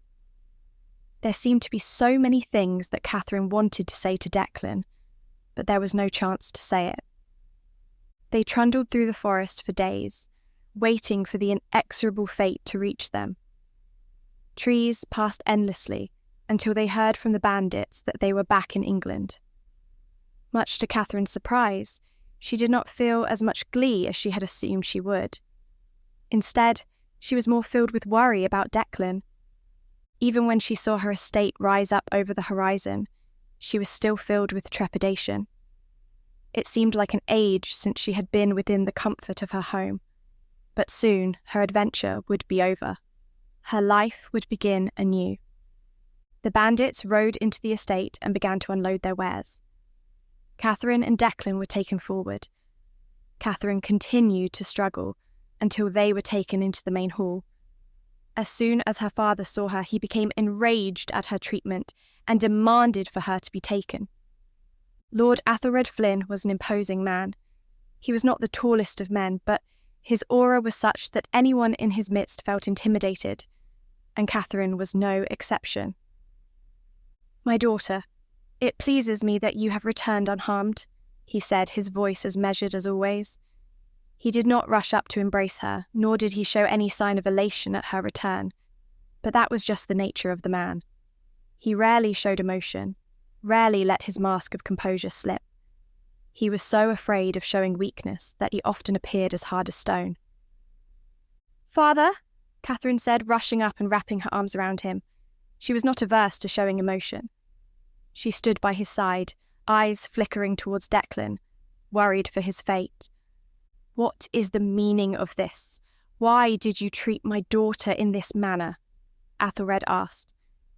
The bandits shifted on their feet and looked at each other uneasily. "Lord, perhaps it may be best for all concerned if you do not ask us that question. I would hate to have to speak ill to a man about his daughter, especially when she is present," the lead man said. "Excuse me? What do you mean, speak ill?" Athelred said with ice in his voice. When none of the bandits answered him, Athelred clenched his fist and narrowed his eyes. It was an expression that Catherine had seen him wear often when dealing with people who frustrated him. Athelred had little time for those he deemed to be wasting his time. "I asked you a question. If you do not wish to answer me and give me a reasonable response, then I shall punish you for daring to treat my daughter in this manner," he said. The bandits looked at one another, gulping, for they knew how vicious Athelred could be with punishments. "The thing is, Lord Flynn, when we came upon your daughter and this man, they clearly did not know we were there, and as a result we found them in a rather compromising position. Again, I am only repeating what I saw, but it was clear to me that your daughter and this man were in a fond embrace." Catherine bowed her head. She could sense the change in her father, and when his gaze fell upon her, she tried as hard as she could to avoid looking at him, but it was futile, for her father could always command attention. Athelred pursed his lips and tapped his finger against his mouth. "Well, what an intriguing claim. You were right to be hesitant in your speech, for this does not please my ears," he said, his eyes never leaving Catherine. "Daughter, is there any truth in the words of these men? I would so hate to learn that my only daughter has debased herself by engaging in intimate activities with a savage." His words dripped with derision, and this time his gaze did flick away from Catherine to examine Declan, who was still gagged and bound. Catherine looked at Declan too, wishing that she could do something more for him. "Now, the way I see it, there is a simple explanation which these fine gentlemen have failed to consider. It seems to me quite likely that this man, being one of the northern savages, would have no qualms about forcing himself on an innocent young woman. He is quite a specimen, strong and powerful. I have no doubt that he would be able to pin you to the ground. And of course, that is quite a different matter, for the fault would clearly lie with this man. If, on the other hand, my daughter would dare sully our good name by daring to engage in these activities with our sworn enemy, with the men who are responsible for the death of Harold, the fault would lie entirely with her, and she would have to be punished accordingly. Perhaps, my beloved daughter, you would care to shed some light on the matter?" Athelred asked, his cloudy eyes focused entirely on Catherine. Catherine's heart sank, for she knew that if she spoke the truth, she and Declan would both lose their lives, and she was not ready to lose hers just yet. She wished that she was strong, more courageous, but when it came to her father, her fear overwhelmed every other feeling in her body. If he thought she had any part in this, she would be punished, and she would never have the freedom to help Declan in any way. "You're right, father," she said in a small voice. "Of course he forced himself upon me. "I would never dare to bring dishonour to our name," Catherine said. Unable to help herself, she locked eyes with Declan and instantly regretted it, for she hated seeing the betrayal in his eyes. She had just condemned him, and it was the worst feeling imaginable. But at least now she had the chance to help him in some small way. All she had to do was think. "Well then, I'm glad that matter is settled. Now, the only question left is what to do with this man. He's clearly a reprobate whose mere existence is a stain upon the world, but I feel that an execution would be far too swift a punishment for one who has caused my family such suffering. No, take him to the dungeon, and he will endure enough sorrow that will make him plead for death. Do not fear, daughter. He will never see daylight again." Declan struggled and writhed as he was taken away. His impotent screams were muffled by his gag. Catherine knew that he was calling to her, trying to get her to recant her lie and speak the truth, but she turned her back on him and wiped the tears from her eyes. That was the most awful thing she had ever done, but she knew that it was the only thing she could have done, the only thing that gave her a chance to offer him aid. But would Declan believe her, or would he think she was a heartless, opportunistic girl? Her father walked up to her, and she went rigid as she felt his bony hand upon her shoulder. "I will have words with you in a moment. It seems we have much to discuss," he said, his breath like a cold wind. Catherine's heart froze. She was back home, but she did not feel safe at all. She was sure that if she had returned on her own terms, things would have been different, but the bandits had to go and ruin everything. The doors slammed as Declan was taken away, and she tried to push all thoughts of him out of her mind, but she was unable to do so, and thus her homecoming had only brought her sorrow. Chapter 14. Declan's eyes were apoplectic with rage. The only saving grace of this whole endeavour was that he hadn't been sentenced to death, although he was sure that his imprisonment would be a difficult thing to endure. The Elder Lord Flynn did not seem to be a kind man. Indeed, Lord Harold Flynn must have gotten his cruelty from somewhere. So, too, must have Catherine. After their embrace, after all they had gone through, Declan had been sure that he and Catherine shared something special, something that made both of them stronger. Despite their backgrounds being different, the individual feelings were similar. He knew from the kiss they shared that her desire was real, and from the way his heart beat, his love was genuine. That made her actions hurt all the more. She had stabbed him in the heart, and he felt as weak as if blood had spilled from every pore of his body. That moment when she lied, he had barely been able to believe his ears. He knew that she had been capable of putting herself before him, but she could very well have condemned him to death with her denial. To think that she could cast aside what they had shared. Perhaps he had been right about Sassenach women all along. Perhaps he should never have let his feelings get the better of him. He was a prize fool, and instead of winning the respect of his clan and his elders, he was going to lose his life, being left to rot away in some dungeon, without any hope of being free. The only love he had ever experienced had betrayed him. Happiness had deserted him, and it was a dark day for all the Highlanders, for surely the Sassenach Lord would continue with his attack.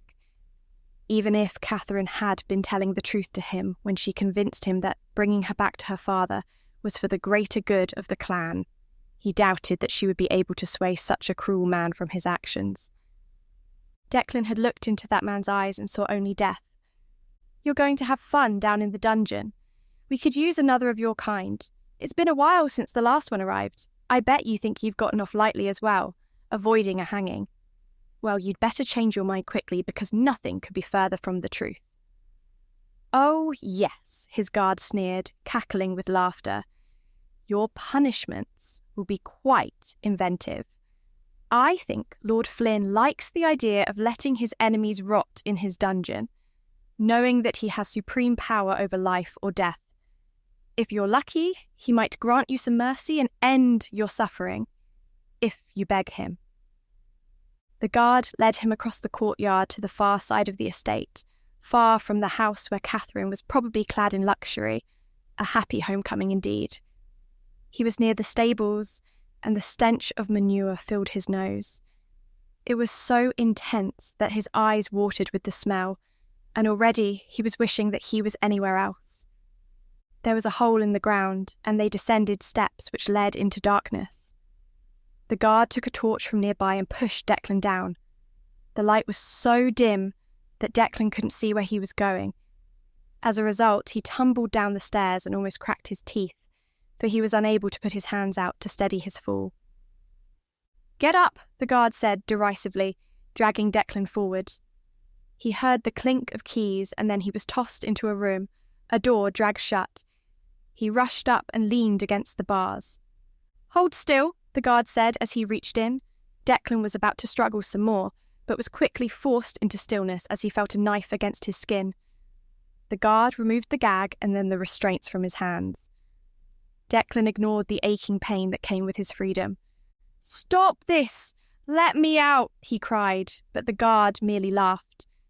He whistled as he left the dungeon, taking the torch with him, plunging Declan into misery. Declan huffed and tested the bars. They were sturdy, and the rock into which they were embedded was entirely natural. It didn't seem as though there was any hope of finding a weakness. He slumped down, his legs aching, and tried not to let himself become overwhelmed with the situation. Now that the guard had gone and his eyes had adjusted, Declan could see that a few pinpricks of light broke through the rocky ceiling and fell into the dungeon. He was in a huge chamber, and he seemed to be the only one in there. It was cavernous, cold, and he was completely alone. The more he thought about his plight, though, the more he hated himself, and wished that he had been smarter, or seen the signs earlier. He had been so concerned about Drew and Blair being blinded that he had fallen prey to his feelings. He should have been more careful. Every time he thought he was casting aside his youth, he made a dreadful mistake that only reminded him how far he needed to go, although at the moment his prospects did not seem good. He had been captured, and he was not being given the same luxury as Catherine had been. "Why, lass, why did you hate a guy and say that?" he cried out, imploring the fates for an answer, but none came. "Nay, it cannae be," another voice cried out. Declan was taken aback by this, for he had been sure that he was the only person in the chamber. He pushed himself back and raised his hands to his face, ready to defend himself. His eyes darted around, trying to see the origin of the voice, but it seemed to be all around him. "You dinna need to be acting so worried. I am nae here to harm ye," the voice said again. Declan looked all around the chamber, head moving this way and that. "I must ha' lost my mind," Declan whispered to himself, frustrated that he was showing the signs of madness already. "Ya nae mad. If anyone hae the right to be, it's me." Declan sensed movement near him, and he turned to see someone emerge from the shadows. The figure shuffled forth, clad in a tattered cloak.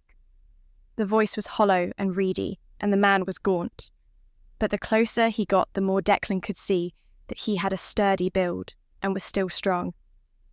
"I cannae remember how many years I have been stuck here alone. I pity your fate, but I am also glad ye are here. It is good to hae some company again," he said, and took Declan's hand, as if to check that Declan was not a wraith or some hallucination. "Who are ye?" Declan asked. "In truth, some days it is hard to remember," the man said, settling beside Declan. "I have been on my own for so long that my mind has been troubled. I think my name is Alistair. At least, that's what it is today," he said, and then chuckled to himself. Declan edged away, unsure if it was such a blessing that someone was sharing his cell. Declan said, "I did nae think there would be another Highlander here. Which clan are ye from?" "Oh, I am nae from a clan. It was just me and my father, and when he died, I was all alone," Alistair said. "I am sorry to hear that," Declan replied. "And ye?" "The McCall Clan." "A fine clan. Ye must be a worthy warrior. Tell me of the Highlands. It has been a long time since I had gazed upon the rolling hills and ridden through the valleys. Thoughts of home are the only thing that have been keeping me from losing my mind. What news do ye hae, and how did ye come to be here? I'm more interested in knowing how ye came to be here. Ye cannae hae been captured in the battle. How did ye come to be here? Battle? What battle? Please dinna tell me there is a war again. I cannae know that my brethren have been dying while I have been locked up. Just the one battle, and the Highlanders won. Lord Flynn was killed by my cousin Drew, Declan said, beaming with pride as he relayed the news. Elder or younger? Younger. Ah, they got the wrong one. The elder is far more dangerous, if you didn't know that before. I'm beginning to realise that. Was it he who captured you? Aye. If it had been the other one, he would have killed me on sight. He didn't have much patience when it came to prisoners. But that old wily lord is much different. He likes to make people suffer, and I has suffered enough for 10 men. Why? What did you die? Or was being a Highlander crime enough? Declan asked, incensed that this man could have been treated this way for so long without anyone coming to his aid. It offered a grim portent for his future. While they were talking, Declan examined his new acquaintance carefully. The man had long tousled hair that came to his shoulders, a long beard that had not been maintained and reached to the middle of his chest, and these features made him look older than he actually was. From their conversation, Declan deduced that he was a good deal older than him, and some years older than Declan and Blair as well. Being a Highlander no doubt played a part. The man has a hatred for us that runs deep, but I was ranging, helping a man called the Blue Thistle.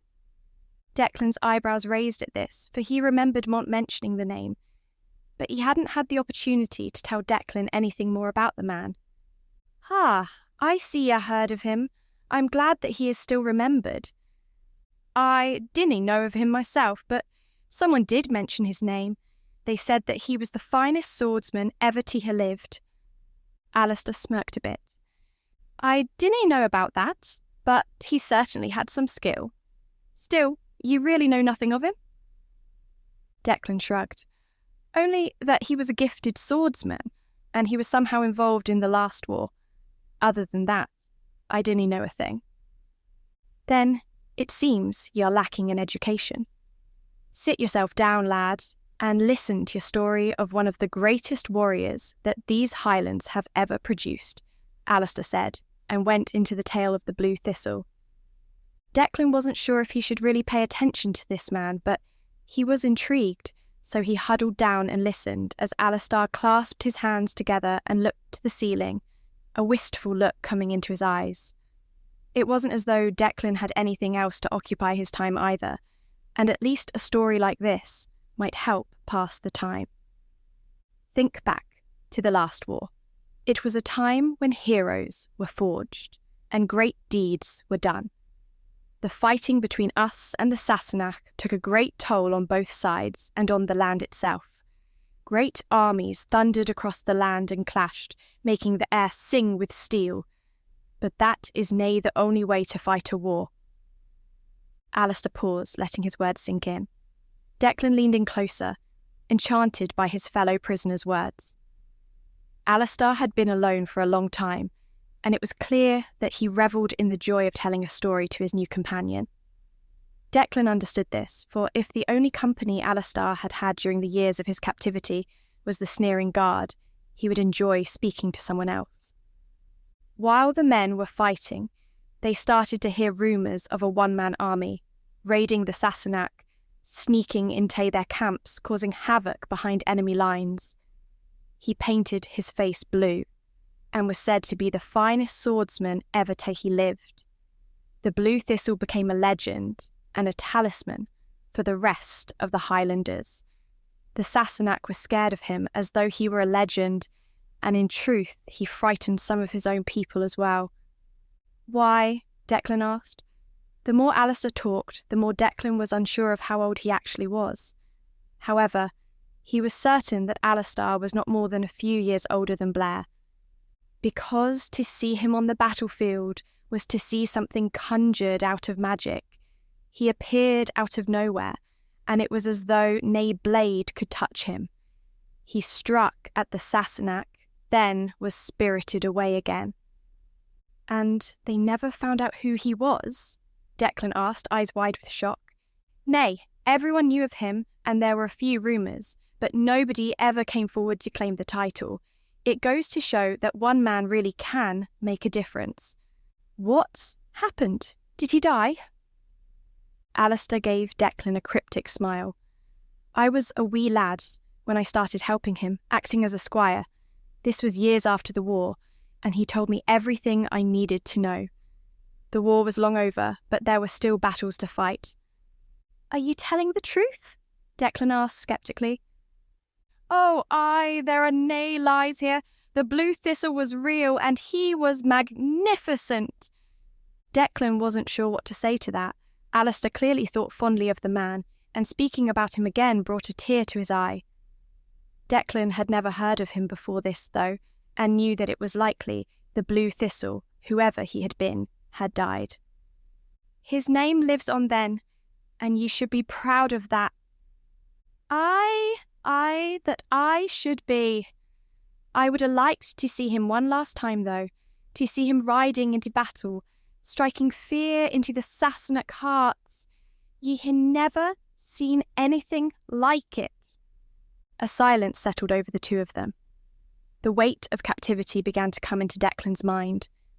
He knew that it would be a long life, to be spent here. Looking at the other man, he saw how the shoulders had been hunched and the skin was sallow. Already only a little time had passed, and Declan was anxious to see daylight again. How Alistair had coped with this captivity was unknown. Declan hoped that he would show the same fortitude, and would still make his cousins proud. He was no blue thistle, but he hoped that if anyone spoke about him, they would do so in glowing terms. With that, he hardened his heart and resolved himself to a life of turmoil. Just then, however, he heard a noise outside. He tensed, but Alistair placed a hand on his arm. Dinna get excited, it's just the serving girl. They come in here to give us food and water, but they dinna speak, probably been told that we are brutes. It is a sad thing to see how scared of us they are, especially when we are locked up, a threat to naebody. Still, that is what this Lord Flynn wants, for us to be humiliated, for us to be seen as monsters. I am glad you're here with me, but I would nae wish this fate on anyone. Declan appreciated his words, and his thoughts turned back to Catherine. It still struck him as sad that she had been so capable of cruelty, and that she had been so willing to hurt him. Self-preservation had been at the forefront of her mind, which meant that she clearly didn't care about him as much as he thought she had, or as much as he cared for her. After all they had been through, it ended up like this, with him locked in an abyss, left for dead, with nothing to hope for other than a slow and painful death. The only ally he had was the man in the chamber with him. Everyone else in the estate saw him as a monster and a threat. Everyone except Catherine, but he didn't know how she felt about him. She was out there, so close, and yet in another world entirely. He wondered if she would ever see him again, or if it would be far too painful for her to dare admit that they had shared something special. He wondered which memory would fade first, the echo of her kiss or the painful memory of the knife in his heart. Chapter 15. As soon as Declan was taken away, Catherine almost wept. Her feet moved quickly, wanting to leave the room so she could indulge her misery, but one word from her father commanded her to stop. Trembling, she breathed deeply and tried to compose herself. Ordinarily, she was a firm, strong woman, but in the presence of her father, she returned to a childlike state. She was completely at his mercy, and he was completely in control. The bandits were shown away, given a bag of gold for their services. She and her father were the only two people left in the room. His steps were slow and measured. Her thoughts were quick, flying through her mind. She had bought herself some time, and now she had to find a way to help Declan. Perhaps you would like to tell me exactly what happened to you. I have been wanting to speak to you and your brother for some time now. It appears that in my absence, this estate has fallen completely into ruin, and I wish to know why. Harold isn't here to answer your questions. He's the one that wanted to fight the Highlanders. He declared war. Indeed, and it was a war he should have won.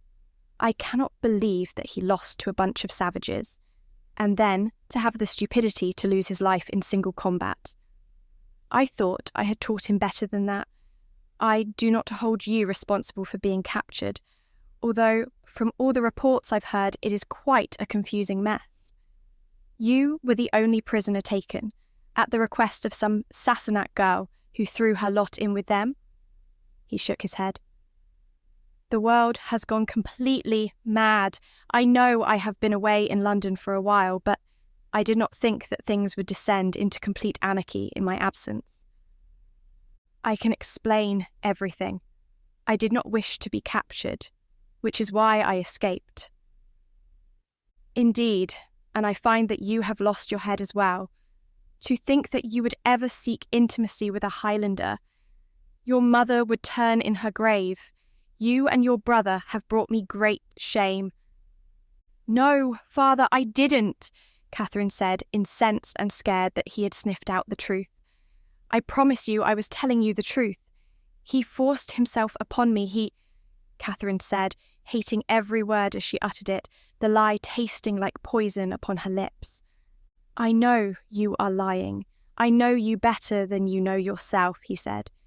It was quite ruthless, and I admire that. Perhaps there is still a little hope for you yet. Well, I suppose that issue has settled itself. At least you do not profess to love him. Frankly, I was afraid that you would have fallen to the floor, wept, and begged for me to show him mercy.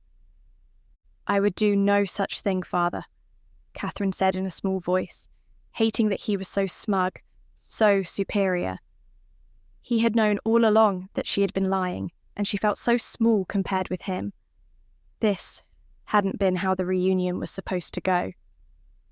Of course not, because you are my daughter, and it is good that you have returned home.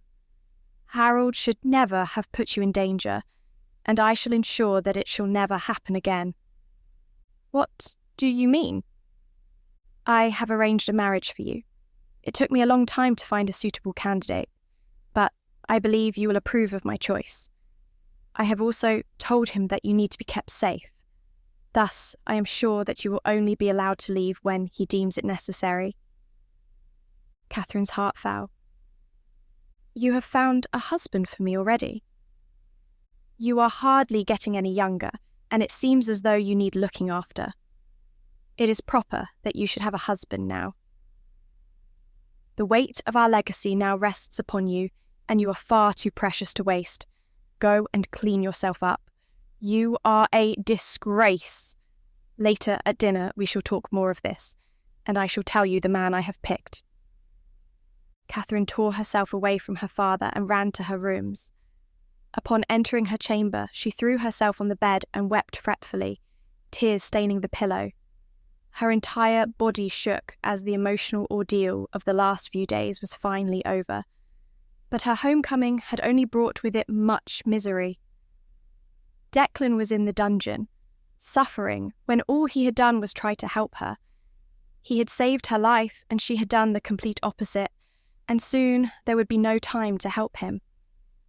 In many ways, she was as much a prisoner of her father as he was, and she found that she did not like such a fate. She got her handmaids to draw a bath for her, but she had moved numbly. She slipped into the warm water and was bathed, but barely even blinked. Without Declan, she felt uneasy, as though she was missing the person who was supposed to be by her side.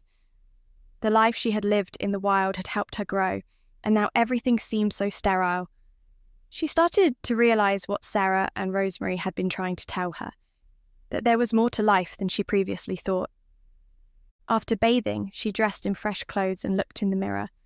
She resembled her old self more, And yet when she looked, she realised how much she had changed in the short time she had been away from home. She was far more independent and had a way of looking at life that was far wider than before. She had been through a war and lost her brother, yet she had gained much in return. And yet, when it came down to it, she had proved Declan's suspicions right. All along he had been afraid that she was a cowardly Sassenach girl scheming and twisting his mind for her own ends, not caring about him one bit. That was surely what he thought of her, for it was how she thought of herself. She was the worst person imaginable, and she knew that Declan would never have treated her in the manner she had treated him. She was a scoundrel, and she should be in the dungeon rather than Declan. It was amazing how quickly her opinions changed. A short time ago, she would never have felt bad for a Highlander locked in the dungeons, for she would have been sure that he would have been guilty of his crimes. But what crimes had he committed? What crimes had any of them truly committed?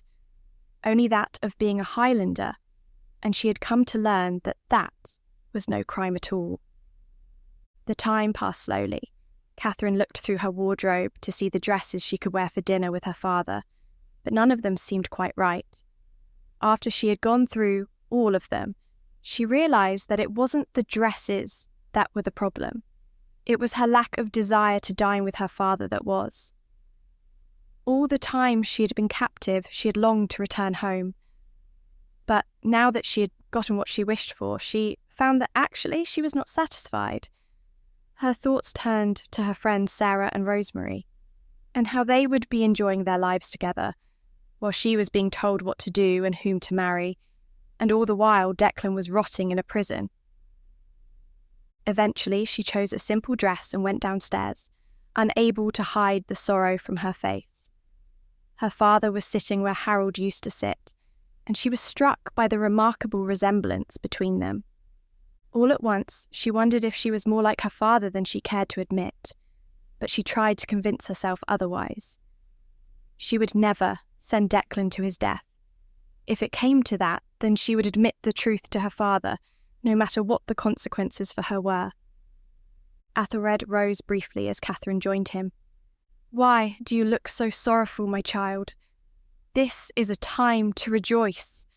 You are where you belong again," he said. "I am sorry, father. I am merely fatigued. Everything I have been through has been quite arduous," she replied. The servants brought in plates and began to serve food upon them, in a much more measured and organised way, but Catherine couldn't help comparing it to the feast. The air was sterile, the mood strict and tense, and the food lacked the vibrant taste it had been imbued with in the Highlands. The longer she was away from the Highlands, the more she appreciated their way of life, and felt shame that she had not fully embraced it while she could, for she was unlikely to get the chance again. "Yes, of course. Well, put that out of your mind now, girl, for you never have to think of it again. It is quite a terrible business. I don't know what Harold was thinking, taking you and that other girl to war. I should never have left the two of you here. It's quite clear to me that you cannot look after yourself. Thankfully, Lord Headingley will be able to give you a good home." "Lord Headingley?" Catherine asked with curiosity. She recalled the name, but could not link it with a face. "Apologies, my tongue got the better of me. I was hoping to reveal your future husband to you with a little more panache. But yes, Lord Edmund Headingley is to be your husband." "Do I know him?" Catherine asked. "I do not believe so. He held you once when you were a babe. He and I have known each other for a long time, and there are few men I would trust more with your hand. He has a brilliant political mind, and is on friendly terms with powerful men. However, as he has grown older, his influence has diminished somewhat, and his faculties have begun to desert him. He still fosters goodwill among his peers, and with the next generation of politicians, for he taught many of them everything they know. I am sure that he will give you strong and clever children." "Surely a man as experienced as he must have children of his own already?" Edmund spent much of his life devoted to his work, and he never quite made time for family matters. I believe that he wishes to make up for lost time before it is too late. So you shall find yourself quite busy when you are married. I expect you to do your duty and be the best wife you can be to him, but do not forget to cultivate good relationships with those who know him, as you must think about your future and the future of this family. With Harold gone, the weight of our legacy rests upon you. I shall not let you down, Father, Catherine said in a small voice, hating that her destiny seemed to be already written for her. Family had always been the most important thing in her life. But when did it become more important than her own desires, her own feelings? The family was a nebulous concept, filled with ghosts, principles, and ambition. Yet there was nothing she could grasp firmly to convince her that it truly mattered as much as her father seemed to think it did. There was nothing she could press her flesh against or kiss, and once again her mind was flooded with passionate thoughts about Declan. "Is everything well? You look a little flushed," Athelred asked. Catherine coughed, clearing her throat. "The food is a little hot. Perhaps I am coming down with something," she said. "It is a testament to your good health that you did not become infected by some vicious disease while you were in the Highlands. I remember how they looked when we fought them, the stench of them, the vile aromas that greeted us through the air. They are a bunch of animals, and it is only because of the king's mercy that they are able to live as they do. If I had my way, I would lead a force of men up there and exterminate them." His thin lips pressed together and his eyes narrowed. The cold hatred of the Highlanders was evident in his eyes. He took his knife and stabbed his meat, then tore it apart before biting down on it. Catherine could imagine that in his mind he entertained violent thoughts of the Highlanders. "Father, why do you hate the Highlanders so?" He didn't move his head, but his eyes locked with hers. "They are vermin. They are a reflection of what we could be if we let our civility slip. We are far closer to them than many of us would like to admit, and the only way we can be rid of that idea completely is to wipe it out. I hate everything they stand for. The wildness, the savagery. There is no sense of nobility or honour among them. You look at them and you see animals tearing at meat with their teeth and hands. They do not respect the laws of the land. They take what they see fit without any regard for our way of life. I have been trying all my life to get the people in London to see the threat the Highlanders pose, but their eyes are always turned to France and the continent. Sometimes it feels as though I am fighting a war by myself, and I must remain vigilant, for if my gaze should slip, it would give them the opportunity to breach the border and violate our lands. I shall not let that happen. I shall not let their way of life poison us. It already vexes me that Harold lost control, and I shall not let it happen again, so I am going to remain here for the foreseeable future. You shall have to represent me when in London. Appear at as many social functions as you can. It may even help if you spoke of your terrible ordeal, to garner more support for our cause here." Catherine looked down at the food on her plate, which she had barely touched. Her appetite had completely vanished.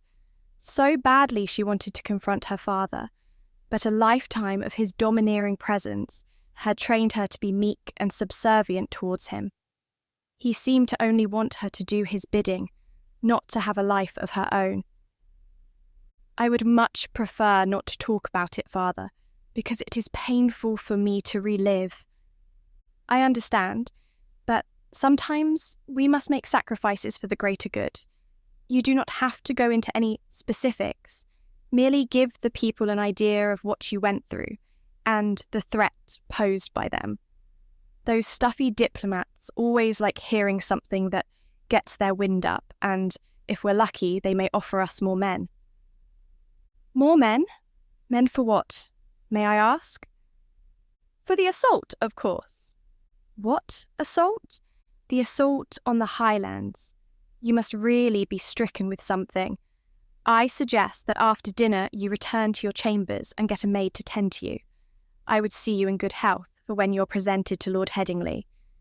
You have always had a sharp mind about you, Catherine, when it suits you at least, and I should think that this course of action would have been quite obvious. I merely thought that there would be no need for a war now that I have returned. Athelred gave her a withering look. These brutes killed your brother and took you captive. Of course, I am pleased that you have returned, but do you honestly think I can leave their transgressions unpunished? What is more, is that they have managed to corrupt the minds of 2 other Sassenach girls. The list of their crimes is growing, and I will see to it that they are reminded of our superiority. But is there truly a need, Father? Surely it would be better to leave things as they are at the moment. So much blood has been spilled already. Athelred smiled to himself and sighed. You women are always so soft-hearted. It is an admirable trait in some respects, but it also proves why these matters should be left to men. Of course, this bloodshed should never be something we revel in, but it is also unavoidable. We must have the fortitude to continue forward with our plans and show the Highlanders that they cannot be allowed to get away with their sins. Upon this earth we are the instruments of the Almighty, and we must see his will through to the end. And what of the prisoner? Athelred's face immediately darkened. I would have him witness the pain and shame that I have experienced because of him. I would cart out 100 Highlanders to be executed before his eyes, so that he will know that he cannot lay his hands on my daughter. I will leave him to rot in that dungeon until his bones are brittle and he is blind. His life shall fade away like a whisper, and nobody will care. He will be completely forgotten. Catherine bit her lip and tried to quell the sadness that rose up within her. She closed her eyes, trying to force the tears back, for the thought of Declan suffering such a fate was unpalatable. But such matters are not something you need to worry yourself about. You shall be far from this estate, and by the time the life has slipped from his limbs, you will have a family of your own. This is the beginning of your life, Catherine. You shall finally achieve all the things you have waited for. All the ambitions your mother and I have planned out for you will finally come to fruition. I do wish she were here to see this most auspicious day, he said. The only time Catherine ever saw his cruelty slip was when he spoke of her mother, and all at once she wondered how a woman could ever have loved a man such as her father. He was not loving in the slightest, and although he was strong and successful, he did not bear any of the qualities that Catherine sought in a partner. She wanted someone who was kind and tender, who was strong and fierce, yet would always have her passions and desires at the forefront of his mind. She wanted someone she could embark upon a journey with, not someone whom she meekly had to follow. She wanted someone like Declan. All too late, the realization swept through her mind, and the guilt prickled through her. Because of her foolishness, Declan had been captured, and his life was practically over. He would never be allowed to leave that dungeon, and the thought of him suffering that horrid fate was too much to bear. She knew then that despite the wishes of her father, she would never be able to take joy in her life, for she never wanted to forget Declan. She knew she had to do something as quickly as possible. "Forgive me, Father, but I require rest," Catherine said, pushing herself away from the table and rising. Athelred looked at her with concern and let her go. "Make sure you rest over the next few days, for soon it will be time to present you to Lord Headingley. I wish for you to make a pleasing first impression, and it will do you no good to be so filled with emotion when you meet him." As soon as Catherine was out of sight, she burst into tears and ran to her chambers, flinging herself on the bed.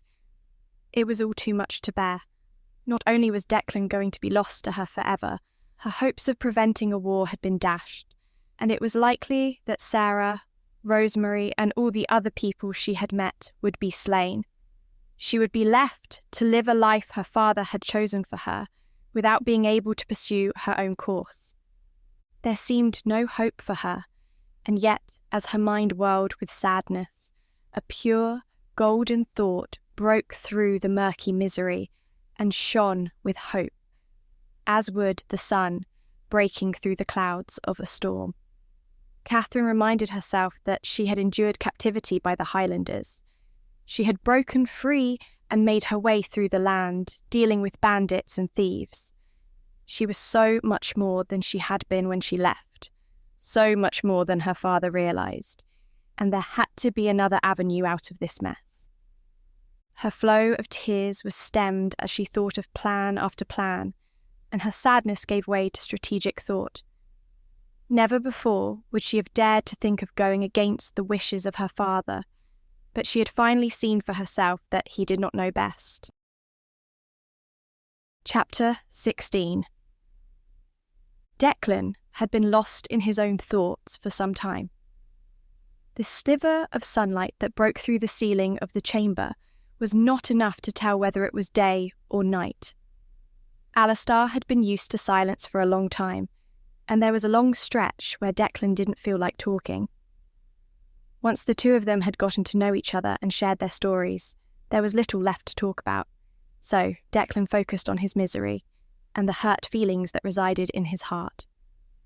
There was a soft dripping noise somewhere in the dank chamber, and it started to drive Declan mad. He had only been in captivity for a short time, and he was already shaking. "How ha' ye stood this for all this time?" Declan asked, his eyes looking into the blackness of the high ceiling, wishing that he could see something, anything that would give him hope. "Ye get used to it, sad to say. At first I was like ye, shaking and trembling, scratching at the walls, but eventually I realised that I was nae going to escape. I was either going to go mad or keep my sanity, and I chose to keep hold of my mind. I knew that if I went mad, it would only show them that they won, that they had broken me, and I was nae going to give them the satisfaction. Ye should do the same. Keep that hatred in your heart and never let it go. It will keep ye alive." It was good advice, yet Declan did not want the hatred to consume him. The love he had felt for Catherine was far more enjoyable than the hatred, and yet what choice had she given him? He was only in here because of her, because she had placed her father's well-being over that of his own. Declan felt the tears well up in his eyes again at the thought of his father. By now, Blair and Drew must have told him what had happened, how his only son was missing. Perhaps there would even be a ceremony. Well, at least he wouldn't have to know how much of a failure Declan had been. Perhaps it was better this way, although Declan would have given anything to know if he was going to see the valleys and moors of the Highlands again. After an indeterminate amount of time, there was a noise from outside the cell. "It's probably just that serving lass," Alistair said as Declan jumped to his feet. Declan was still hopeful that there would be a chance to escape. He didn't want to give up like Alistair yet. He ran to the bars and placed his hands around the metal as he saw the glow of a lantern fill the room. Then came a sight that was bittersweet. It was Catherine, the girl he loved, and the girl who had cast him down into the depths of this dungeon. "Declan!" she exclaimed, and ran to the bars, her face illuminated by the glow of the torch. She looked panic-stricken and weary. She also looked beautiful. Declan's body bristled with tension. There was nothing more he wanted to do than to scoop her up in his arms and claim a kiss from her, but he was prevented from doing so by the bars that separated them. The love he held within his heart for her quickly gave way to bitterness. "What do you want?" he asked, turning his gaze away from her, even though it was difficult to do. "I wanted to speak with you," she said softly. "I wanted to apologise." "Are you sure you did nae come here to gloat?" "Gloat? What are you talking about? Of course I do not want to gloat. I never wanted this to happen." "Oh, I'm sure you didn't. You just took advantage of a stupid Highlander, promising him everything he wanted before you stabbed him in the back. You were just waiting for the moment to day it, weren't you? After I saved you, after I defended your life, you would day this to me, and just when I was beginning to doubt my feelings towards the Sassenach, I was beginning to think you weren't scheming and conniving, and maybe Rosemary and Sarah aren't. But ye have shown yourself to be exactly what I feared. I only have myself to blame, really. I was so concerned with trying to show Blair and Drew that they were being blinded. I didn't see it happening to myself. I hope ye are happy, Catherine." "Happy? Have you not grown to know me at all during the time we have spent together?" Catherine asked, stepping back herself. Her face had changed. Tears rolled down her cheeks, and she looked shocked that Declan would speak to her in that manner. "I knew everything I needed to know before we ever met," he said. His words flew so fast that Catherine barely had a chance to keep up, and could only respond to what he said rather than explain to him fully what had happened. "I can't believe you would be so cruel." "Cruel? Look at me. I am sitting in this dungeon, far from home, far from everything I know, and all because of ye." Funny how things turn out, isn't it? It wasn't so long ago that our positions were reversed. "Aye, but you were well looked after." "I was still a prisoner." "Ye betrayed me." His words hung in the air for a few moments. The two of them stared at each other, tensions rising between them. "I'm sorry." He didn't expect her to say that. "Ye are sorry?" "I didn't want this to happen, Declan. I only wanted to come home. My father, he has always had this hold over me. I could not admit to the truth, even though it hurt my heart to do so. Believe me, there is nothing I wanted more than to tell him. But you do not know my father. You do not know how cruel he is. But that is not the only reason why I did what I did. I wanted to buy the both of us some time, so that I could come up with a plan to help you escape. I am beginning to get some idea. At least with your return he shall nay attack my home. That is the only comfort I have." Catherine looked down at the floor. "Do ye hae something else to tell me?" Declan said, fearing the worst. "He's still going ahead with his plan. I was unable to sway him. He has already arranged a marriage for me. In a few days I will be gone to my new life, and I will have to say farewell to this estate." "Ye cannae! He cannae! This is madness! Do ye nae want a life for yourself, lass? We cannae let this happen. We had to get back home to warn them. We had to do something!" Declan exclaimed, his eyes widening with panic and shock and fear. It seemed as though, with every moment that passed, things only worsened, and he was just waiting for the next piece of bad news to greet him. "I'm trying, Declan. Honestly, I am. But I do not know if I can. I never wanted things to end up this way." "Did you come down here just to say goodbye?" Declan asked in a hollow voice, the words catching in his throat. He turned away, unable to look at her anymore because it hurt too much. "I don't know. I hope not. I'm trying to find a way for you to escape. My father told me what he has planned, and no matter what else happens, I don't want you to have to live your life here. I couldn't bear knowing that you were lost in here for your entire life while I was out there." "With a family," Declan said, finishing the sentence for her. A moment of silence passed between them. "I will come back again, and I will set you free," she said. Declan didn't say anything in reply. He merely let the darkness swallow him up, convinced that he would never see her again after this. Perhaps it was better to do as Alistair suggested and embrace the pain and hatred he felt, but he found it difficult. Declan listened to the mournful echo of Catherine's footsteps as she ascended the rocky steps and left the dungeon, likely never to be seen again. Declan had been given a brief glimpse into what it was like to love somebody, and he had been left a wretched soul. The Sassenach and the Highlanders were never made to be together, and any pairing would only lead to doom. With sorrow, he slumped down to the floor again, and tried not to think about the fate that would soon befall his home. All would have been different if Blair had not lost his heart to Rosemary. "It will nae be so bad.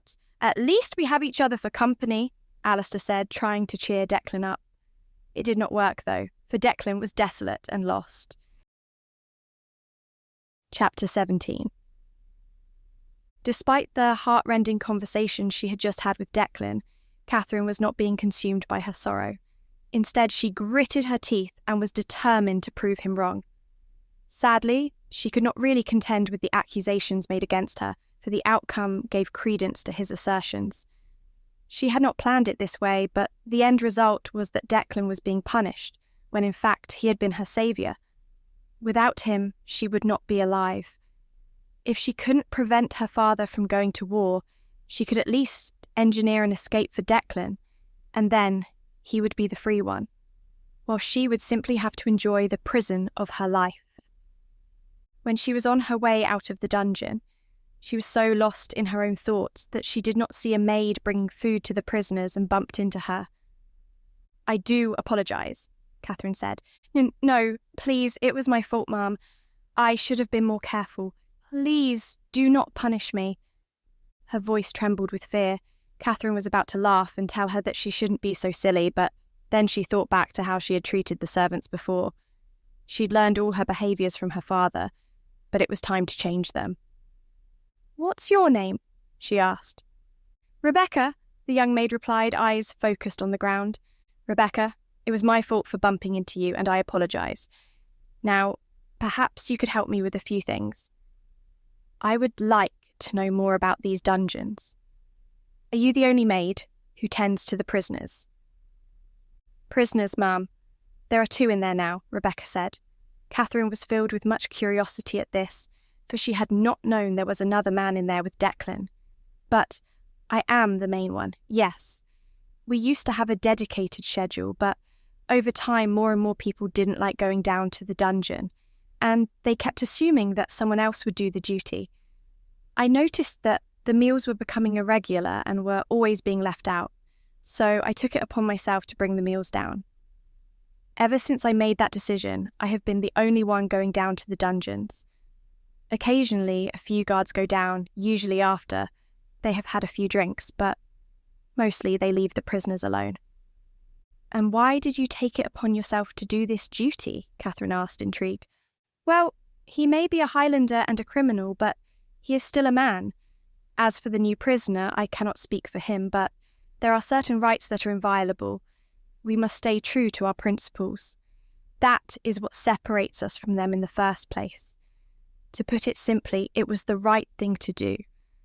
I could not stand by and watch such a sin take place. He has suffered much, and it is only right that he be given food, as meagre as his meals are." "That's very interesting, Rebecca. Now, what if I were to tell you that the man recently imprisoned is no criminal at all? There has been a grave injustice, and I must rectify it. Do you think you would be able to help me?" "Oh, I don't know if I could do that, ma'am," Rebecca said, backing away nervously. "I have been given my orders. It is one thing to provide meals for them, but quite another to do anything else. Forgive me for saying so, Lady Flynn, but surely if your father has deemed them worthy of imprisonment, they must have done something to earn it." Catherine smiled at the girl's naivety. Once upon a time, she would have believed the same thing without hesitation.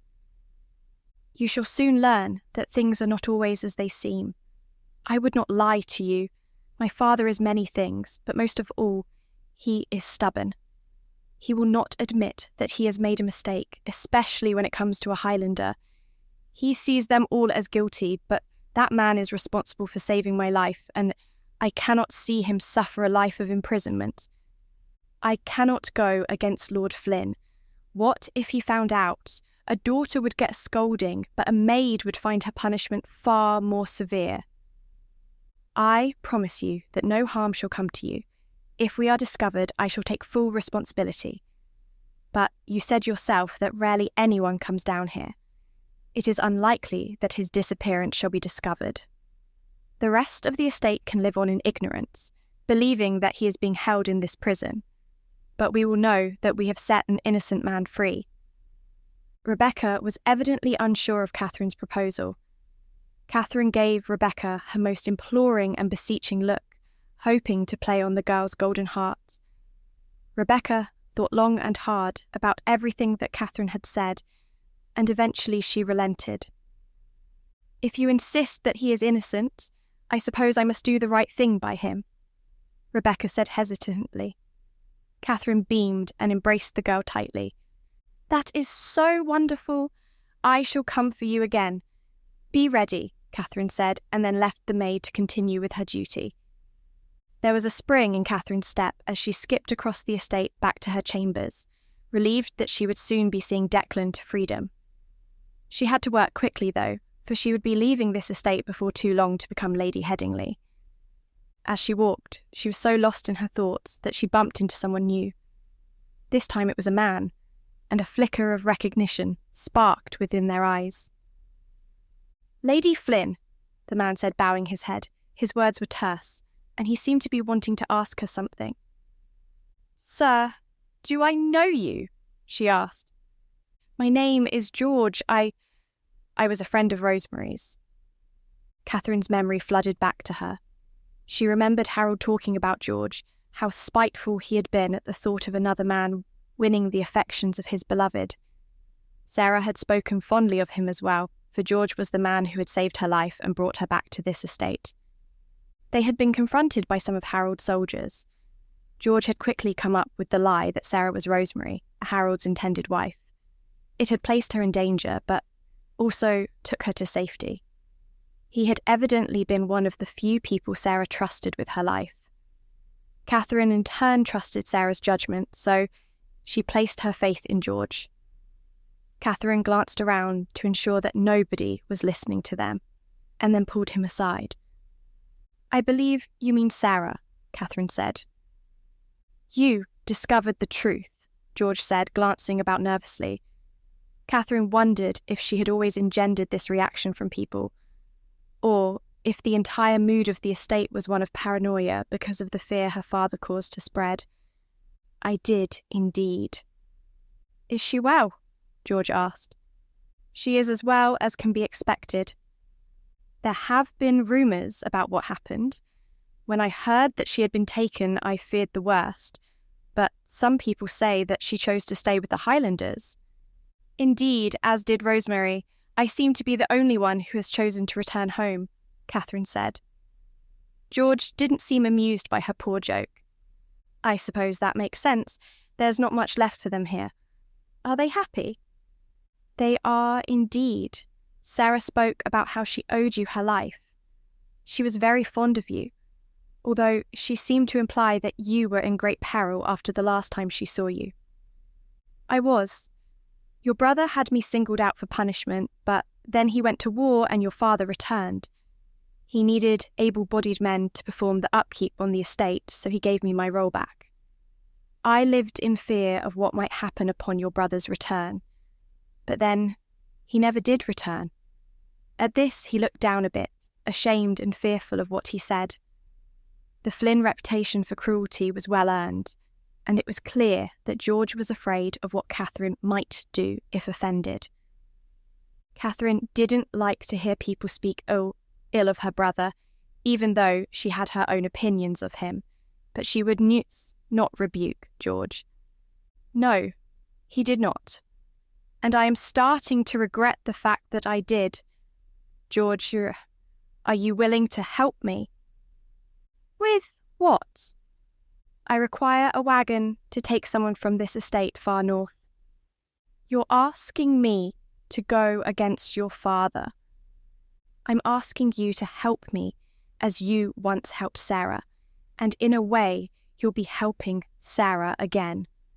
My father is planning another attack on the Highlanders to succeed where my brother failed. He will stop at nothing to bring them to their knees. and I know that he will not take mercy on Sarah or Rosemary. As far as he is concerned, they are the enemy now, because they have turned their backs on the Sassenach. I hoped that with my return he would be swayed from this course of action, but I fear that nothing will. If we do not get word to the Highlanders, they will be completely unprepared for what awaits them, and our friends will be killed. George sighed heavily, rubbing his jaw with his hand. I'll do what I can. I can't stand by knowing that people I care about are going to be hurt. Would you mind doing something for me? Is there a way you can just let Sarah know that I'm unharmed, and that I'm glad she has found happiness that seems so elusive here? We bonded somewhat during her time here, and it would be a relief to my heart for her to know that I am well. I shall do so. I believe you are her only friend here.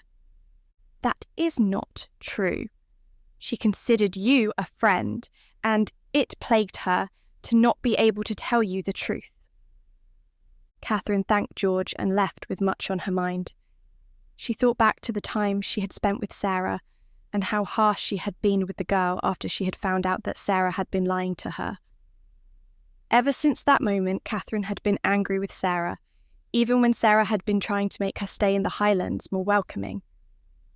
Catherine saw now that Sarah had been right about everything. This life wasn't for her, and Catherine knew that she was going to be miserable. At least she would be able to help Declan escape. Then, at least she could go through life knowing that he did not hate her. It would be a small comfort, but a comfort nonetheless. Through the evening and the night, Catherine plotted and schemed. Her father was paying her little attention now, for in his mind she was only a girl, and did not have the capacity to plan anything nefarious. She was going to prove him wrong, and set the plan in motion for 2 nights' time, which should give her plenty of time to arrange things with George and Rebecca. However, something of a wrench was thrown into her plans when she was called to dinner and found another man sitting with her father. He had wispy white hair drifting off a bald scalp, like clouds clinging to a mountain, and his skin was sallow and wrinkled. "Catherine, please meet the distinguished Lord Edmund Headingley," Athelred said with a proud smile. Catherine forced a polite smile onto her face, pushing the revulsion down into her stomach. Edmund Headingley took an age to push himself to his feet, and when he walked his entire body shook, as though he was so unbalanced he very well may have fallen over if a strong gust of wind interrupted his path. "It's a pleasure to meet you," Catherine said, curtsying as she had been taught to do. Edmund came up to her and looked at her with milky eyes. He bent down, his bones creaking as he did so, and pressed his lips against hers. With every breath he wheezed. His skin was flaccid and covered in fine white hairs. He was far older than she had imagined, and she felt a tremendous sense of pity for herself and anger at her father.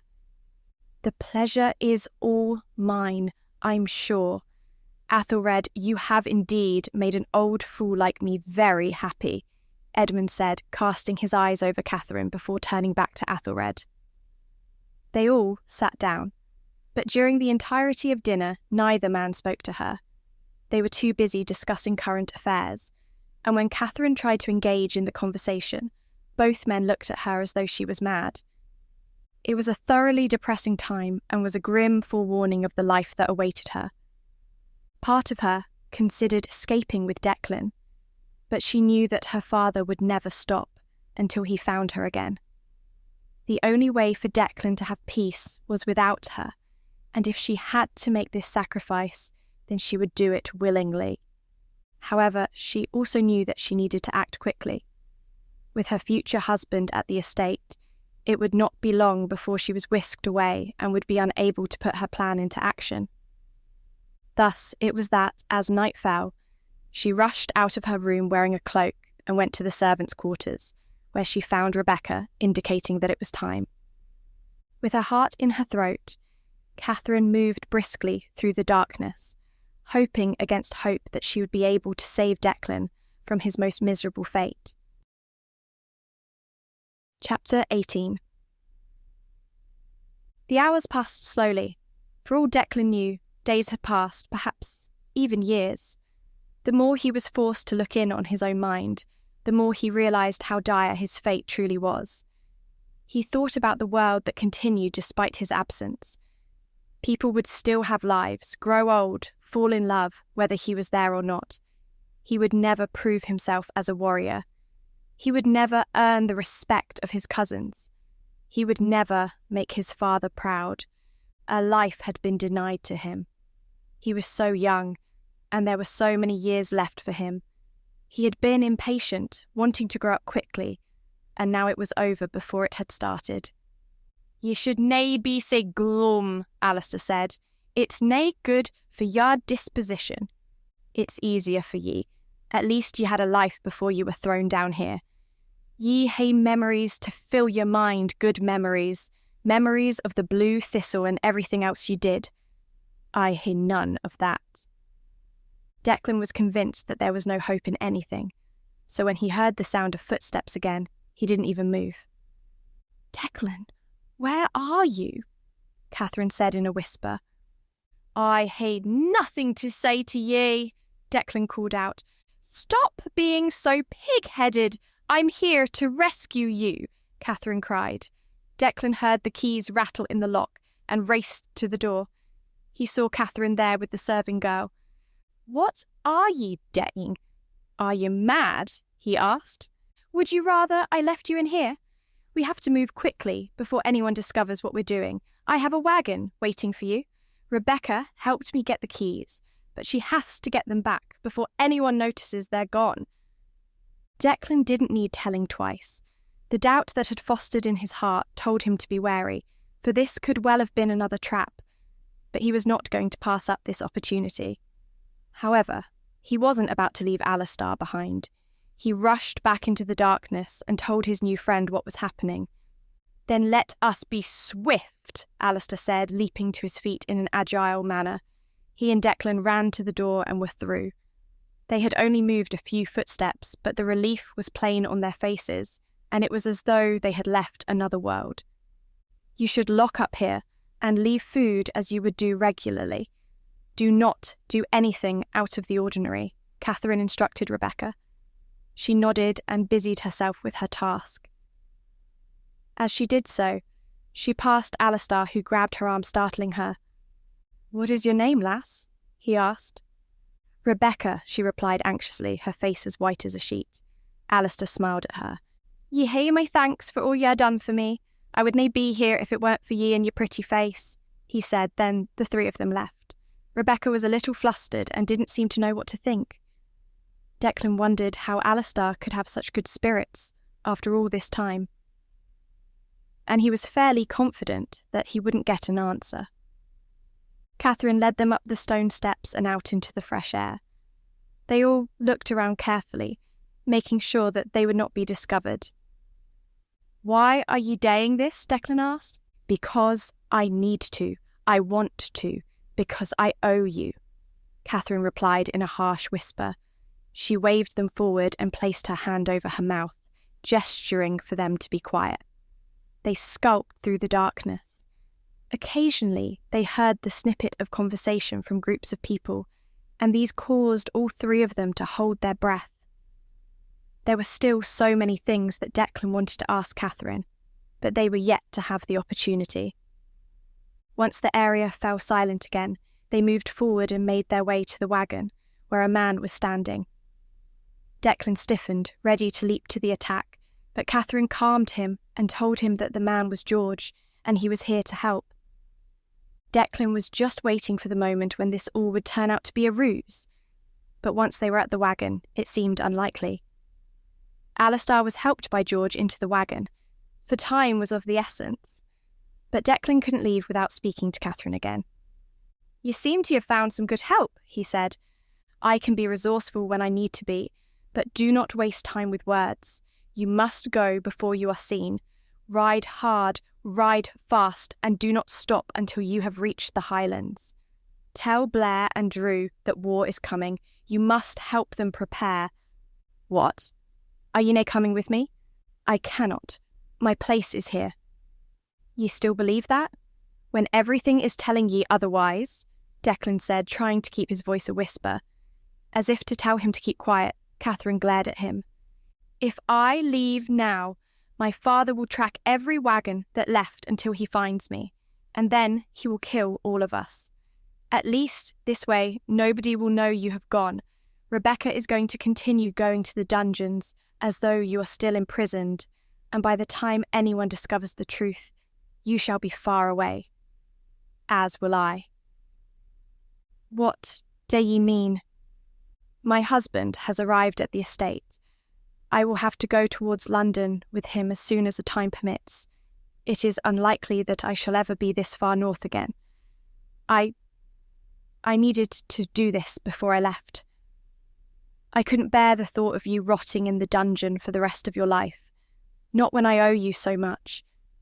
You are the bravest man I have ever known, and your place is with your people, just as my place is here.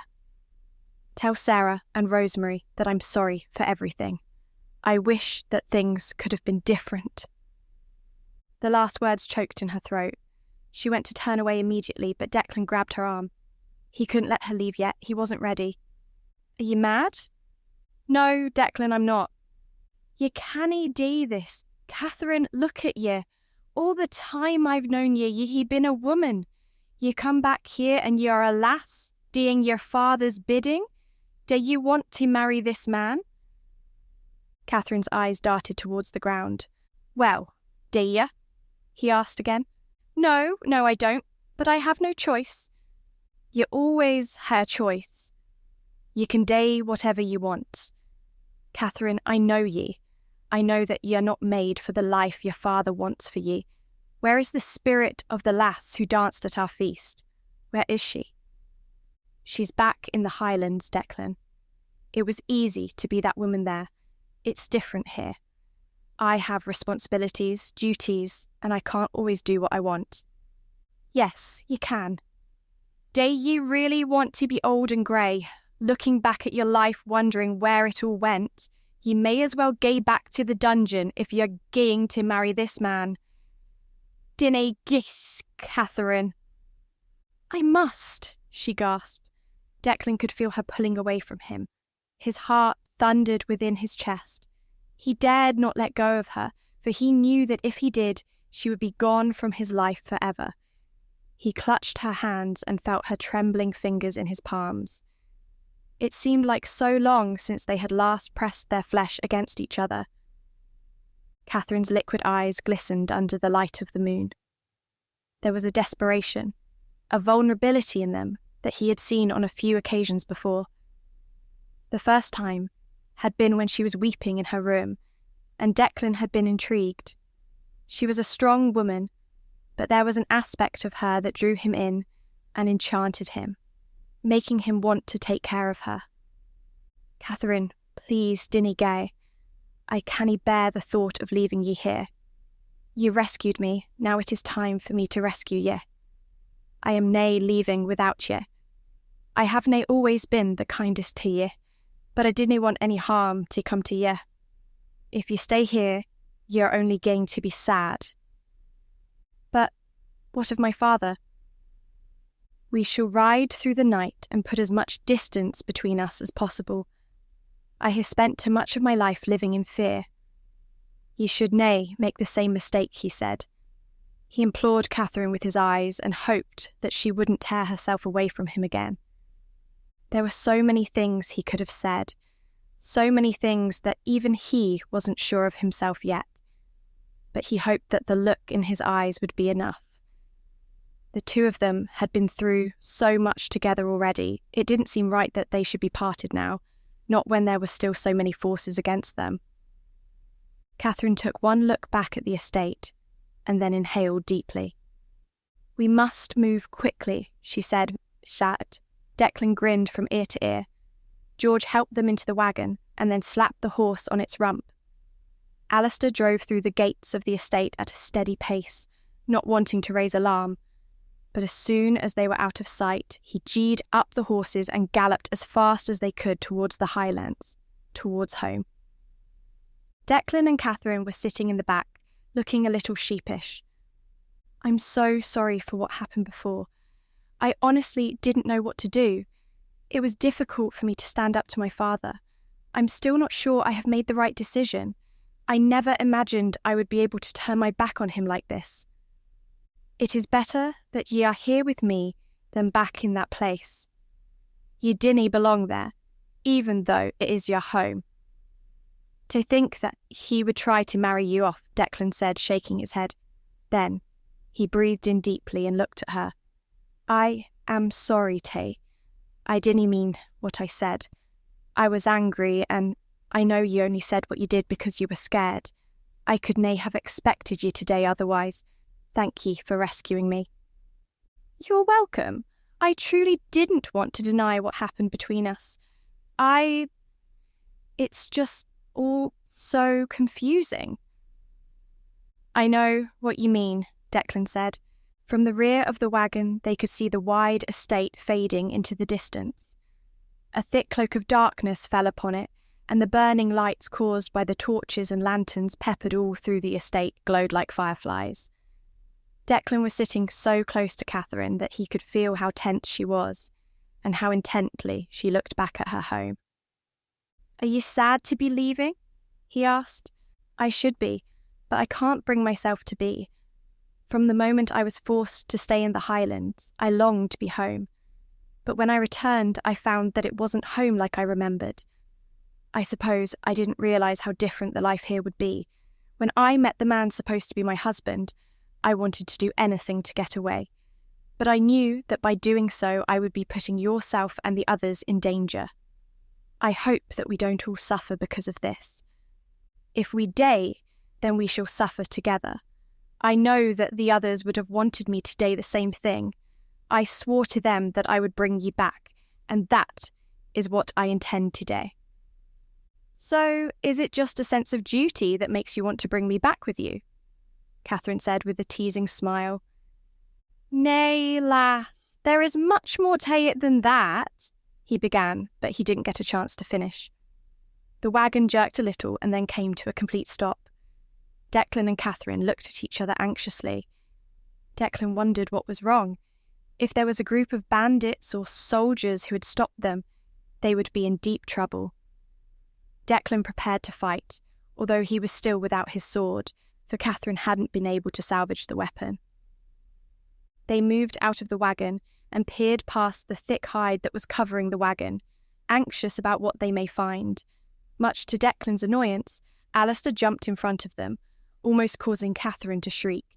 What are ye doing? Declan asked, staring at Alistair with incredulity. Alistair beckoned the both of them forth from the wagon. Is there a problem with the horses? Catherine asked. Nay, lass, there is nae problem here. Declan, I canny gae with ye. Declan threw up his hands. Am I the only one who actually wanted to leave that place? I hae unfinished business there, he said. I canny leave before it is done. We will see each other again, though. I can promise ye that. How? Why would ye gae back there when ye had just escaped? Because I can finish what I started. I just need to find a sword, and then I can be on my way. Now that I'm free, I can be honest with ye, Declan, for that is the least you deserve. Dinny tell anyone this, but I am the Blue Thistle. Yeah, but ye said that ye fought with him. Aye, I did, for he was my father. All men die, but a symbol can live on forever, remember that. Because the Blue Thistle is alive again, and I have a score to settle. Farewell, friends, he said, and turned his back on them, disappearing into the darkness. I believe his years of captivity played havoc with his mind, Catherine said dryly, arching an eyebrow. Nay, lass, he is a hero, and he still has fight left in him, Declan said, awed by the man who called himself the Blue Thistle.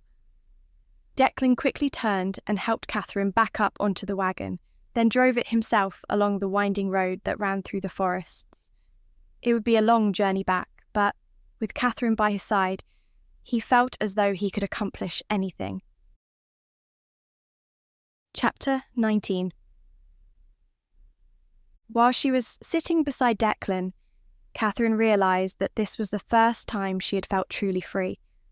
Free of responsibility, free of duty, free of fear.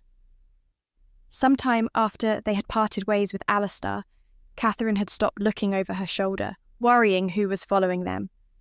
She was sure that at some point they would come, but hopefully, by then, she and Declan would be well away. The two of them rode in silence, both with much on their minds. Declan had hinted at deeper feelings, and Catherine wondered if he was being sincere. It was hard to imagine he was, given how passionately he had spoken of his dislike of the Sassenach, but it was hard to deny the tension that existed between them. Her heart beat with excitement as well, not with trepidation, as it had when she met Lord Headingley for the first time.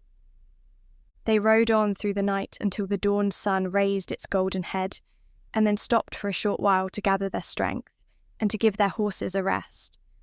They sat on a mossy bank and watched the bleeding sky above, enjoying the settled feeling of being safe. "You must be tired," Declan said. "Not yet. I think I have been through too much to be tired. How can one be tired when they are on the run? Once we get back to the Highlands, I am sure things will be different, but then we shall have a war to prepare for. Aye, your father will be more determined to fight us now. I doubt he'll believe that ye chose to come with me." "Well, I was persuaded, very passionately, I might add." Declan wore a sheepish grin. There were moments when he showed his boyish charm, and Catherine was reminded that he was still young, just like her, with their entire lives ahead of them. "Did you mean what you said earlier about me being brave and courageous?" "I did." "You are so brave, Declan. I have to admit that when I first met you, I thought you were a lout, a typical Highlander who preferred to brag about his prowess in battle than do anything meaningful with his skills. But over time, you have proven to me that you have something special inside you.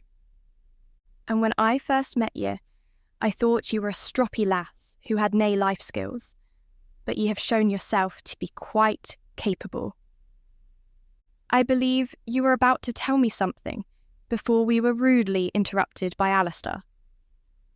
"I was. I cannae remember," Declan said, a hint of a smile on his lips. Catherine pressed her lips together with suspicion. "He was a strange man. I hope he finds happiness, although if he goes back to the estate, he will have to deal with the fury of my father." "I have a feeling he will be able to take care of himself," Declan said with a knowing smile. "But what about ye? What does the future hold for ye? Are ye going to stay in the Highlands?" "I have nowhere else to go. I suppose it depends on who wants me there. I could just spend all my time with Rosemary and Sarah. Then again, it might be worthwhile for me to learn how to hunt and fight with a sword, and all those life skills that you clearly think I lack. I will need a teacher, though. I am sure either Drew or Blair will be happy to help." Catherine giggled.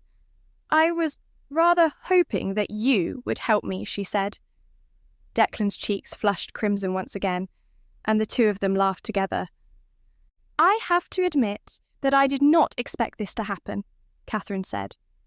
"Expect what?" Declan asked. "That I would be on such good terms with a Highlander. I used to think you were nothing more than brutes and savages, with only one thing on your mind." "And what do you think now?" "Well, certainly some of you fit that description," Catherine said with a teasing smile, before she got a little more serious. "But in your case, I found myself quite surprised. You are so concerned with trying to be an honourable warrior that you don't realise you already are. You could have treated me like those men in the forest wanted to. You could have left me for dead. You could have spoken out and raised hell until my father was forced to listen to you, and then told him the truth of the matter. There were so many times when you could have hurt me, but every time you chose to protect me and take care of me." I am not used to the men in my life treating me in that manner. That is just the way I am. I dinna want to see ye unhappy, he said, and that is what makes you so wonderful. Thank you for forcing me to leave. I know that I would have been terribly unhappy if I stayed. When I met Lord Headingley and heard him talk with my father, I knew that he would not treat me in the manner I wished to be treated. Perhaps if I had not lived in the Highlands, I would have been more willing to live that life. But I now know that I should not settle for anything less than I want. And what is it you want? I don't know, Catherine said. There were moments when she was entirely brash, but in this situation she found herself overcome with nerves. The feelings inside her were overwhelming and made her unsure of herself. She had often thought of marriage and a family, but only as abstract concepts. The actual feelings that went with them were complicated and difficult to put into words. I day, Declan said strongly, looking deep into her eyes. I have known for a long time, but it has been made clear to me recently. When you talked of marrying another man, I was filled with envy. It was my duty to find ye I. But I wanted to bring you with me for more reasons than that. I didn't know how it happened, but I have fallen for you, Catherine. Ye make me a better man, and I find that I didn't care that you're Sassenach. My eyes have been opened, and I cannae deny it any longer. I know ye probably didn't think of me the same way, but I hope that you will have fondness in your heart and allow me to have these feelings for ye. I have been fighting a lifetime of hating the Sassenach, but I cannae hate ye. Even when I thought ye had betrayed me, I could nae hate ye. Being here with you now alone is more than I could ask. I dinna know what the future holds. I used to think I had everything figured out, but the only thing I'm sure of is that I want to be near you. You make me a better man, Catherine, he said earnestly. When he was finished speaking, he turned his eyes away, almost ashamed of everything he had shared with her. The tenderness with which he spoke filled her heart with warmth and longing, unlocking that which had been held within her breast. Her eyes swam with tears as the emotion overwhelmed her. You make me a better person too. You've helped me to see that everything I thought I wanted isn't actually what I want. I was fighting so hard to get away from you, I never stopped to actually look. But I'm looking now. I have feelings for you too, Declan. I'm not sure I can explain them. They're strange and new, and it's not helped by the fact that I've been taught my whole life to fear you. But when I look at you, I simply can't. The world seems brighter, and I feel as though anything is possible when I'm by your side. I feel the same way. We can explore together, he said, reaching out his palm. Catherine looked down at his big hand and placed hers in his. His fingers wrapped around hers, enveloping them in warmth and safety. She looked in his eyes and saw true desire, saw his kindness and his compassion. It was a far cry from her first impression of him, but neither of them had acted like themselves. Declan shifted around and stroked her cheek with the back of his hand. She licked her lips in anticipation, her heart beating frantically with nerves. Declan leaned in, and for an eternity it seemed like his lips were never going to touch hers. Then, suddenly everything burst in her mind, and it was as though she'd only been half alive before. New sensations flooded her body, new thoughts rippled through her. The veil had been lifted from the world, and what she was seeing now was glorious. They kissed, their breath becoming one. Catherine leaned her body into him, feeling herself melt over his warrior muscles. Her fingers twined in his hair, and they shared the same smile. Heat rose within her body, and her skin became flushed. For a moment she pulled back to catch her breath. "Are you well?" Declan asked. Catherine nodded. "It's just that this is all new to me," she said a little sheepishly. Declan leaned in to press his forehead against hers, and then kissed her lightly. "It is new to me as well," he said, his hand rubbing her shoulder. The warmth of him spread over her, and she felt entirely safe and secure. "But I thought you were with that other woman, Deirdre?" Declan smiled, shaking his head. I was a foolish boy filled with foolish ideas. She teased me, flirted with me, but she only ever wanted to use me to get back at Blair. I could never bring myself to be with her anyway, for she had been Blair's woman once, and it didn't feel right. I'm glad I didn't. Being here with you now, just us, with nothing else to worry about, is perfect. I'm worried that bandits will come again, Catherine said, looking around nervously. I'll nae let anything happen to ye, he said, and kissed her once again. All anxieties were driven from her mind as she sank into the soft moss. Declan's body came over her, hot and heavy, casting a shadow over her milky skin. She closed her eyes and embraced the brilliant, shimmering pleasure that crackled through every part of her body. A thrilled gasp left her mouth as she ran her fingers along his taut flesh, along the scar he had earned in the war. You are a man, Declan. I know you might not see it when you compare yourself with your cousins, but you are. You've been through so much already, and you've always done the right thing. You should be proud of yourself. I'm proud of you. Declan kissed her hungrily at that. Her hands ran around his body and settled on his smooth back, feeling him writhe and tense and harden. The feeling of his manhood against her filled her with a mixture of emotions, the most overriding of which was intense desire. Many times before, she had thought about what it would be like to lose her maidenhood on her wedding night, and the thought had always come with trepidation, for she was certain that any man her father may choose would have only his own needs in mind, and these fears had certainly come to fruition when she met Lord Headingley. Perhaps a long time ago Lord Headingley had been capable of showing passion, but she was quite sure that the ability had vanished from him a long time ago. The thought of sharing a bed with him filled her with revulsion. She had always been scared as well, fearing that she would not know what to do or how to react. But with Declan, nothing seemed more right or natural than being with him. It was as though the knowledge had been inside her all along, and had simply been waiting for the right moment to present itself. Her hands roamed around his body, her lips pressing against him, feeling him shudder and gasp whenever she reached a sweet spot. He explored every inch of her. Seized by his ardour, Declan was confident and assured, peeling away her clothes layer by layer until he reached the soft, unblemished skin underneath. Catherine flushed with embarrassment and turned her head away, folding her arms over her chest, conscious of the fact that she was naked in front of a man for the first time. There were so many unknowns when it came to this experience, one of which was how Declan would react upon seeing her like this for the first time. She almost didn't want to look at him for fear that he would turn away in horror, but when she did glimpse his expression, she was pleased. "You are beautiful," he said.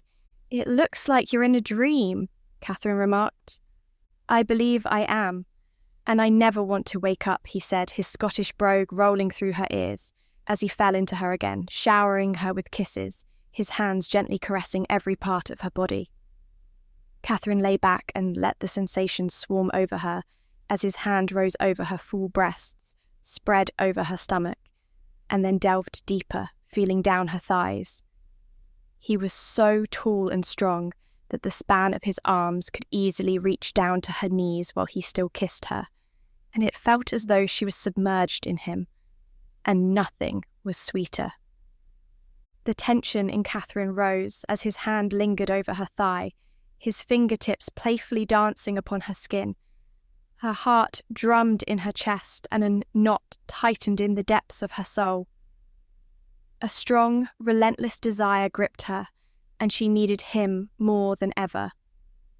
Beads of sweat prickled on her temples as he slowly dragged his fingers up her inner thigh, tormenting her with the promise of what was to come.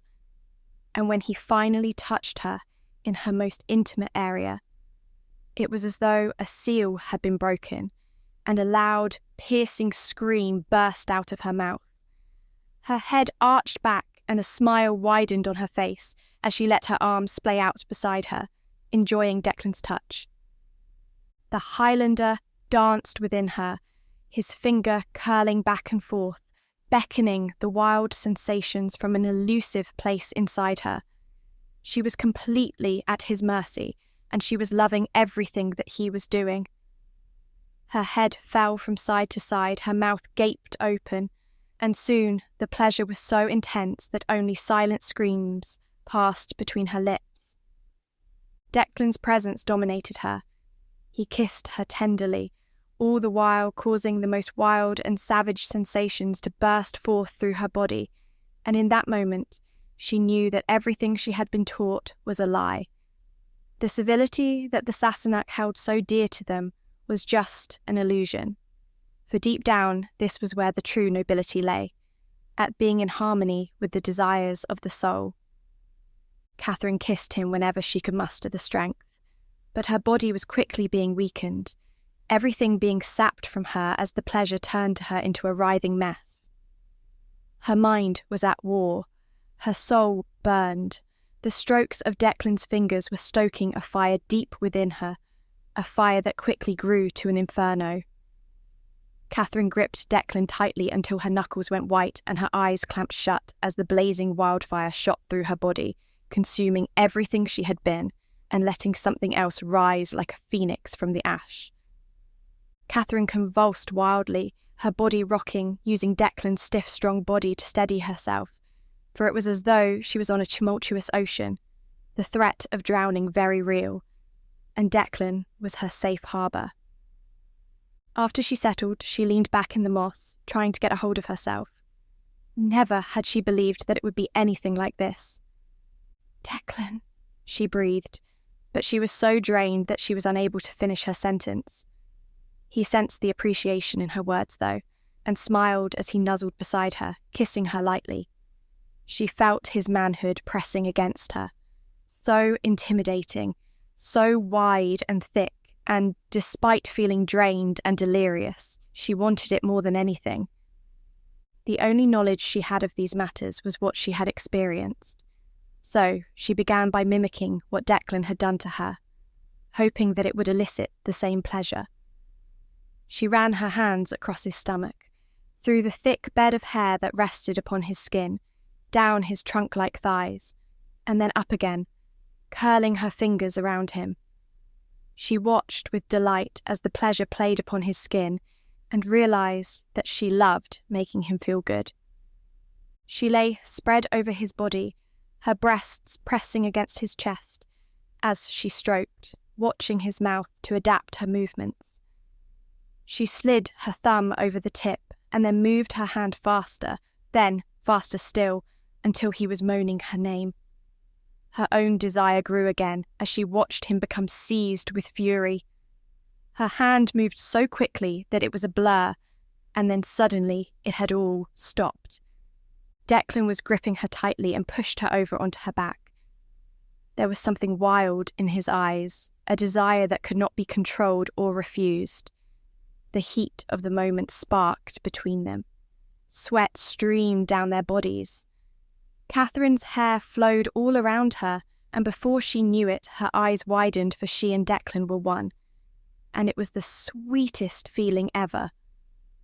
Declan crossed his arms over her head and lay atop her, his heavy body shuddering and writhing with great ardour.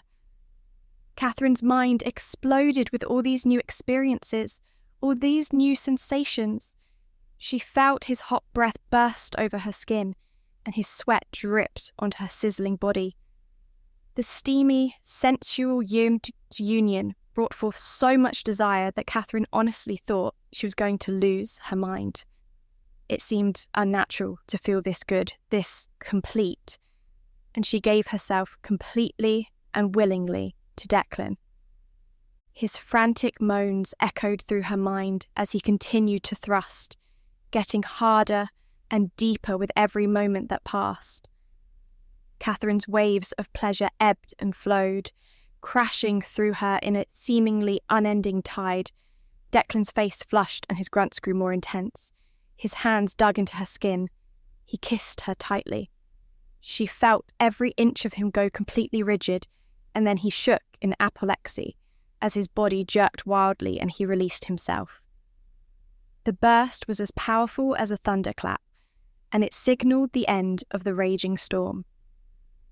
Declan and she remained connected for a few moments until he extricated himself from her and lay on his back, looking as tired as she felt. Catherine stared in wonderment at his body, amazed that she could share something so intimate with someone so powerful and majestic. Then she nestled her head against his chest, draped her arm around his body, and let out a long, satisfied sigh. "I never thought it would be like that," Catherine said. "Aye, lass, me neither. We ha' come a long way," Declan said. "We have indeed. Who would have thought that the two of us would have ended up like this? Certainly not me. Not when I first saw you anyway." "When did you first start seeing me differently?" he asked, looking down at her. Catherine had to think for a few moments, for it was a difficult question to answer. "Perhaps when we started talking. There was a vulnerability to you that made me think you weren't what I had imagined. I spoke with Rosemary and Sarah as well, and that changed my perception of you. At first, I thought you were a mindless, uncaring brute, but I quickly changed my mind and knew you to be a kind and compassionate man." "Thank you for saying that. I know it was nae easy to see me that first night. I had too much ale and was greatly troubled. Are you still troubled now?" "Nay, with the same matters. You brood too much for someone so young, Declan. You do not have to carry the weight of the world upon your shoulders. It's nae the weight of the world, lass. It's just the weight of the Highlands. I want today as much as I can to see that they are safe." "You will, Declan. You have done already. You've done more than most. But what about yourself? What about your own life? Surely you realise that you must not lose sight of your own happiness." "Aye, I know.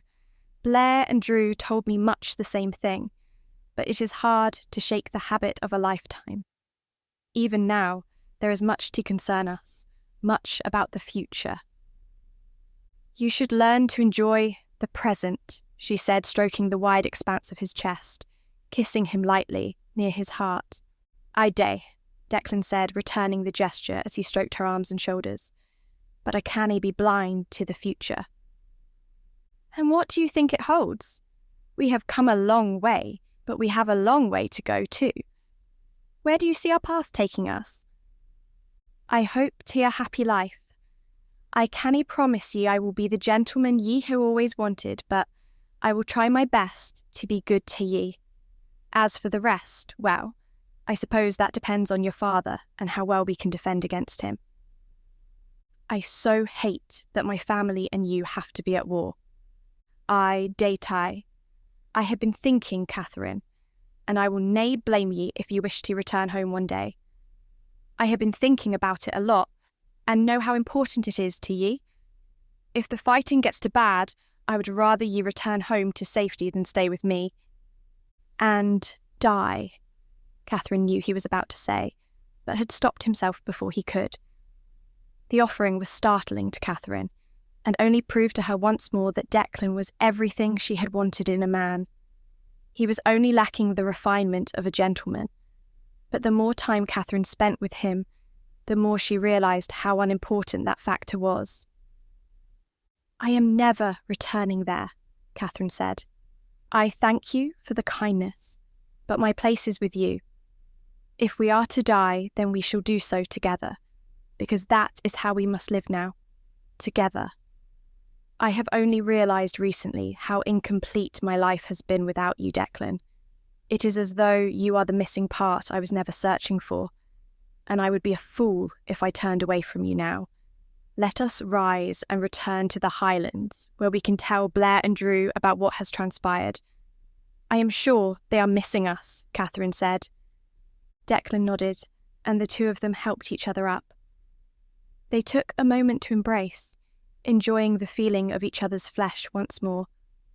It felt natural, and Catherine almost wished that the two of them could simply remain in the woods, alone and untroubled by the rest of the world.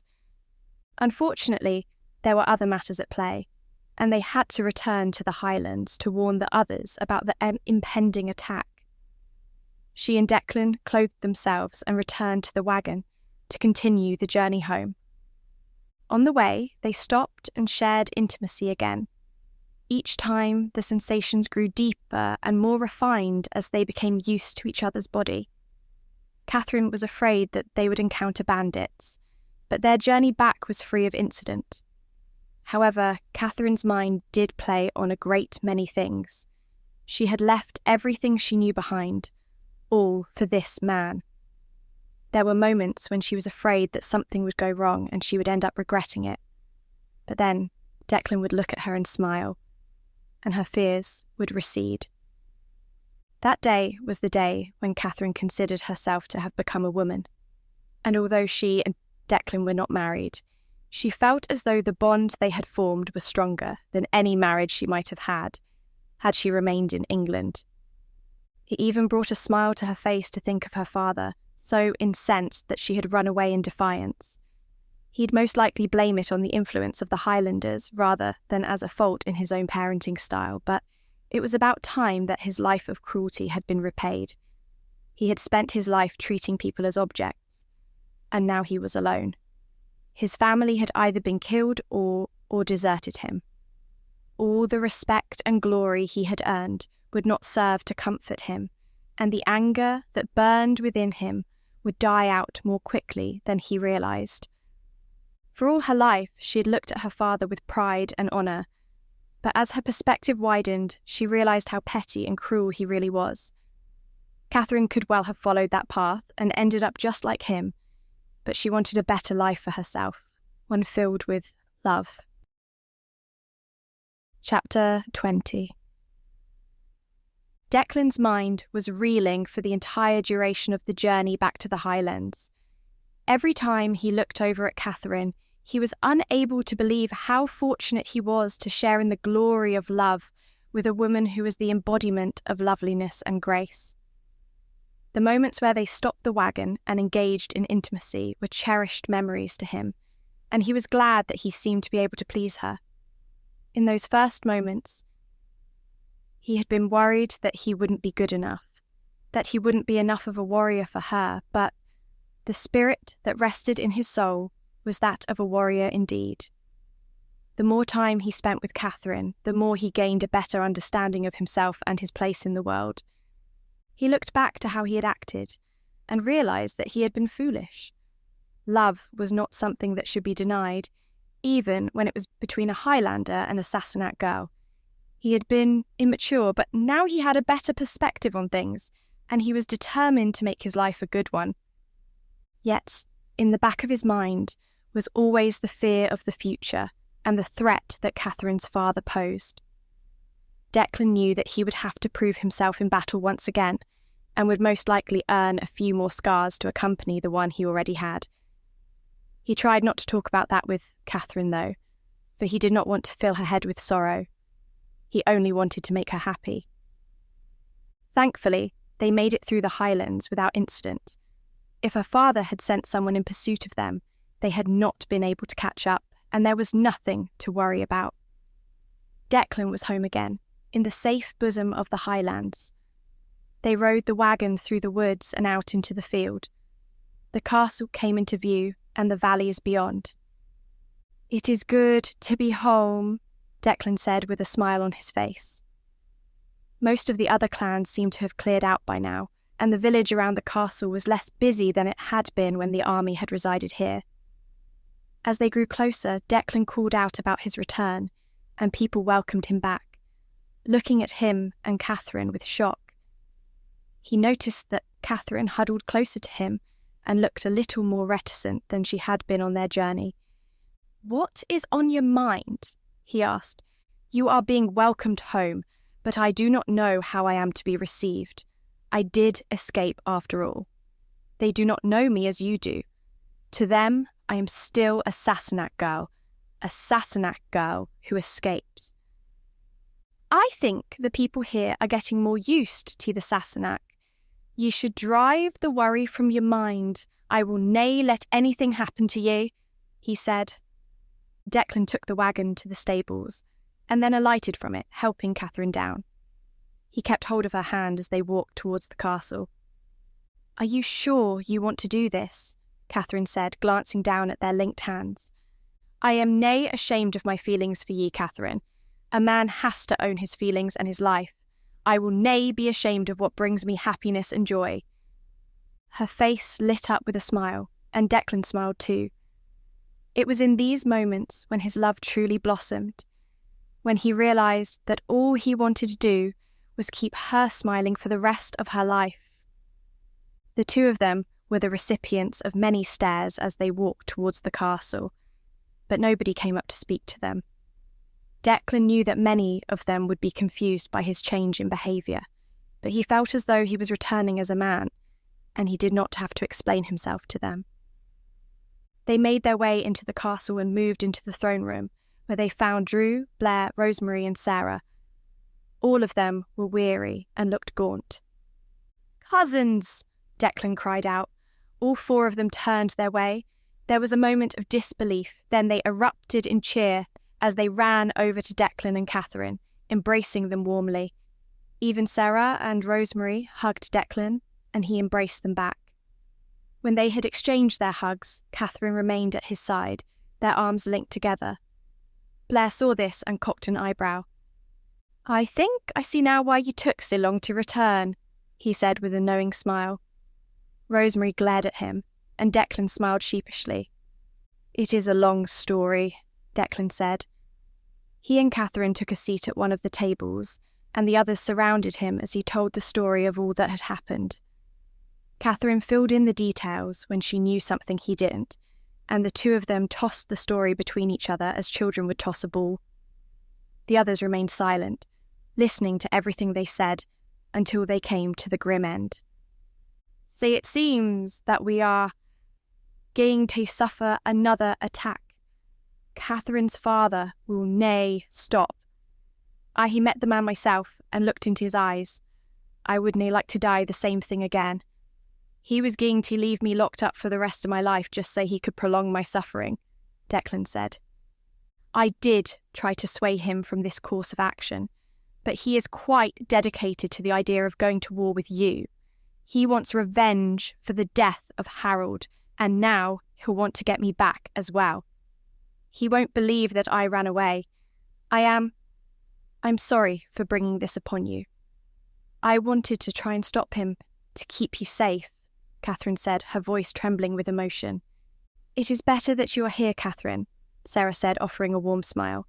"Aye, we shall protect you as best we can," Drew added. "But it seems we shall have to gather the rest of the clans back here. It will be a grim day indeed," Blair said. "I hae some other news tae. You may wish to be careful. Before we left for England, Catherine was attacked by Highlanders. They dinna agree with all your dying, and while they will be united against the Sassenach, they will be nae content to let things lie," Declan warned. "Thank ye for your warning, cousin. It is good to have ye back, both of ye," Blair said, smiling warmly at the two of them. "Ye should rest now, though, and nae trouble yourselves with thoughts of the future. Ye will always have a home here. Speaking of home, Declan, ye may want to visit with your father. We had nae choice but to tell him you were missing.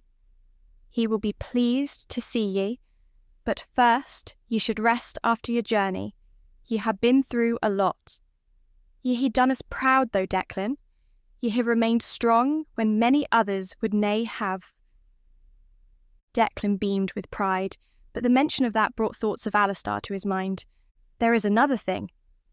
Have ye ever heard of the Blue Thistle?" Declan asked. Blair and Drew nodded. "I remember father talking about him," Drew said. "He used to fight the Sassenach?" "Aye, and he carried on that fight after the war was over with his son, who was imprisoned with me. He said he had unfinished business with the Sassenach. Then we had an ally behind enemy lines," Blair said with a thoughtful smile. "Thank ye for telling us, Declan. Thank ye for everything." He walked up to Declan and embraced him once again. This time, Declan felt as though he was being embraced as an equal, not merely as a boy. He smiled at Catherine, and the two of them left the chamber after Rosemary and Sarah had promised to speak with Catherine later as well. When the two of them were alone, both of them collapsed in a heap, tired and exhausted. They wrapped each other up in their arms and breathed in deeply. That went better than expected. They didn't even seem angry that I tried to escape, Catherine said. I am sure by now their worry for us was more important. I hope my father is nae upset, Declan said. I shall gae and see him soon. Can I come? Catherine asked. Are you sure? I am. I have just turned my back on the only family I have ever known.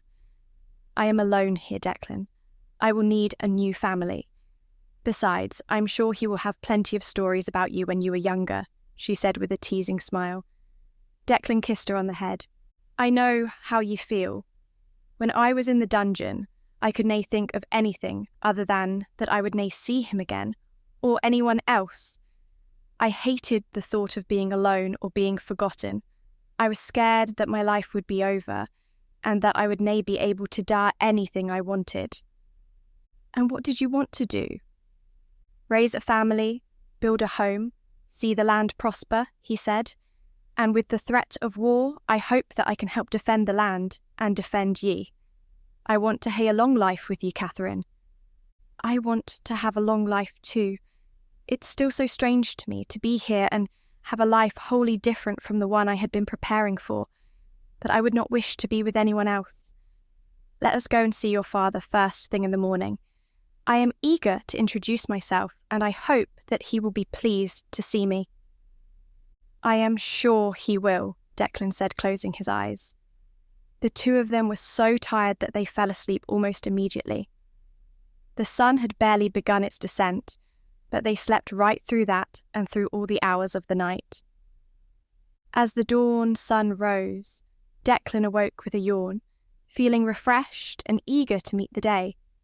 He looked down and saw the sleeping form of Catherine beside him, and took great joy in the sight, and in knowing that he would be waking up to this sight for the foreseeable future. However, Declan was not one to rest, especially not when there was much to do. He wanted to see his father as soon as possible, so he let Catherine rest as he walked to the stables to prepare a cart. He walked with a smile on his face, happy to be back in the castle once again, free to move about as he desired. There was a moment when he stood still and placed his hand upon the cold stone, closing his eyes, feeling tremendously glad that he was home again. The whole experience had given him peace in his soul, and for that he was grateful, although he knew that he had come so close to never having a life. As soon as he was out in the open, breathing in the fresh air of the Highlands, he was accosted by Deirdre. I cannae believe what I ha heard. Ye ha brought that lass back and are in love with her, she said. Declan rolled his eyes and tried to walk away, but Deirdre would not let him. She grabbed his shoulder and pulled him around, fury in her eyes. I always thought you were smarter than your cousins, but I see you're just as pig-headed. Are you willing to throw away everything we were fighting for? She asked. Declan looked at her, not as a wide-eyed, naive boy who wanted to make an impression on those superior to him, but as a man who knew his own mind and his own place in the world. Ye always wanted to fight, Deirdre, when all I wanted was to talk with my cousins and make them see the truth of what they were daying. I was wrong. Ye are wrong now. Ye are holding on to your anger, and it is nae daying ye any good. Let gae and live your life. Forget about Blair. I will nae be a part of this any longer. Ye should see by now that Blair and Drew are nae leading us to ruin. They are daying all they can to take care of the clan, and ye should be grateful. If ye dinna like how they live their lives, then ye should leave. Ye dinna hate I stay here, Declan said. Deirdre was so taken aback by his words that she remained silent for a few moments. Declan took this as an opportunity to leave, and hoped that he would never have to deal with her again. Behind him, he heard her mutter and grumble about something being wrong with the McCall boys in their heads, but Declan knew that she was the one in the wrong. Once upon a time, she had tried to poison his mind and turn him against his cousins, but now Deirdre was alone, and he was confident that she would cause no more trouble for them. Declan continued to get the wagon ready, and once he'd done that, he went back into the castle to fetch some breakfast and take it up to his room. He and Catherine shared food and smiles. She was looking more relaxed. After they finished breakfast, the two of them walked downstairs. Catherine had a strange expression on her face as they did so. "What is on your mind?" Declan asked. "I was thinking about how different this is to the estate I called home, and how I once saw this place as a prison. It is going to take some adjustment for me to settle here. There is plenty I can show you, though, and soon you will be seeing the place where I grew up." They took the wagon away from the castle and made their way through the valley. Catherine looked in amazement at the view as Declan pointed out some of the wildlife around. They laughed at the sight of cute rabbits, and their eyes widened at the majestic sight of deer galloping past. The natural world out here was filled with wonders, but even its beauty and splendour paled in comparison with Catherine. The wagon trundled along the well-worn path, and the closer Declan grew to his home, the more eagerly he began to anticipate seeing his father again. In time, their home came into view over the hill, and his father was there, tending to the ground outside, resting on his cane. He looked up and squinted at the wagon. As soon as he was in range, Declan leaped off and ran to his father, embracing him tightly, before his father even had a clue about what was going on. "Declan!" he exclaimed, a wide smile upon his face. "Blair and Drew told me you had a lick of trouble." "Aye, and it is all on account of her," Declan said with a smile, as he went to fetch Catherine from the wagon. He beamed with pride as he took her to his father and introduced them to each other.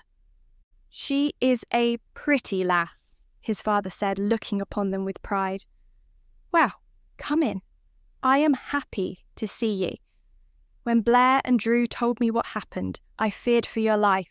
I was afraid that I would never see you again," he said, leading them into the hut where he offered them some food and water. "You almost did know. Catherine helped me escape," Declan said. "Then I owe ye a great debt," Declan's father said. "It is I who owe the debt, for Declan never would have been in such danger had it not been for me," Catherine said. "Sometimes in life I think we all owe a debt to each other," his father said, smiling warmly. "Tell me of everything ye have been through, Declan. I ha' missed ye, my boy," he said. Declan was a little subdued as he answered. "I was a part of the battle, father. I hope I did you proud, although I did nae get through it unharmed," he said, and showed off his scar. "But after that, I was troubled. I acted dishonourably. I thought that Blair and Drew were wrong to fall in love with the Sassenach lasses, that they had been blinded by their feelings and were leading us to ruin. I had many arguments with them. I shirked my duty, and I did nae act as I should." "Did you see the error of your ways? Did you make amends with them?" "Aye, I did, and as you see now, I hae a different perspective on the Sassenach." "Ye are turning into a man, my son, and learning that nae everything is as simple as we believe. Men are men, no matter which clan or land they belong to. Some are good, some are bad, and it is up to us to choose which one we are going to be." "Speaking of which, father, there is a matter I would like to discuss with ye. Hae ye heard of the blue thistle?" Declan's father arched his eyebrow in surprise. "I nae heard that name for a long time," he said. "Can you tell me anything about him? I shared a dungeon with him." "A dungeon? Nay, that cannae be possible. He died a long time ago." "Who was he?" "A grand fighter. Nobody knew his name, for he always covered his face with blue dye. He was the finest swordsman in the land, and there would have been more deaths if it weren't for him. He was a one-man army, riding behind the enemy, raiding them, and causing havoc. All of us were trying to figure out who he was, but we never did. I met him once and was surprised to find that he was just a man, for sometimes the tales about him would make you think he was one of the gods themselves. But he would nae be alive now." Did he have a son? I dinna know about that. I suppose it is possible, his father said, stroking his chin. If sae, then the blue thistle lives again, and the son is trying to follow in the footsteps of his father. Just like me, Declan said. I appreciate that, lad, but you should aim to die a little better than I did, his father said. I could never, Declan began, but his father shook his head. Ye ha already proven yourself, Declan. After everything ye ha been through, ye hae naething else to prove.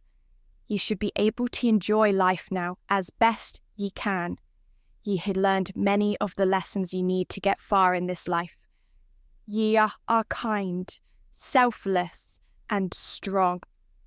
Ye are everything I could have hoped for and more. I am proud of ye, Declan, and I canna wait to see the man ye grow into. Declan was filled with pride and tears welled up in his eyes. Ye hae nae idea what that means to me, he said. Both men breathed deeply. Declan felt Catherine's hand in his. She had remained quiet, letting the father and son have their moment of reunion. But there still seemed so much that Declan wished to say to him. They stayed there for the better part of the day.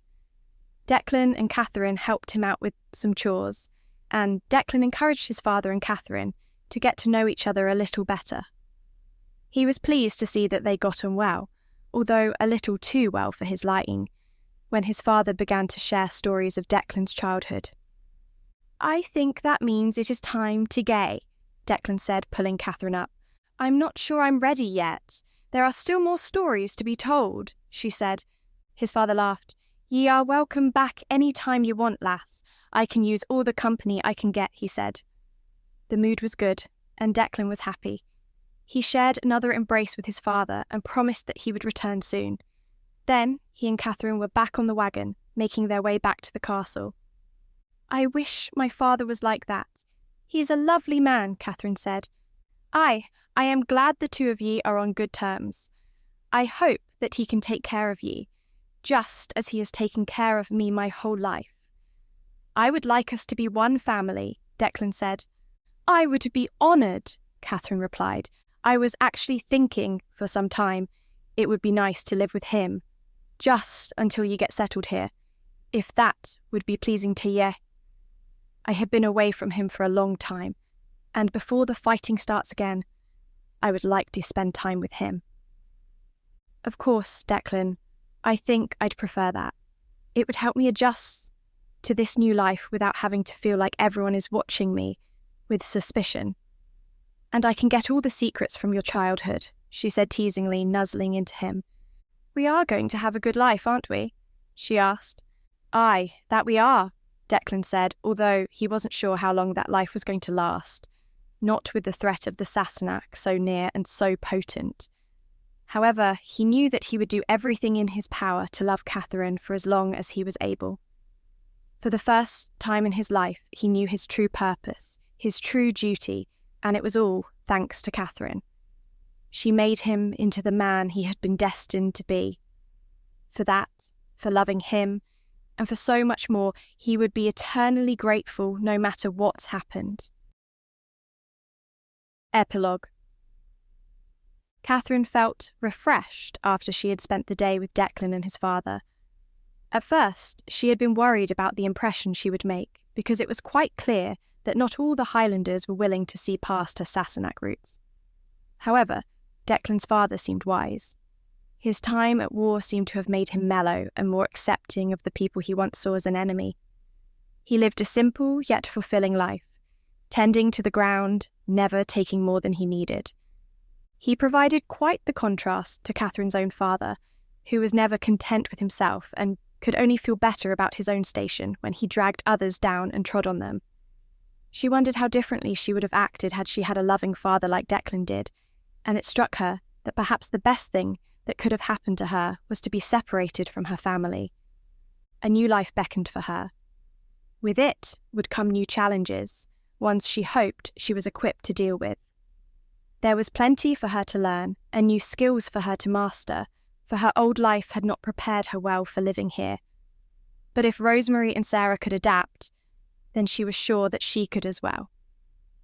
With Declan by her side, she felt as though anything was possible.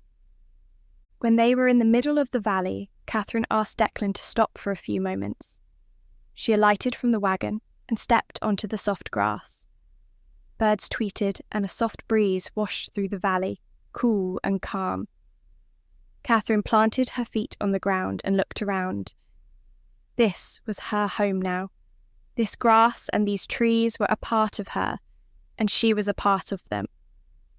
No longer would she have the luxurious comfort of a soft bed with pillows, nor would she have her dinner served to her by handmaidens.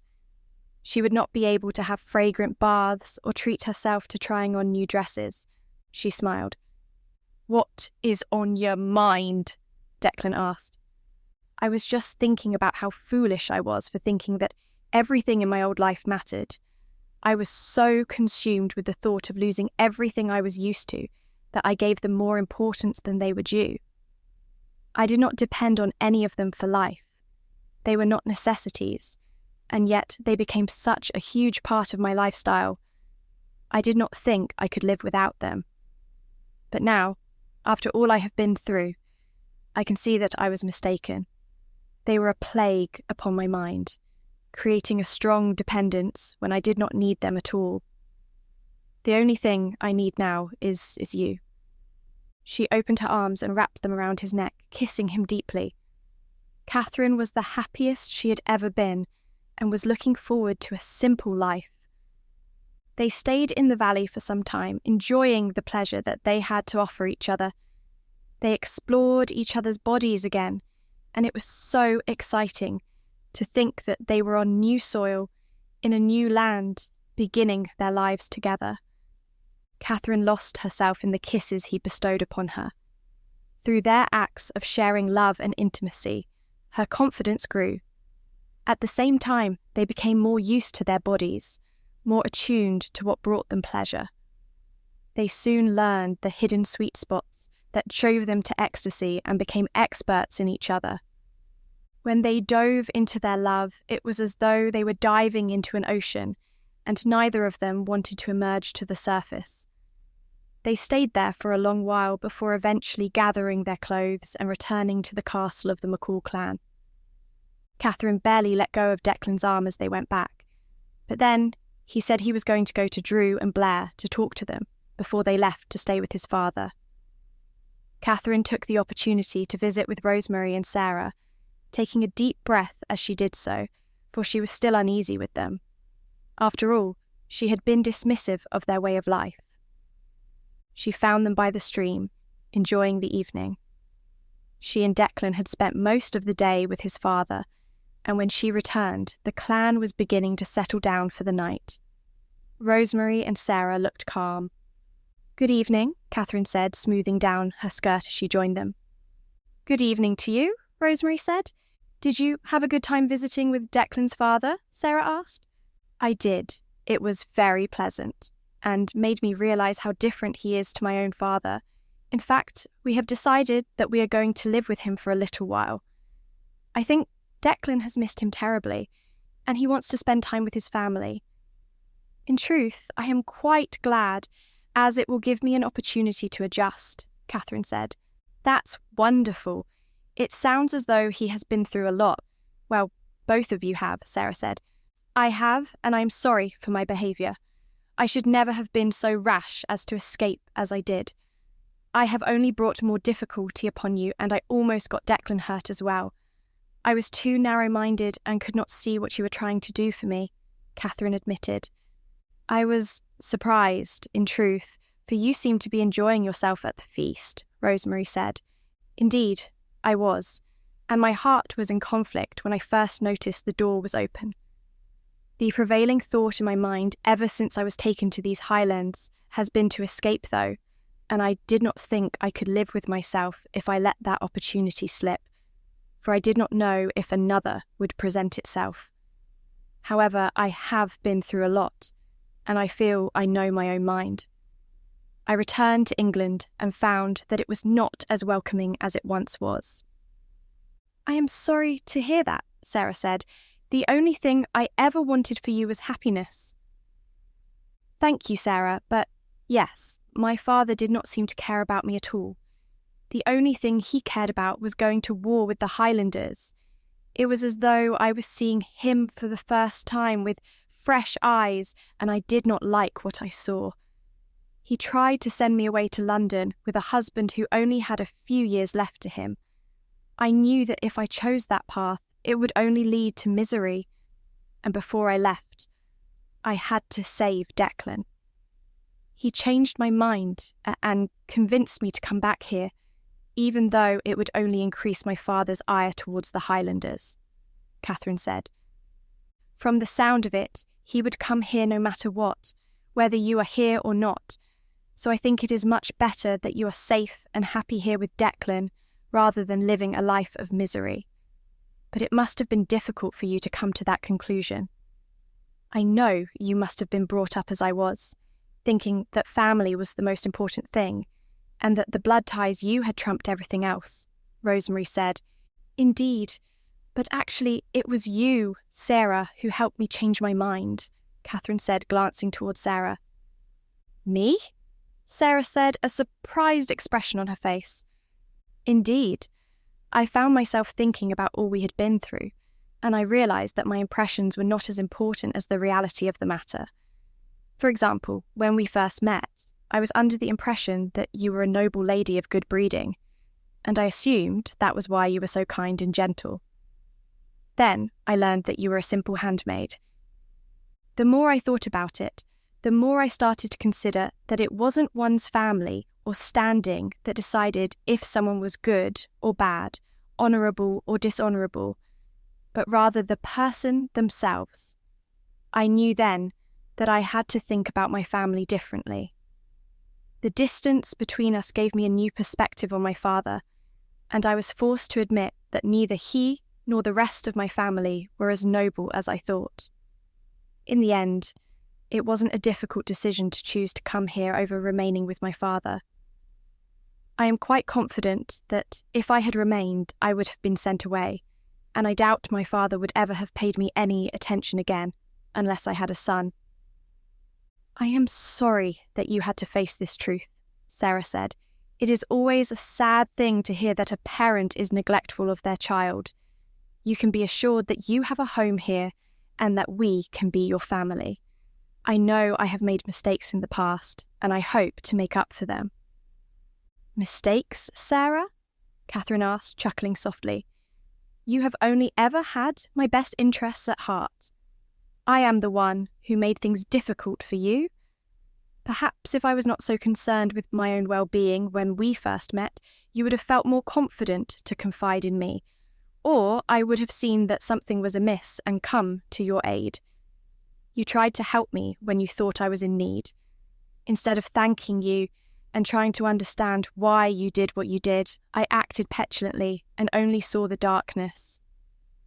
I am glad you see the light now, Sarah said, smiling widely. All this talk of recrimination is good, but you should not spend too much time lamenting your mistakes. We are here now, and the only thing to do is look forward and talk of more cheerful matters, Rosemary said. But is it right to be cheerful when there is so much danger that presents itself to us? My father is going to come with an army, and as much as I am enjoying my life, I cannot bring myself to ignore the truth that so plainly presents itself, Catherine said. She noticed that Sarah shifted uncomfortably beside her. Sarah was the gentlest soul out of the three of them, and any thought of conflict was enough to set her on edge. I'm not saying we should deny the truth, but we should not dwell on it or let it dominate our lives. We shall deal with the war when and if it comes.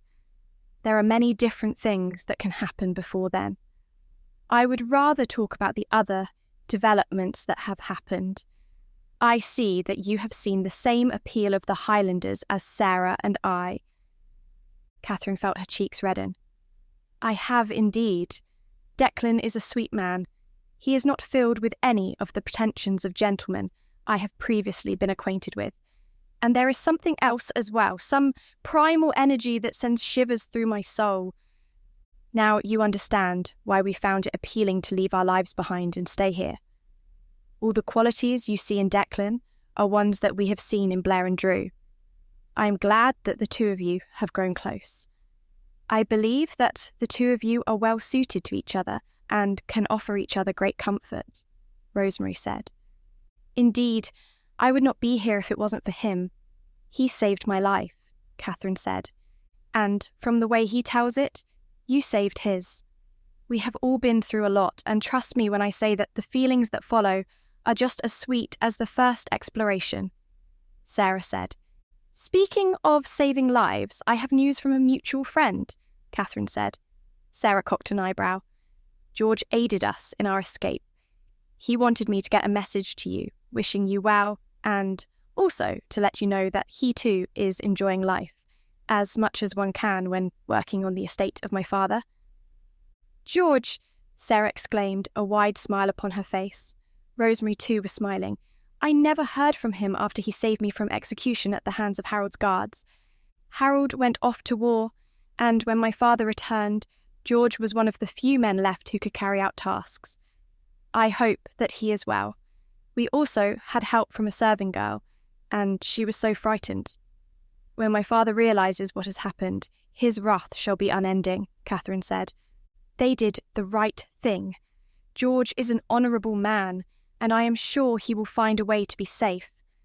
By the sounds of it, your father will be too consumed with going to war to punish lowly servants, Rosemary said. I am hoping that he will be so distracted that he will not even discover that Declan has gone, Catherine said. Speaking of Declan, the man returned presently, looking every inch a man. He greeted the ladies and asked Rosemary and Sarah if they would excuse Catherine. They, of course, acquiesced. Declan held out his hand, which Catherine took, and the two of them walked through the fields surrounding the castle. A shiver passed through her, and she gazed towards the direction of her home. Declan expressed his concern and asked her what was on her mind. I sometimes wonder what will happen if I meet my father again. I do not believe he will rest until he finds me, and when he does, I know that he will expect me to return with him. He will think himself the hero, rescuing me from a horrible fate, when the opposite is quite true. I don't know how I shall handle that, Declan. How can I convince my father that he is wrong? Her voice quivered with emotion. Declan held her tightly, trying to soothe the thoughts that ailed her. I dinna know how this is going to play out, but I shall nae let anything happen to ye. We are meant to be together, and nae force can stop us. Ye hae my word on that. I love ye, Catherine, with all my heart and soul, and I would nae be able to live if anything would happen to ye. Your father can try all he wants, but he will find that we are nae sae easy to kill as he thinks. Catherine smiled at him and wiped a stray tear from her eyes. How was your conversation with your cousins? It went well. They are going to send word around to the other clans to gather the army again. But that is something to worry about another day. Let us gather some supplies and then make our way home, where we dinna have to think about anything else. Catherine smiled and nodded. She and Declan talked a little more about what they had left behind. Catherine expressed concern for Rebecca and George again, while Declan spoke about Alistair and what he was up to. I'm surprised you weren't tempted to stay with him and go on the adventure with him, Catherine said. I have already been away from here for too long. Besides, I would never have done anything to be away from ye. Alistair is on his own path, although I do hope to see him again. Maybe you will. None of us knows what is going to happen in this life. We can only try and do the best we can. Ye speak the truth, lass. I love ye. I love you too, Declan, she said, a warm feeling spreading through her body.